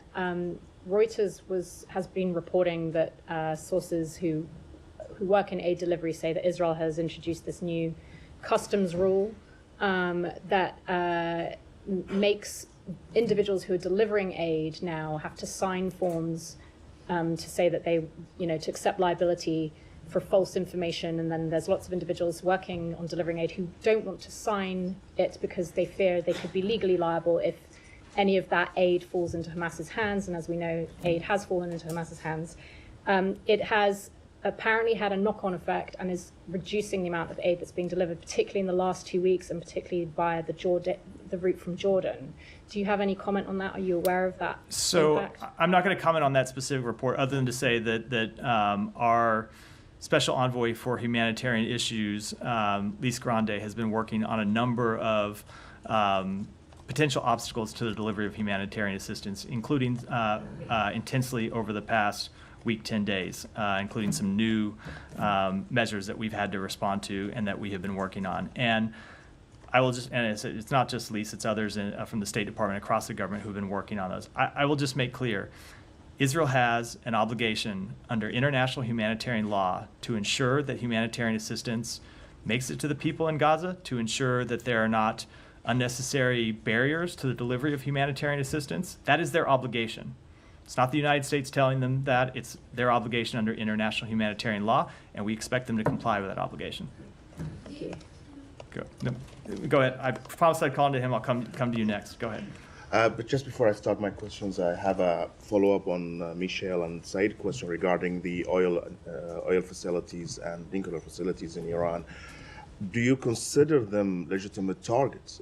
Because they are civilians' infrastructure, isn't it? Look, I just don't think it's productive for me or appropriate at this point to talk about our ongoing discussions with the government of Israel.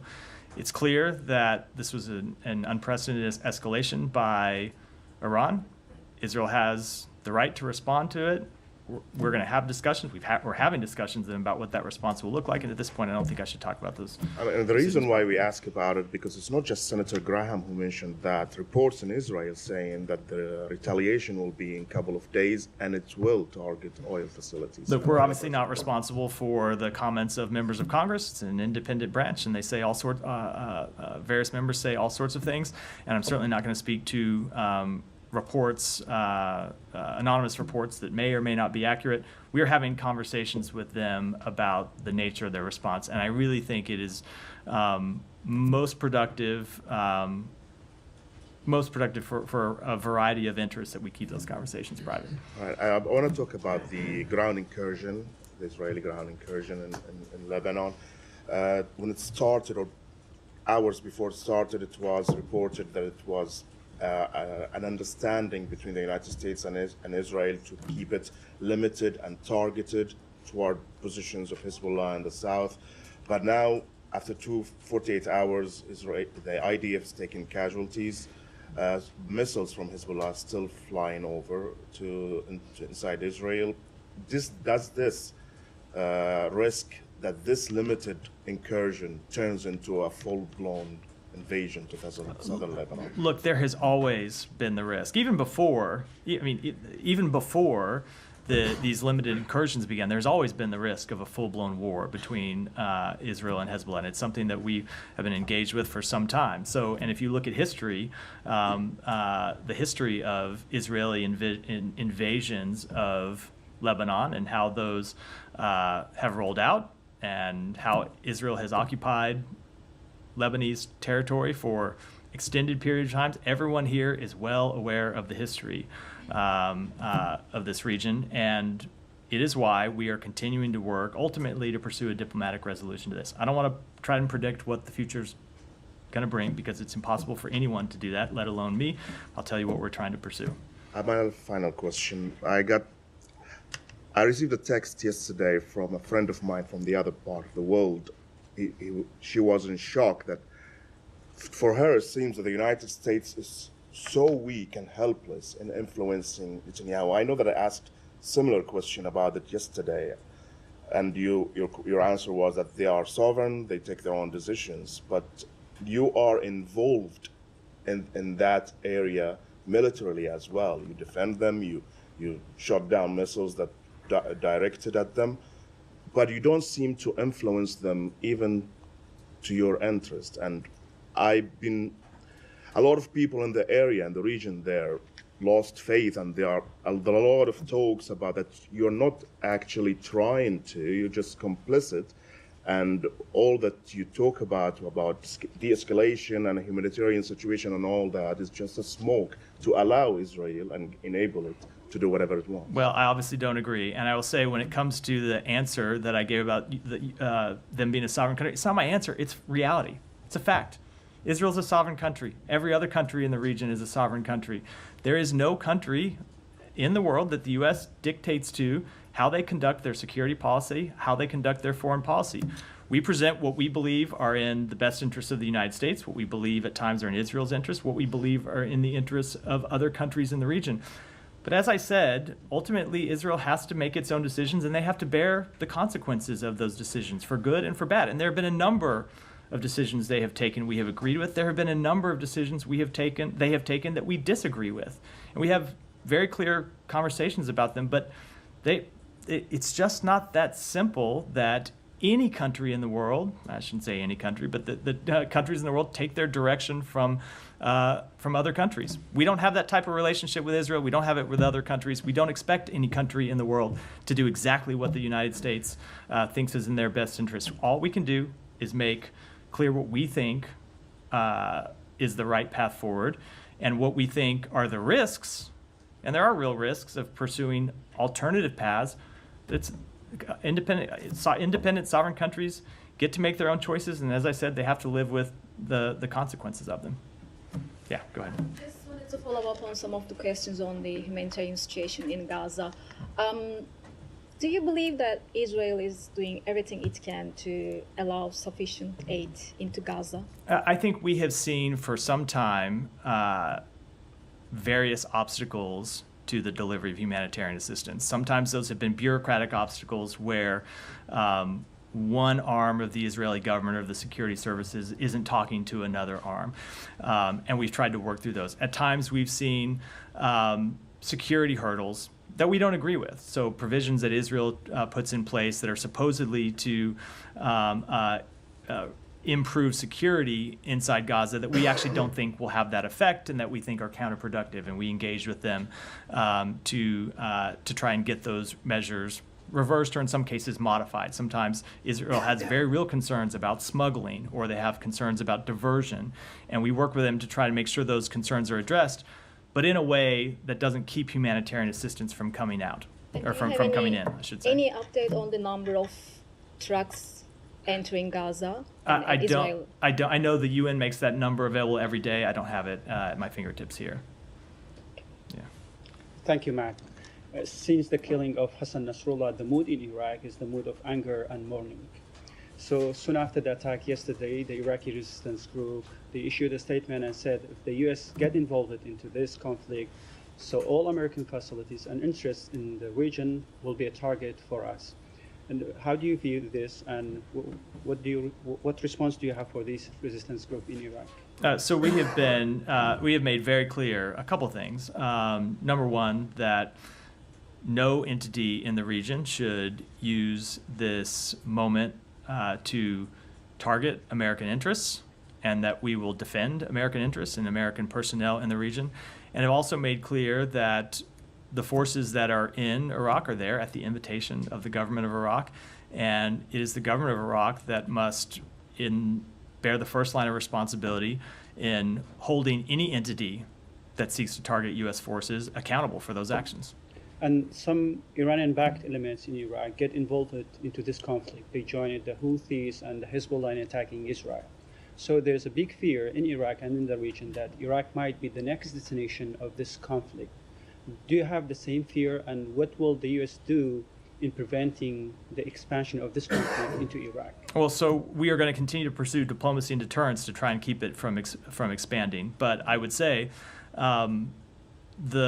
we, of course, have been concerned for some time about the various proxy groups that Iran funds, arms, and controls throughout the region. That includes in Iraq. The Iranian proxy groups inside Iraq that play a major destabilizing force inside that country. And so we will continue to defend our interests there, and we will continue to work to try to lower tensions. But of course, we're concerned about the role that proxy groups play inside Iraq.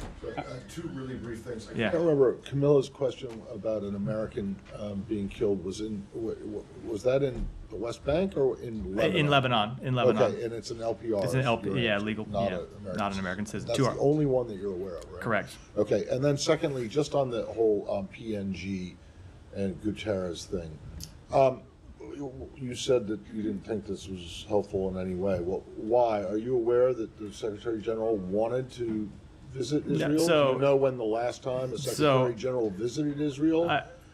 So I am not aware of any upcoming travel by the Secretary General to Israel, but in any event, even aside from the question of travel, it's just not, I think, a productive step for Israel to be engaging in that kind of activity. People like you from ever entering, right? Is that not productive? I mean, you have no intention to go there. Was there?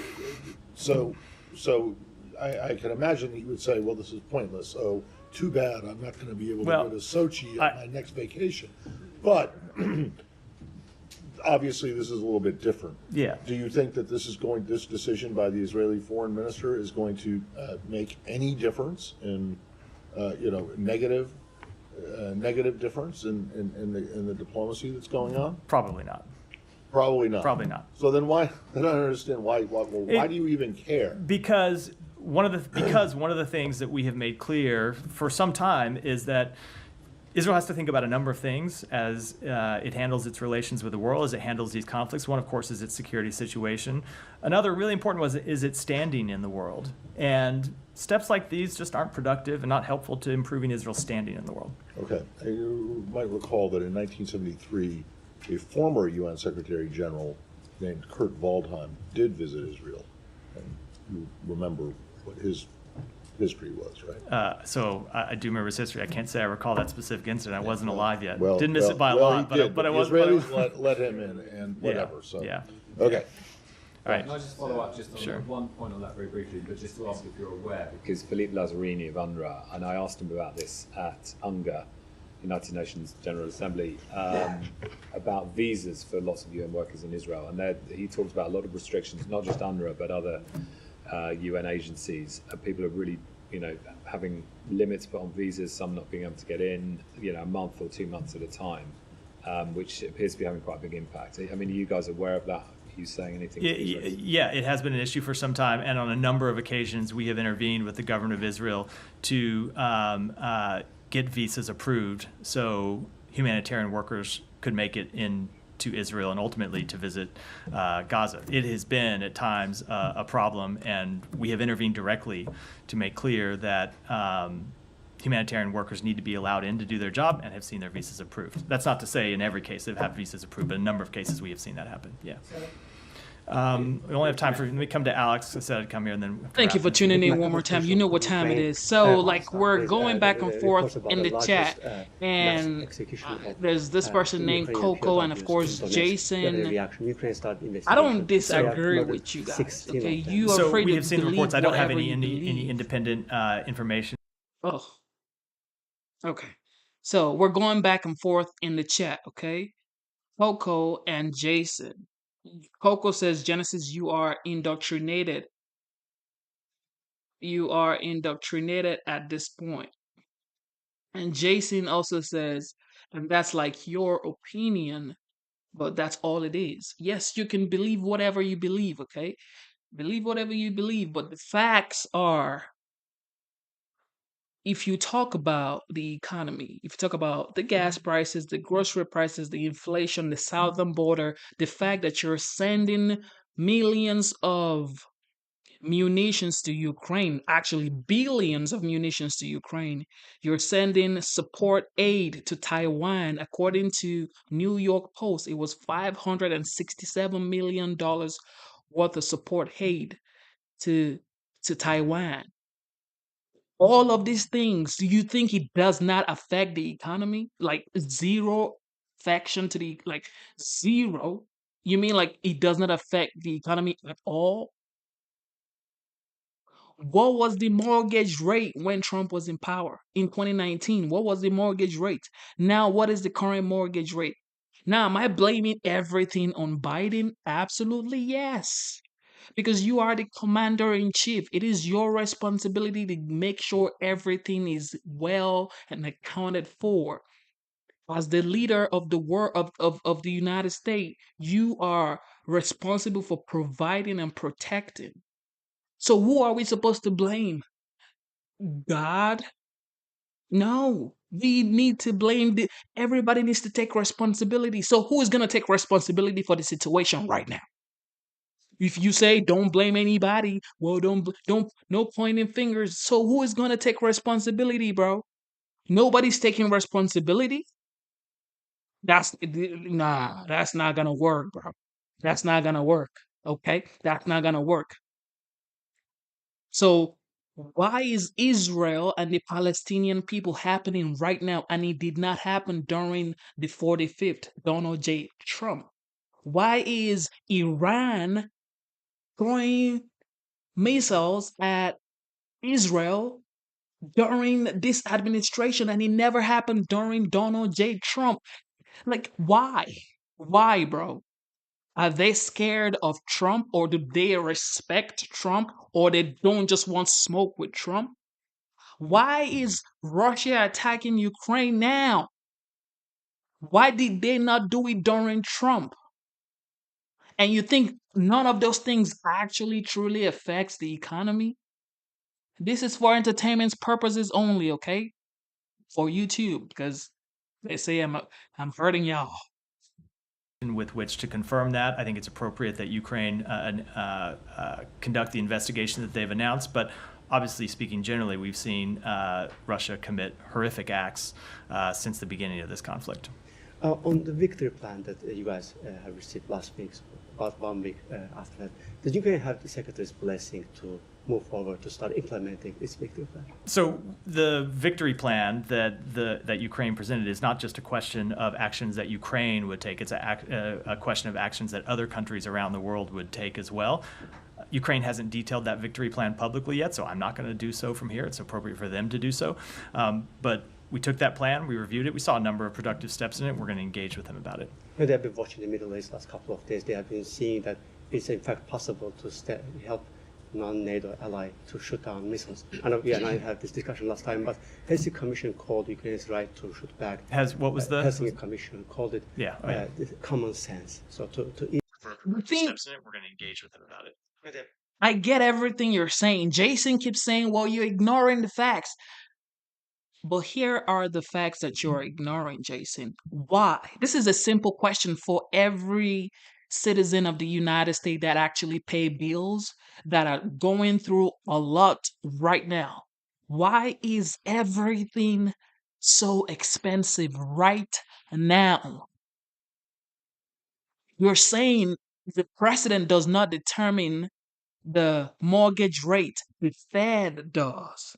Why was the mortgage rate low during Trump's time? Because the Fed said, okay, well, the mortgage rate is going to be low now.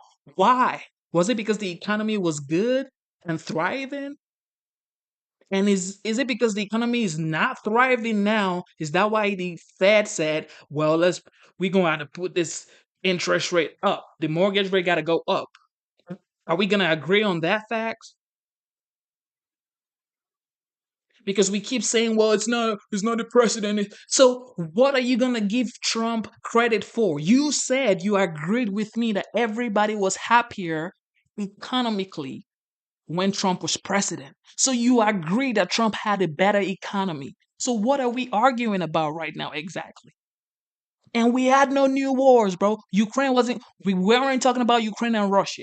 We weren't talking about Israel and the Palestinian. No, that wasn't even a conversation, bro. Nobody had to even utter those words. We didn't even know those. Everybody was just living life. Okay? Abraham's Accord, bro. This man signed Abraham's Accord. What more? Why would I not vote for this guy? Just tell me why I should vote for another person when during this person's term, the world was on the verge of world peace. The world was on the verge of world peace. Everybody was coming together. This man was trying to denuclearize, if that's the word, denuclearize most country. North Korea. He went to North Korea. No president has ever been to North Korea, bro. This man went to North Korea, had a conversation. He was having conversation with Putin, North Korea president. He was bringing people together like a leader would. So of course the economy was booming. But of course 2020 happened. And that's where situations changed. But that was a worldwide thing. And yet he handled it like a G. Everybody has their own opinion about 2020, but in my opinion, he handled it like a G. Man, double tap your screen, subscribe to the channel. You can, everybody has their right to do whatever they want to do, but I got a family. I got a 4-year-old daughter, and I'm going to be voting for someone who actually wants the economy to be better, who says America first and wants to end the war worldwide. So every money, all the resources can stay home. These your restrictions, that's the common sense. Is that the opinion that you share? You will subscribe? So we have made clear that we support Ukraine's right to defend itself, not just in words, but in deeds, and we have provided them with the equipment they need to shoot down missiles. If you look at the air defense systems that we have provided, including an air defense system that we announced, a new air defense system that we announced just last week, we've actually provided them with that capability, and we'll continue to provide them with that capability. Go ahead, Brad. Yeah. So for Italian television, I have a question. We are at a very important point in the Middle East that can change it forever at the moment. So what is the position of the US in terms of more military support, more diplomacy? What are we trying to reach at this stage? We are trying to pursue all of the goals that I outlined earlier in response to Tom's question. We are trying to ensure Israel has the right to defend itself against terrorism. This is all they have. Soft and spicy. I blocked you before, but you're back here. Of course, you have nowhere else to go but your mom's basement. Thank you for tuning back in.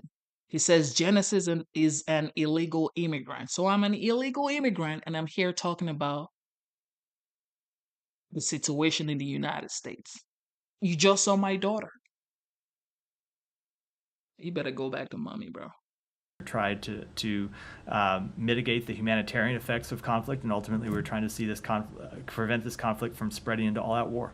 Can I do a follow-up about the G7 regarding the talks that were ongoing this morning with the G7? What did you ask to the European allies? So that was a call that the president held. The secretary attended, but the president held. I would leave it to the White House to speak to that call in detail. But one of the things they did discuss, they put this in the public readout, is coordinating together on a response to Iran's actions, including sanctions. All the way in the back. Thank you. Hi, Matt. Yeah, you. Yes. There's no one behind you. Back to the incursion in Lebanon. Shortly before the Israeli. So someone just asked me, Genesis, do you believe that Trump forfeiting Ukrainians' land would be a fair peace? The question should be, was there anything like this conversation when he was president? Were we talking about forfeiting Ukrainian lands when he was president from 2016 to 2020? That should be the question. And you can say whatever you want to say in the chat, but you have to understand there's freedom of speech in the chat. And you also have to get it that there's freedom of blocking with the moderators, okay? Gone into Lebanon, the president said he is comfortable with the Israeli troops stopping their operation.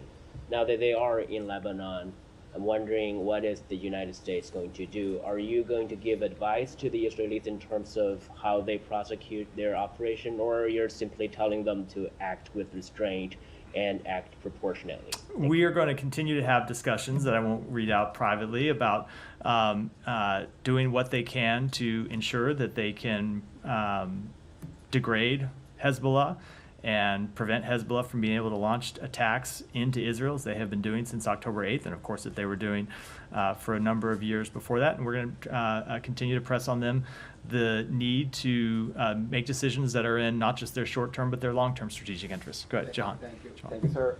Secretary Blinken met with Indian Minister Jay Shankar yesterday. Could you provide some details, like what kind of message conveyed to him regarding the involvement of Indian agents in assassination attempt on a U.S. citizen, and anything about violation of human rights and religious freedom? So the Secretary discussed our enduring commitment to deepening bilateral ties, to coordinating closely on regional and global challenges, to advancing cooperation on critical and emerging technologies. I'm not going to make all of the details of those conversations private, but of course we often raise human rights in our discussions with governments around the world. So former Foreign Minister of Pakistan, Bilal Bhutto Zardari, accuses Shehbaz Sharif government of corruption and mismanaging $400 million meant for flood victims. And a big portion of this aid was provided by the United States. So is there any check and balance when you release funds for specific cause?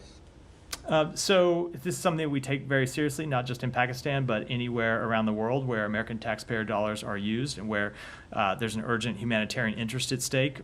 Both state and USAID employ a rigorous system of monitoring and evaluating in the provision of assistance, and we discontinue assistance when it is observed to be misdirected or misused. So Pakistan recently secured a loan of $7 billion from IMF. Finance Minister says that without the support of United States and some other countries, it was not possible. Your thoughts on the Economic Republic of Pakistan? Let me take that one back and get you an answer. Go ahead here. And then Thank you, Matt. There's a couple of questions here briefly here. Given that Hezbollah has murdered 220 Marines and countless other Americans and have fired 9,000 missiles at Israeli communities in the past year, including 12 Jews, children murdered in one missile attack, that's according to State Department, NPR and AP reports, why has Secretary Blinken not publicly demanded that the Lebanese government stop eradicate Hezbollah? And why does Secretary Blinken not demand that the UN Security Council Resolution 1701 be enforced by Lebanon's government to push Hezbollah north of the Litani River? And a follow-up question. So we have made clear, and he has made clear in a number of times, including on Friday when he spoke to this question extensively in a press conference in New York, that we do want to see the full implementation of UN Security Council Resolution 1701. I would just say the first question I think is a little simple and maybe leaves out the very rough history of civil wars inside Lebanon that I don't think anyone wants to see repeated. But of course, we won't see any role for Hezbollah in the governance of Lebanon. We don't want to see Hezbollah continue to be able to maintain arms outside of a state structure. We don't want to see them maintain arms in any structure. So we do continue to support efforts to degrade Hezbollah's capability. They're a terrorist organization with the blood of American citizens on their hands, and we want to see 1701 implemented. Okay, since the Palestinian Authority, which has a U.S. trained police force, paramilitary force, has done nothing to stop Hamas and Palestinian Islamic Jihad in Judea and Samaria, why is the State Department continuing to funnel millions of American dollars to Abbas? Yeah. What? You mean in the West Bank? Okay. The Palestinian Authority is referred to the West Bank? Yeah. Which is, they have a U.S. trained police force, paramilitary force. So why is the U.S. Department did nothing to stop Hamas and Palestinian Islamic Jihad in Judea and Samaria?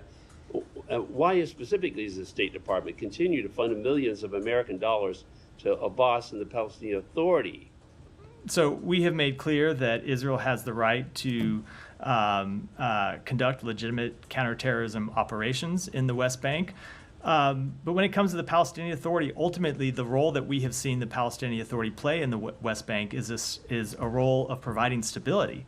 And if you look at the security situation that Israel has faced with challenges in Gaza, with challenges on its northern border, the last thing that is in Israel's security interest is further instability in the West Bank, which is why on a number of occasions we have made clear to Israel that they should not take actions to undermine the Palestinian Authority, and in fact should take actions to strengthen and bolster the Palestinian Authority, because it's key to Israel's security interest to do so. Okay. Let me move on. I've got time for a couple more. Go ahead.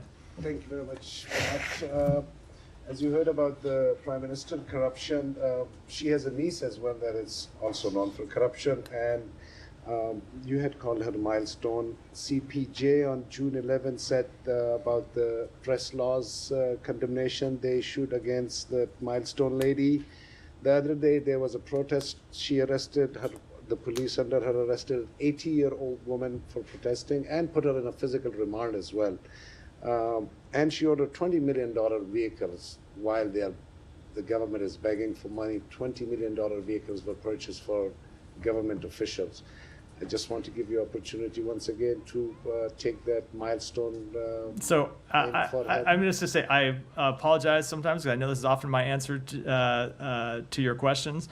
I am not tracking any of the details that you laid out for me here, so of course I'm not able to comment on them. Okay, there's this one extremely popular scholar named Dr. Zakir Naik, who has been literally kicked out since Prime Minister Modi took over in India. He's visiting Pakistan right now, and he has floated this idea while looking at this whole Middle East situation that the Muslim countries should also have something on the lines of NATO. Would the U.S. support an idea like this, where at least the Muslim countries, whether one Muslim country like Iran is So I haven't seen any serious proposals along those lines, and I think it's well, I'll leave it at that. Okay, just one last question. Just one last question. Balochistan Bar Association president yesterday said that the Chief Justice should not get extension beyond 25 October. Today there was a big lawyers' protest rally outside Supreme Court.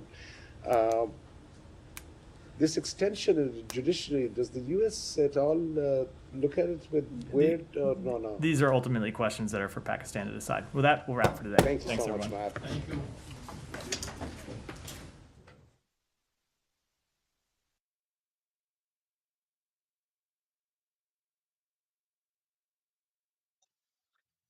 Thank you for tuning into the live show. You know what time it is. Double tap your screen, subscribe to the channel. God bless everybody in the chat. I see people saying Genesis is a decent man. He just has the wrong information. God bless you for at least thinking I am a decent person. I appreciate that. You guys are the best. Double tap your screen, subscribe to the channel, and let's have a good time. Okay. Of course, the vice presidential debate was yesterday.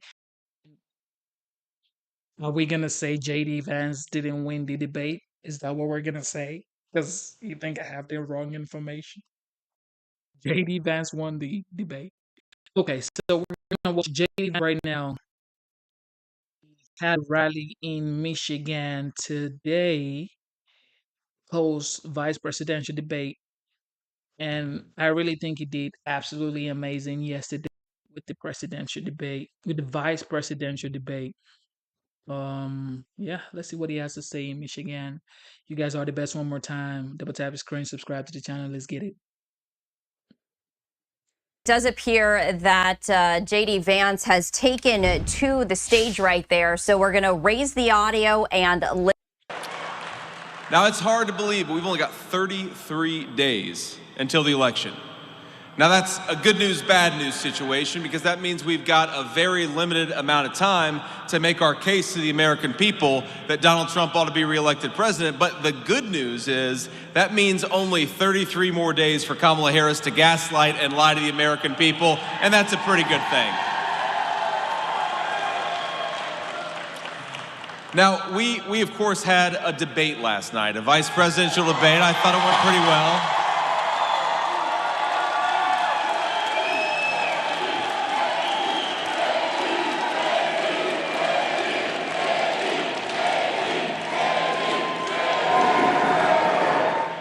Now, it's funny because, we did this debate, and then I talked to the president afterwards, and we talked a little bit about, what actually happened, and, some of the points that I made, some of the points that Governor Walz made, and he made this observation. He said that Tim Walz said that he was friends with school shooters twice.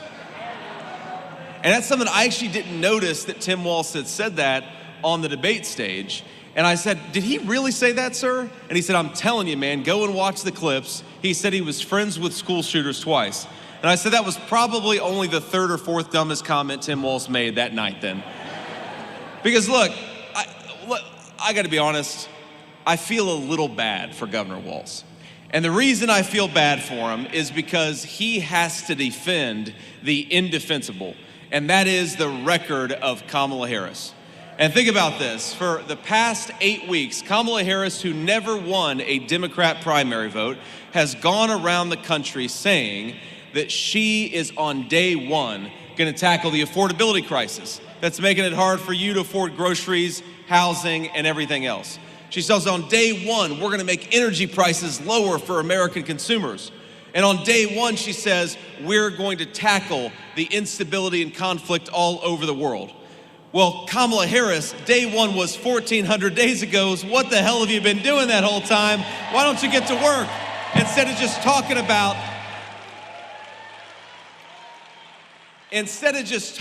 what you're going to do? Why don't you actually do it? Here's the thing. I'm running to be your next vice president of the United States, and I'm incredibly honored to stand here and ask you for your vote and ask you for your hard work. But if we win, and I believe that we are going to win in 33 days, my friends, I feel very confident about it.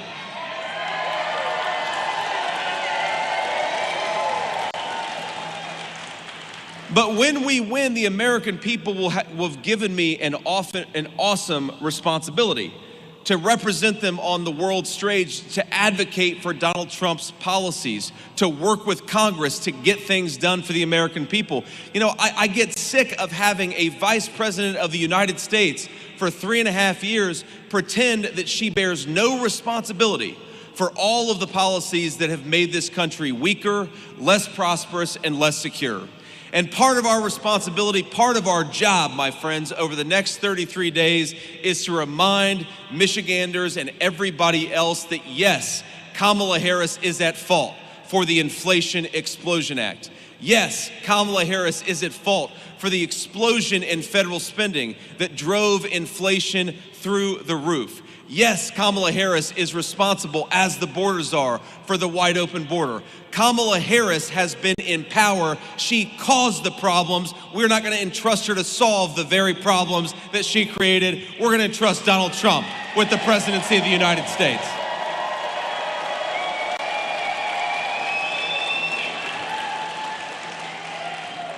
Now let's talk a little bit about manufacturing, because I know we got a lot of employees and a lot of family members who work with Visioneering, a great American aerospace company. We believe, Donald Trump and I believe, that one of the biggest mistakes our leaders made is that they decided over 40 years that we didn't need to make our own stuff anymore. And this company stands as a proud and stark contrast to that, because right here in Visioneering, you've got 350 American workers that are making great American products. We're proud of you, we're gonna fight for you, and we're gonna build on that great track record.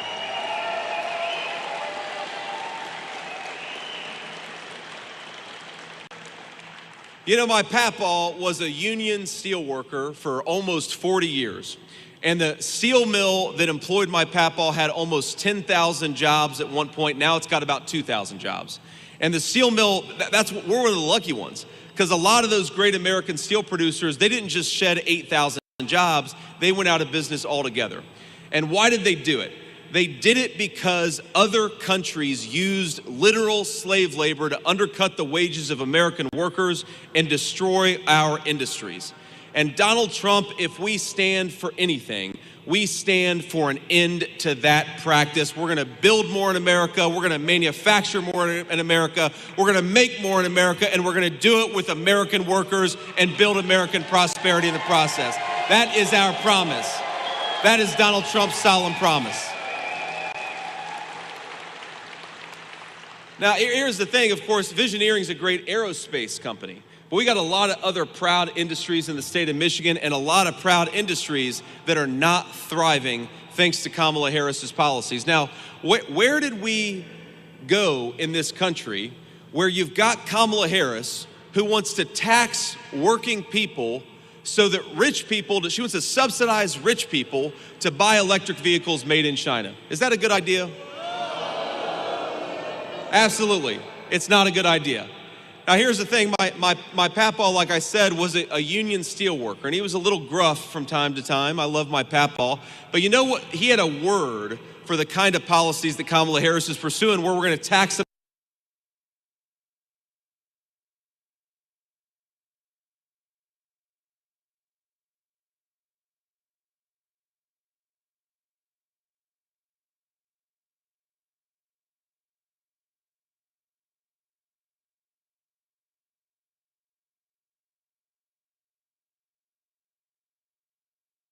How good Michigan workers are at making automobiles. But why are we trying to tell Americans that they've got to drive electric vehicles made in China? Why don't we send this message? This is America. Drive whatever the hell you want to, because we believe in freedom and we believe in choice in the United States of America.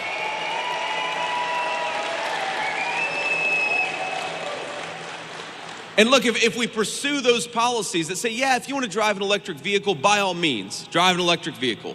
But if you want to drive a Michigan-built, gas-powered car, that is your right, and we're going to support your choice to do whatever you want to do, and we're going to build prosperity for Michigan workers in the process. But thanks to Kamala Harris's policies, this is a person who loves to pretend that she stands for American workers. Well, nobody stood as strongly and as proudly for American workers than Donald J. Trump. He did it for 4 years, and he's going to do it again.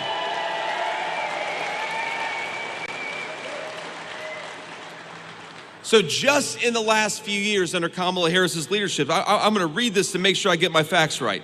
Stellantis announced that it was going to lay off 2,500 Michigan auto workers who make the Ram 1500 Classic. What a disgrace that is. A great American automobile, and those jobs are going to get destroyed and either replaced with factory jobs in Mexico or completely eliminated altogether, because Kamala Harris doesn't want to empower Americans to buy Michigan-made automobiles. Last year, GM let go 1,300 Michigan workers at 2 separate facilities. And Ford is currently rolling back a lot of its EV production because a lot of Americans don't want to buy EVs. They want to buy the cars that they want to buy. Now, why are we doing this to our own workers? Why are we doing this to our own industry? Why are we doing this to our own country? Because Kamala Harris has decided that she's going to pursue policies that make her donors, her green scam donors, rich, and she's going to impoverish a generation of Michigan auto workers. I say, hell no. Let's empower and enrich Michigan auto workers with the leadership of Donald Trump.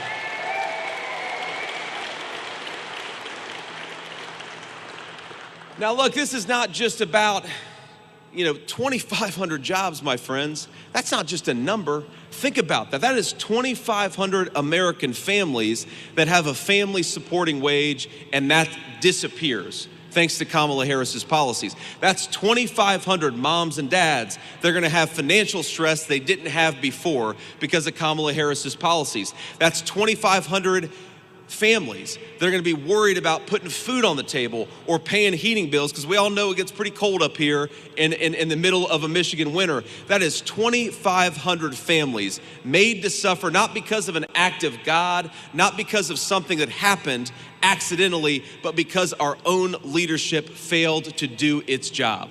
And if this election is about anything, it is about getting back to some common sense economic principles that put American citizens, American workers, and American consumers first. And that's exactly what we're going to do. Every single day, that's why we exist, is to serve you, not to destroy your jobs like Kamala Harris. Now, of course, remember the promise that was made, and Tim Walz made this argument last night.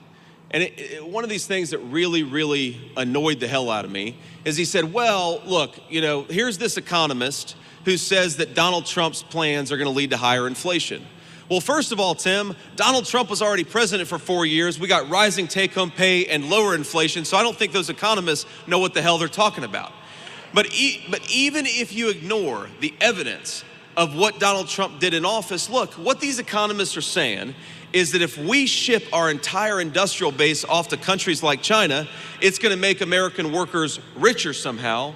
It's going to make our goods cheaper somehow. Well, we've been living through the inflation of the last 3.5 years, and we know that when we make our country less self-reliant, when we pursue the policies that Kamala Harris says that we ought to pursue, it makes Americans poorer. It drives up the cost of food and of housing. It makes our country less prosperous, and it makes our nation more dependent on people who don't like us to make the critical stuff that we need. We got to get rid of that. Stop listening to the economists and start listening to common sense in this country.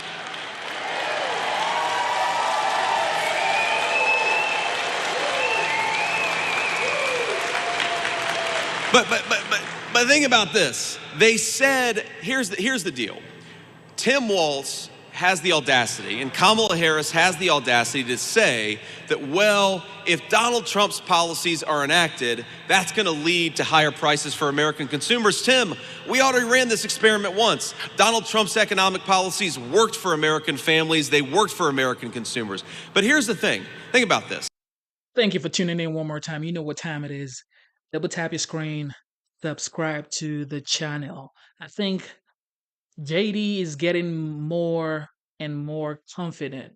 You see the way he talks now? After the debate, I think his confidence level has gone up, because he did so well at the debate yesterday. Double tap your screen, subscribe to the channel. Let's get it. If a Chinese company wants to hire a literal slave laborer making $4 a day, and they want to import the goods made by that slave laborer, then it's going to make Americans poor. Because, of course, we shouldn't expect American middle-class workers to work for a slave wage in China. We ought to expect our middle-class workers to be able to support a family on those wages, and that's what we're going to fight for every single day. So here's what you got to do. To prevent those companies and those countries from undercutting the wages of American workers, you gotta be willing to impose tariffs. Fight back against the theft of the American middle class, penalize those companies that are shipping jobs overseas, and give a tax cut to American workers. That's how you build prosperity for this country, and that's what we're gonna fight for.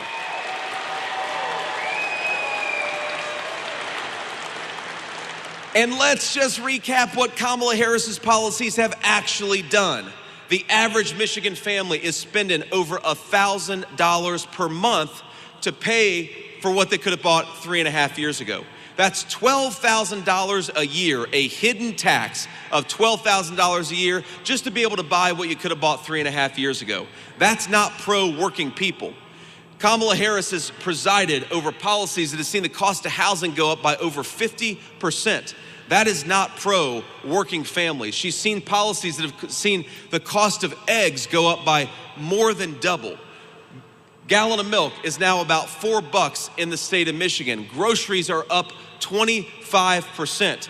Kamala Harris's leadership has been tried and it has been found wanting, and Americans, we want to get back to common sense. We want to be able to afford a nice living, a nice house for our families, and to do that, we have got to elect the common sense leadership of Donald J. Trump, and that's exactly what everybody in this room is going to do.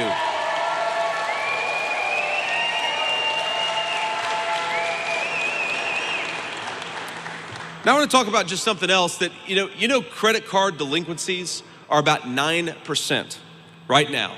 That means a lot of American families are sacrificing. They're not paying their credit card debts so they can afford groceries or they can afford the mortgage. What a disgrace and what a sad commentary it is on Kamala Harris's economic policies that you've got hardworking people who are doing everything that they can to provide for their families, and they're falling further behind. One more time, thank you for tuning in.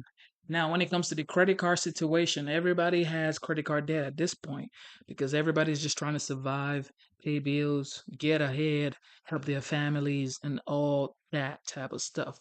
Well, Trump is saying he's going to cap the card interest rate at 10%.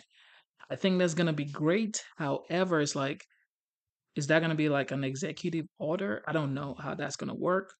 But that is going to be great for the American people 100%. I just don't know how that's going to work. But we definitely do need that. All right, double tap your screen, subscribe to the channel. Let's listen to JD Vance.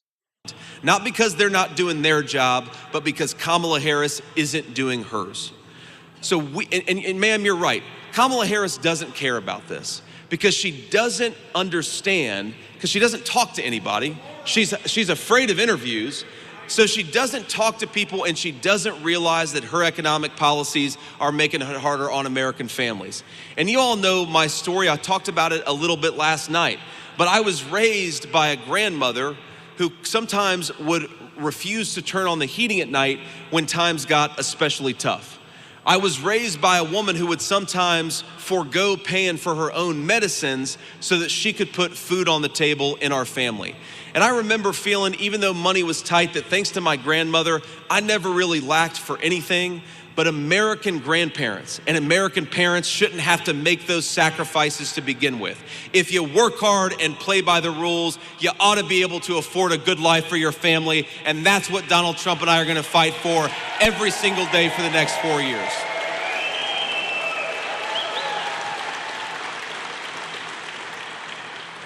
And I want to talk about one more issue. We're going to, of course, take a few questions from the reporters, but I want to talk about one more issue. Because the American media, and especially Kamala Harris and Tim Walz, they don't want to talk about how this illegal immigration crisis is a theft of the American dream from American citizens.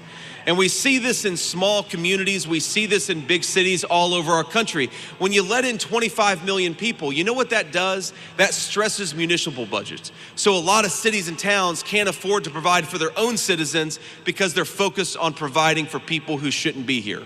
You know, hospital wait times, because illegal aliens use hospital emergency rooms primarily. So hospital wait times have gone up in the state of Michigan. They're close to 3 hours for American citizens who want to go into the hospital and see a doctor.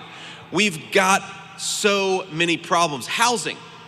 You know, when you let in 25 million illegal aliens and they compete with Americans for scarce homes, that drives up the cost of housing, and that is a major cost of the housing crisis. I had the debate moderator attempt to fact check me last night. She said, "What's your evidence that illegal immigration promotes and increases housing cost increase?" And I said, well, first of all, common sense. When you let in millions of people who shouldn't be here, you got to house them somewhere, and those are houses that ought by right go to American citizens. Donald Trump and I are going to fight for that every single day. American homes for American people.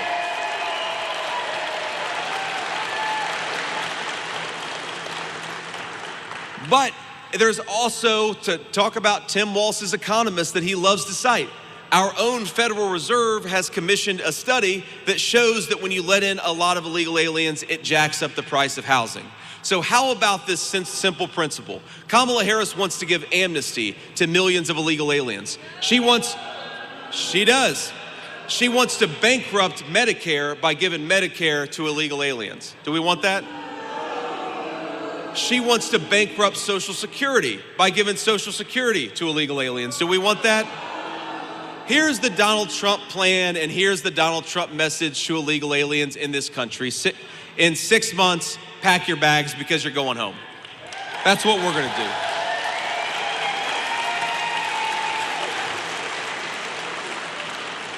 And you know, you heard this a little bit last night. You hear a lot of talk about compassion when the issue of illegal immigration comes up. Well, let's talk about compassion. Because I'm the father of 3 beautiful young kids. I don't think that it's compassionate to empower the Mexican drug cartels to engage in sex trafficking along our southern border. That's not compassionate. I don't believe that it's compassionate to flood American cities and towns with fentanyl that is killing our citizens by the tens of thousands. I don't believe that it is compassionate to allow our southern border to become a drug trafficking and business zone for some of the most evil and terrible people in the world. You know what's compassionate? Closing that border down and putting the interests of American citizens first, and that is what we're going to do.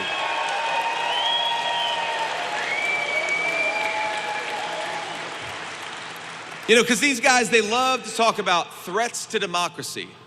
Well, as Donald Trump will often remind you, he took a bullet for democracy. So I don't think that any person can accuse the guy of doing anything other than fighting every single day to make this country more prosperous and to make the world more peaceful. But when the media talks about threats to democracy, you know what a threat to democracy is? When you have Kamala Harris running for president despite not earning a single vote from Democratic primary voters. That's a threat to democracy. You know what else is a threat to democracy? When big tech firms and major American companies and big government censors American citizens and deprives them of their voice in the town square. That's a way bigger threat to democracy than anything else going on, and we're gonna stop it right away. Because look, I genuinely think this is one very big difference between Kamala Harris and Donald Trump. Look, I disagree, of course, with Kamala Harris. I disagree with Governor Walz.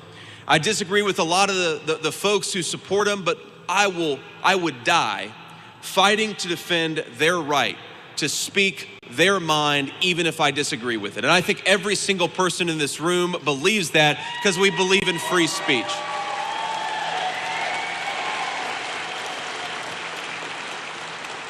And as a person who was raised by a couple of working class blue collar Democrats, I want to say to every Democrat who's watching at home, every Democrat who's in this room, you are more than welcome in Donald Trump's Republican Party. We're the party of common sense.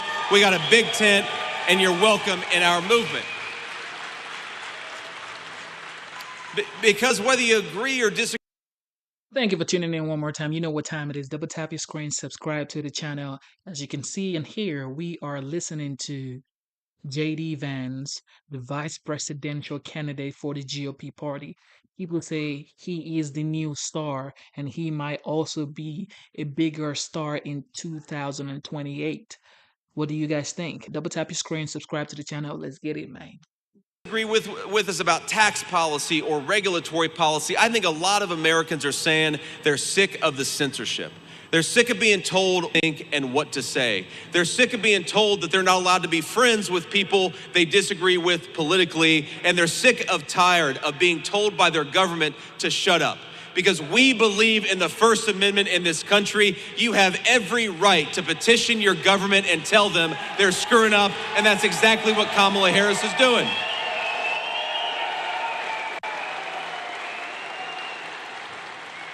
And that's why Bobby Kennedy endorsed Donald Trump. That's why Tulsi Gabbard endorsed Donald Trump, because we believe in persuading our fellow Americans and not silencing them. And that is a big difference between Donald Trump and Kamala Harris. You hear these people talk, and Governor Walz mentioned this yesterday.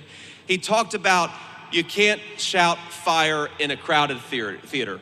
And you know what that line is from a disgraced Supreme Court opinion. We believe that the solution to bad ideas is to debate them and persuade our fellow Americans. Kamala Harris believes the solution to things she disagrees with is to silence you and to shut you up. It's disgraceful, it's anti-American, and we will not stand for it in Donald Trump's political movement.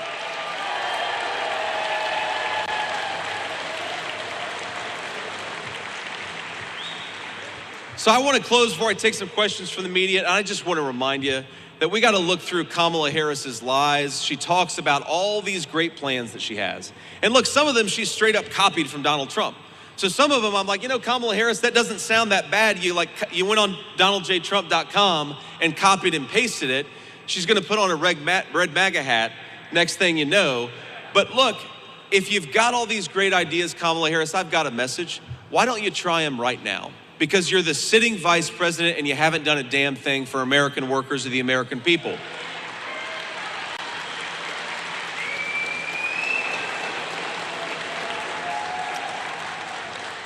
The sitting vice president cannot say on day one, we're going to tackle the affordability crisis. Day one was 1,400 days ago, and your policies caused the affordability crisis. She can't say on day one, we're going to make the borders more secure, because she's been the border czar for years, telling Americans that the border is secure. She ought to do something about it now instead of lying and gaslighting the American people.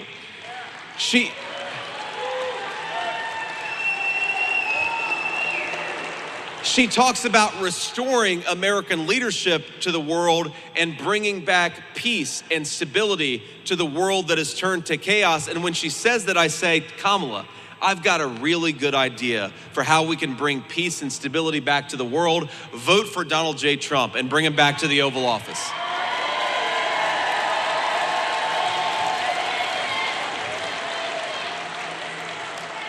So to all of you who are here and all of you that are watching or will see some of the clips of this later on, I just want to tell you that we have the greatest country in the history of the world. We've got flying in here, and trust me, as a Buckeye, it is hard to admit it, you have got one of the most beautiful states in the entire United States of America, especially this time of year. I love being in Michigan. We've got the best natural resources, the best people, the best workers, the best history anywhere in the world. And I know a lot of people feel like the American dream is out of reach. I know a lot of people feel like it's gotten way too expensive to afford food and energy. It's gotten way too expensive to pay the rent. And I just want to tell you, please do not give up on this country. Because as broken as the leadership of this nation is, it's gonna change in 33 days, but only if we get out there and work for it.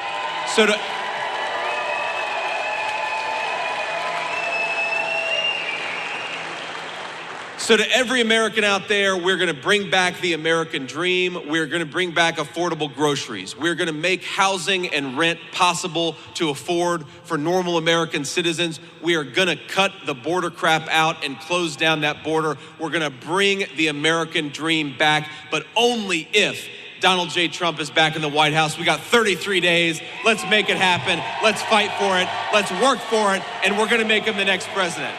So, Let's take a few questions from the reporters, and I always like to start with the local reporters first, and then we'll do the national folks if we got time afterwards. Senator Vance, first of all, congratulations on last night's debate. Thank you. I did get a chance to speak to some voters here before you stepped on stage. I spoke to Jeffrey and Bert, and they said that they loved how the debate was civil and policy focused. But then I also got some opportunity to speak to voters outside of the event, and I got a question from Robert from Pontiac, and it's a two-part question. I hope you can answer it. Sure.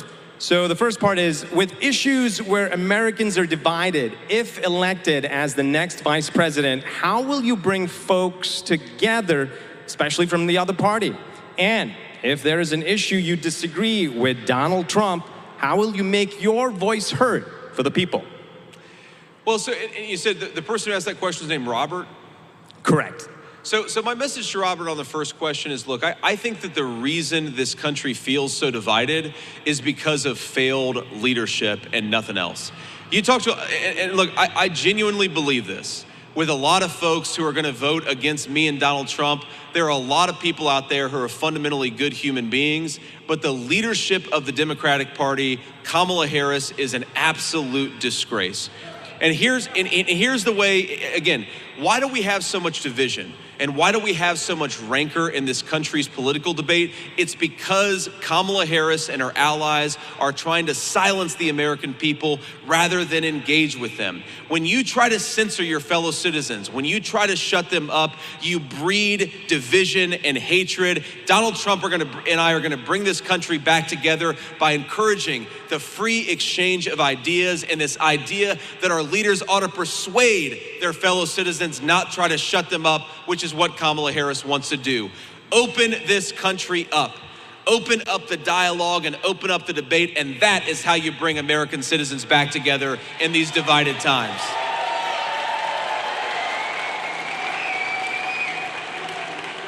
But on the second question about what do you do when you disagree with Donald Trump, the answer is, first of all, Donald Trump is at the top of the Republican ticket. He will be the next president of the United States. I've got two responsibilities. The first is to support the president in enacting an agenda that I believe is going to lead to rising take-home pay and lower inflation for American citizens. That's number one. But of course, if I disagree with the president, it is my responsibility to talk to him about it and to offer honest counsel in private. And one of the things that I love about Donald Trump is that he takes advice and feedback from everybody. As much as you know, it's funny when the president, the only conversation that he and I ever had about whether I might become his vice presidential nominee was the Saturday before the convention. If you remember, that was the Saturday where he was shot in Bucks County, Pennsylvania. I saw him that morning in Florida.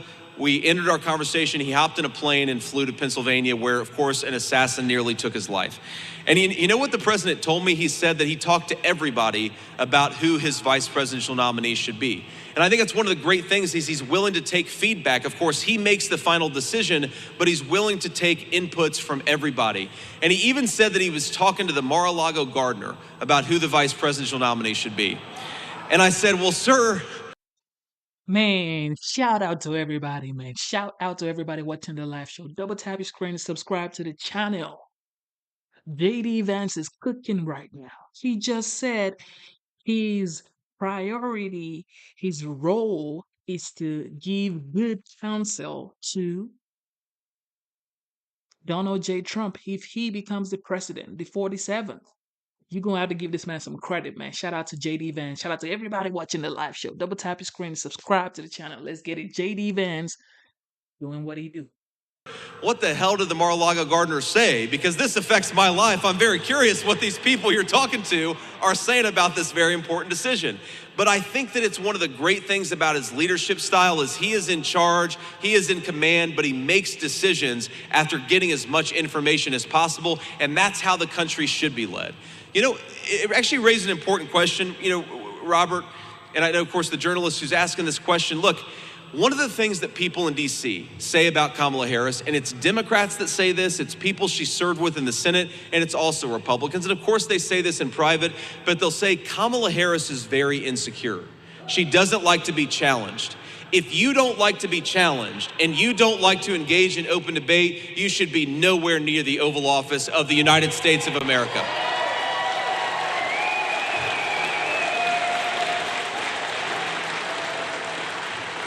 Next question. Thank you. I'm Charlie Langton from Fox News, WLBJ here. Hey, Charlie. I talked to a lot of people here. They also said you were very cordial last night in the debate, and the message got through. But compare your style to Donald Trump's style, where he was a little aggressive. Do you think that Donald Trump's message sometimes is lost because of his aggressive style? No, Charlie, look, I think, first of all, there is a media caricature out there of Donald Trump that is so different from the man that I've come to know. And I think that, when he called me last night, you know what he said? He asked me how my wife was doing. And he said, you just had a hell of a debate. I'm sure that you were nervous. You had every right to be nervous, but go and have a nice meal with your wife and go and enjoy this moment. Like, that's the Donald Trump that I know. People say,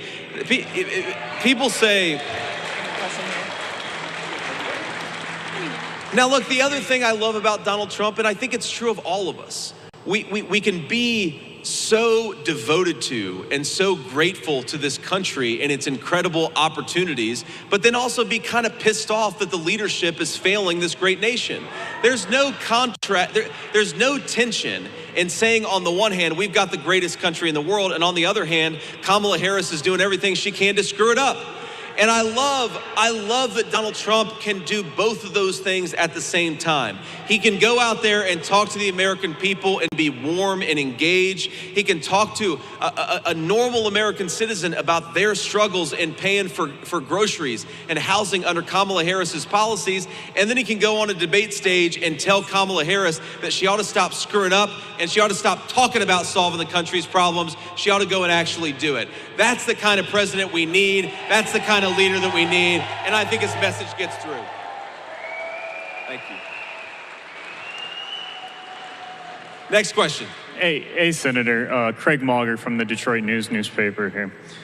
You were talking about your opposition to EV mandates. My question is, do you think the government should have any role in incentivizing, providing financial assistance to battery plants, to electric vehicle plants? Michigan is poised to benefit from some of these investments. Will you allow those to go forward? Will you try to interfere with those? Thank you. Well, look, I think there's certainly a role, and I believe this, I know Donald Trump believes this, in encouraging innovation, but there's a difference between promoting innovation and sending hundreds of billions of dollars to favored industries that make their products in China. These are two very, very different things. And here's the problem with a lot of these EV mandates is that this money was supposed to go to American workers, but Kamala Harris's IRS found every way possible to allow that EV subsidy to go to manufacturers in China and not in the United States of America. And here's the other problem with it. It's not just auto jobs that we're worried about here. Think about all the people who make carburetors. Think about all the people who make transmissions. There's an entire supply chain in the auto industry that China dominates when it comes to EVs and America dominates when it comes to gas-powered cars. So before we go and subsidize the EV industry, let's open up the American supply chain for that industry so that American workers and American consumers benefit. All of the minerals, all of the rare earth materials, a lot of the battery technology, a lot of the supply chain for these electric vehicles is made in China. And with the one hand, Kamala Harris wants to make it harder to build that supply chain in the United States of America. And with the other hand, she wants to send money to an industry that's built in China. It's disgraceful, and we gotta stop doing it. Invest in American workers, not in Chinese workers and Chinese firms.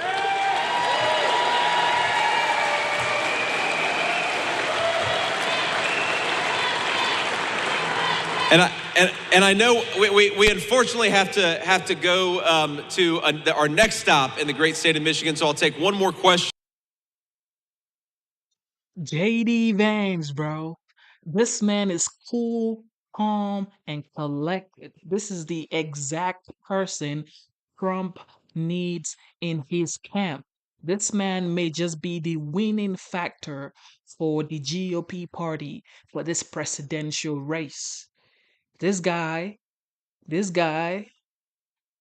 he's cooking. He's been cooking. Now, I know everybody knows he's been cooking now. Double tap your screen, subscribe to the channel, let's get it, man. And then I'll offer a final observation, then we'll hit the road. Hi, Senator. Hi, Senator. Will Jones from Local 4. Hey, Will. I spoke with some elected officials or election officials last week about their concern about people who are trying to undermine our elections. Why didn't you answer the question last night during the debate about who won the 2020 presidential election? Well, look, here's the simple reason. The media is obsessed with talking about the election of 4 years ago. I'm focused on the election of 33 days from now because I want to throw Kamala Harris out of office and get back to common sense economic policies. But I also think you can believe that America needs to have secure and free elections, but also talk about the fact that just a couple of weeks ago, Democrats in the U.S. Congress blocked a piece of legislation that would have ensured illegal aliens don't vote in our elections. If you believe in American democracy, if you believe in our constitutional republic, you should be trying to strengthen American election integrity and not weaken it. So we're going to talk about election integrity because I believe that every vote ought to count, but only the legally cast votes, and that's why we fight for election integrity, and that's why we care so much about it. Now this actually leads me into my next point, because I want to talk about, look, Democrats, whether they agree with what Donald Trump and I say about some of the criticisms we have, for example, I think that we make it way too easy for people to fraudulently vote in this country. Okay? I think that we should have passed the SAVE Act that would have ensured illegal aliens don't vote in our elections. Apparently, Kamala Harris disagrees because she fought that legislation every step of the way. But the reason why Kamala Harris should actually sign on with our pro-election integrity efforts, things like common sense voter ID, is because it gives the American people confidence in the most important thing that we do when it comes to our government, which is voting. I want every American to have confidence. And by the way, to all of you listening out there, I believe that we are going to have the safest and most secure election in 2024 that we've had, because the RNC is fighting for election integrity in a way that it frankly wasn't 4 years ago. So get out there. So I'd encourage folks, get out there and vote. And this brings me to swampthevote.com. And I want to make sure I got this right here. It's swampthevote.com. Go to swampthevote.com. Check your registration, check your polling location. It'll give you some good information about how to vote and also how to volunteer. Because, you know, one of the things that we're trying to do to ensure common sense election integrity is to promote more poll watchers. We've got more poll watchers in the Republican Party today than we had 4 years ago. If you're interested in helping us out and making sure that every legally cast ballot counts, then you can go to Swamp the Vote and help figure out how to get involved in those efforts. We believe in election integrity. I know all of you do, but election integrity only happens if all of us fight for it. But I got to be honest with you, I think that we're in a better shape in 2024 than we have been in a long time. We've done a lot to make our elections more secure, and what we've got to do, my friends, is get out there and vote. Never give in to the despair that your voice doesn't matter. We've got all kinds of ways to vote. You can vote early, you can vote by mail, you can vote on election day. Look, I don't love that we have election season in this country instead of election day, but it is what it is, and we've got to play by the rules that we've been given. And if we play by those rules over the next 33 days, we are going to win. We are going to send Donald Trump back to the White House, and we're going to save the American dream for all of our citizens.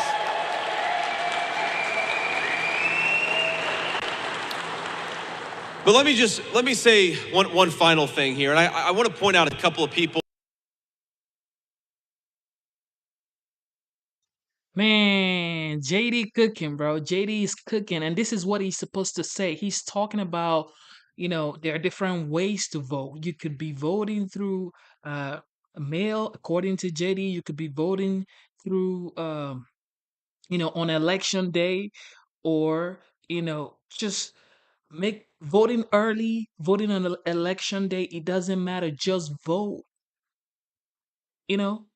You just make sure you vote. As long as you are a citizen of the United States, you need to vote. That's what he's saying. If you think you want to vote for Donald J. Trump, if you're voting through mail, if you're voting on election day, make sure you vote. And this is what he's supposed to do.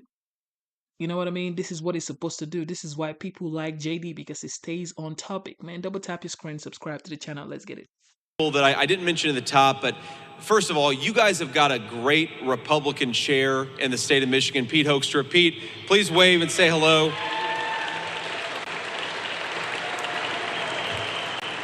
We've got an old friend of mine from before either of us were involved in politics, the great Congressman John James. Where's John at? I know he's around here somewhere. John's got a beautiful family, and he's been a great advocate for the state of Michigan. I hope you guys reelect him, and I believe that you will. But let me just say this final thing before we got to hit the road. I have learned over the last 8 weeks more about this country than I could have possibly hoped to learn. And I mentioned this last night, but the thing that has affected me the most is all of the people who come up to me, and some of them are struggling to put food on the table, and they have the generosity of spirit to ask me how I'm doing, or to tell me that they're praying for my wife and kids. And it makes me realize that we have got the greatest country in the world. So I don't want us to ever get so frustrated with our leadership that we forget that we've got the best people, the best jobs, the best workers, the best natural resources. The only thing that I believe is broken about this country is the failed generation of leadership of people like Kamala Harris.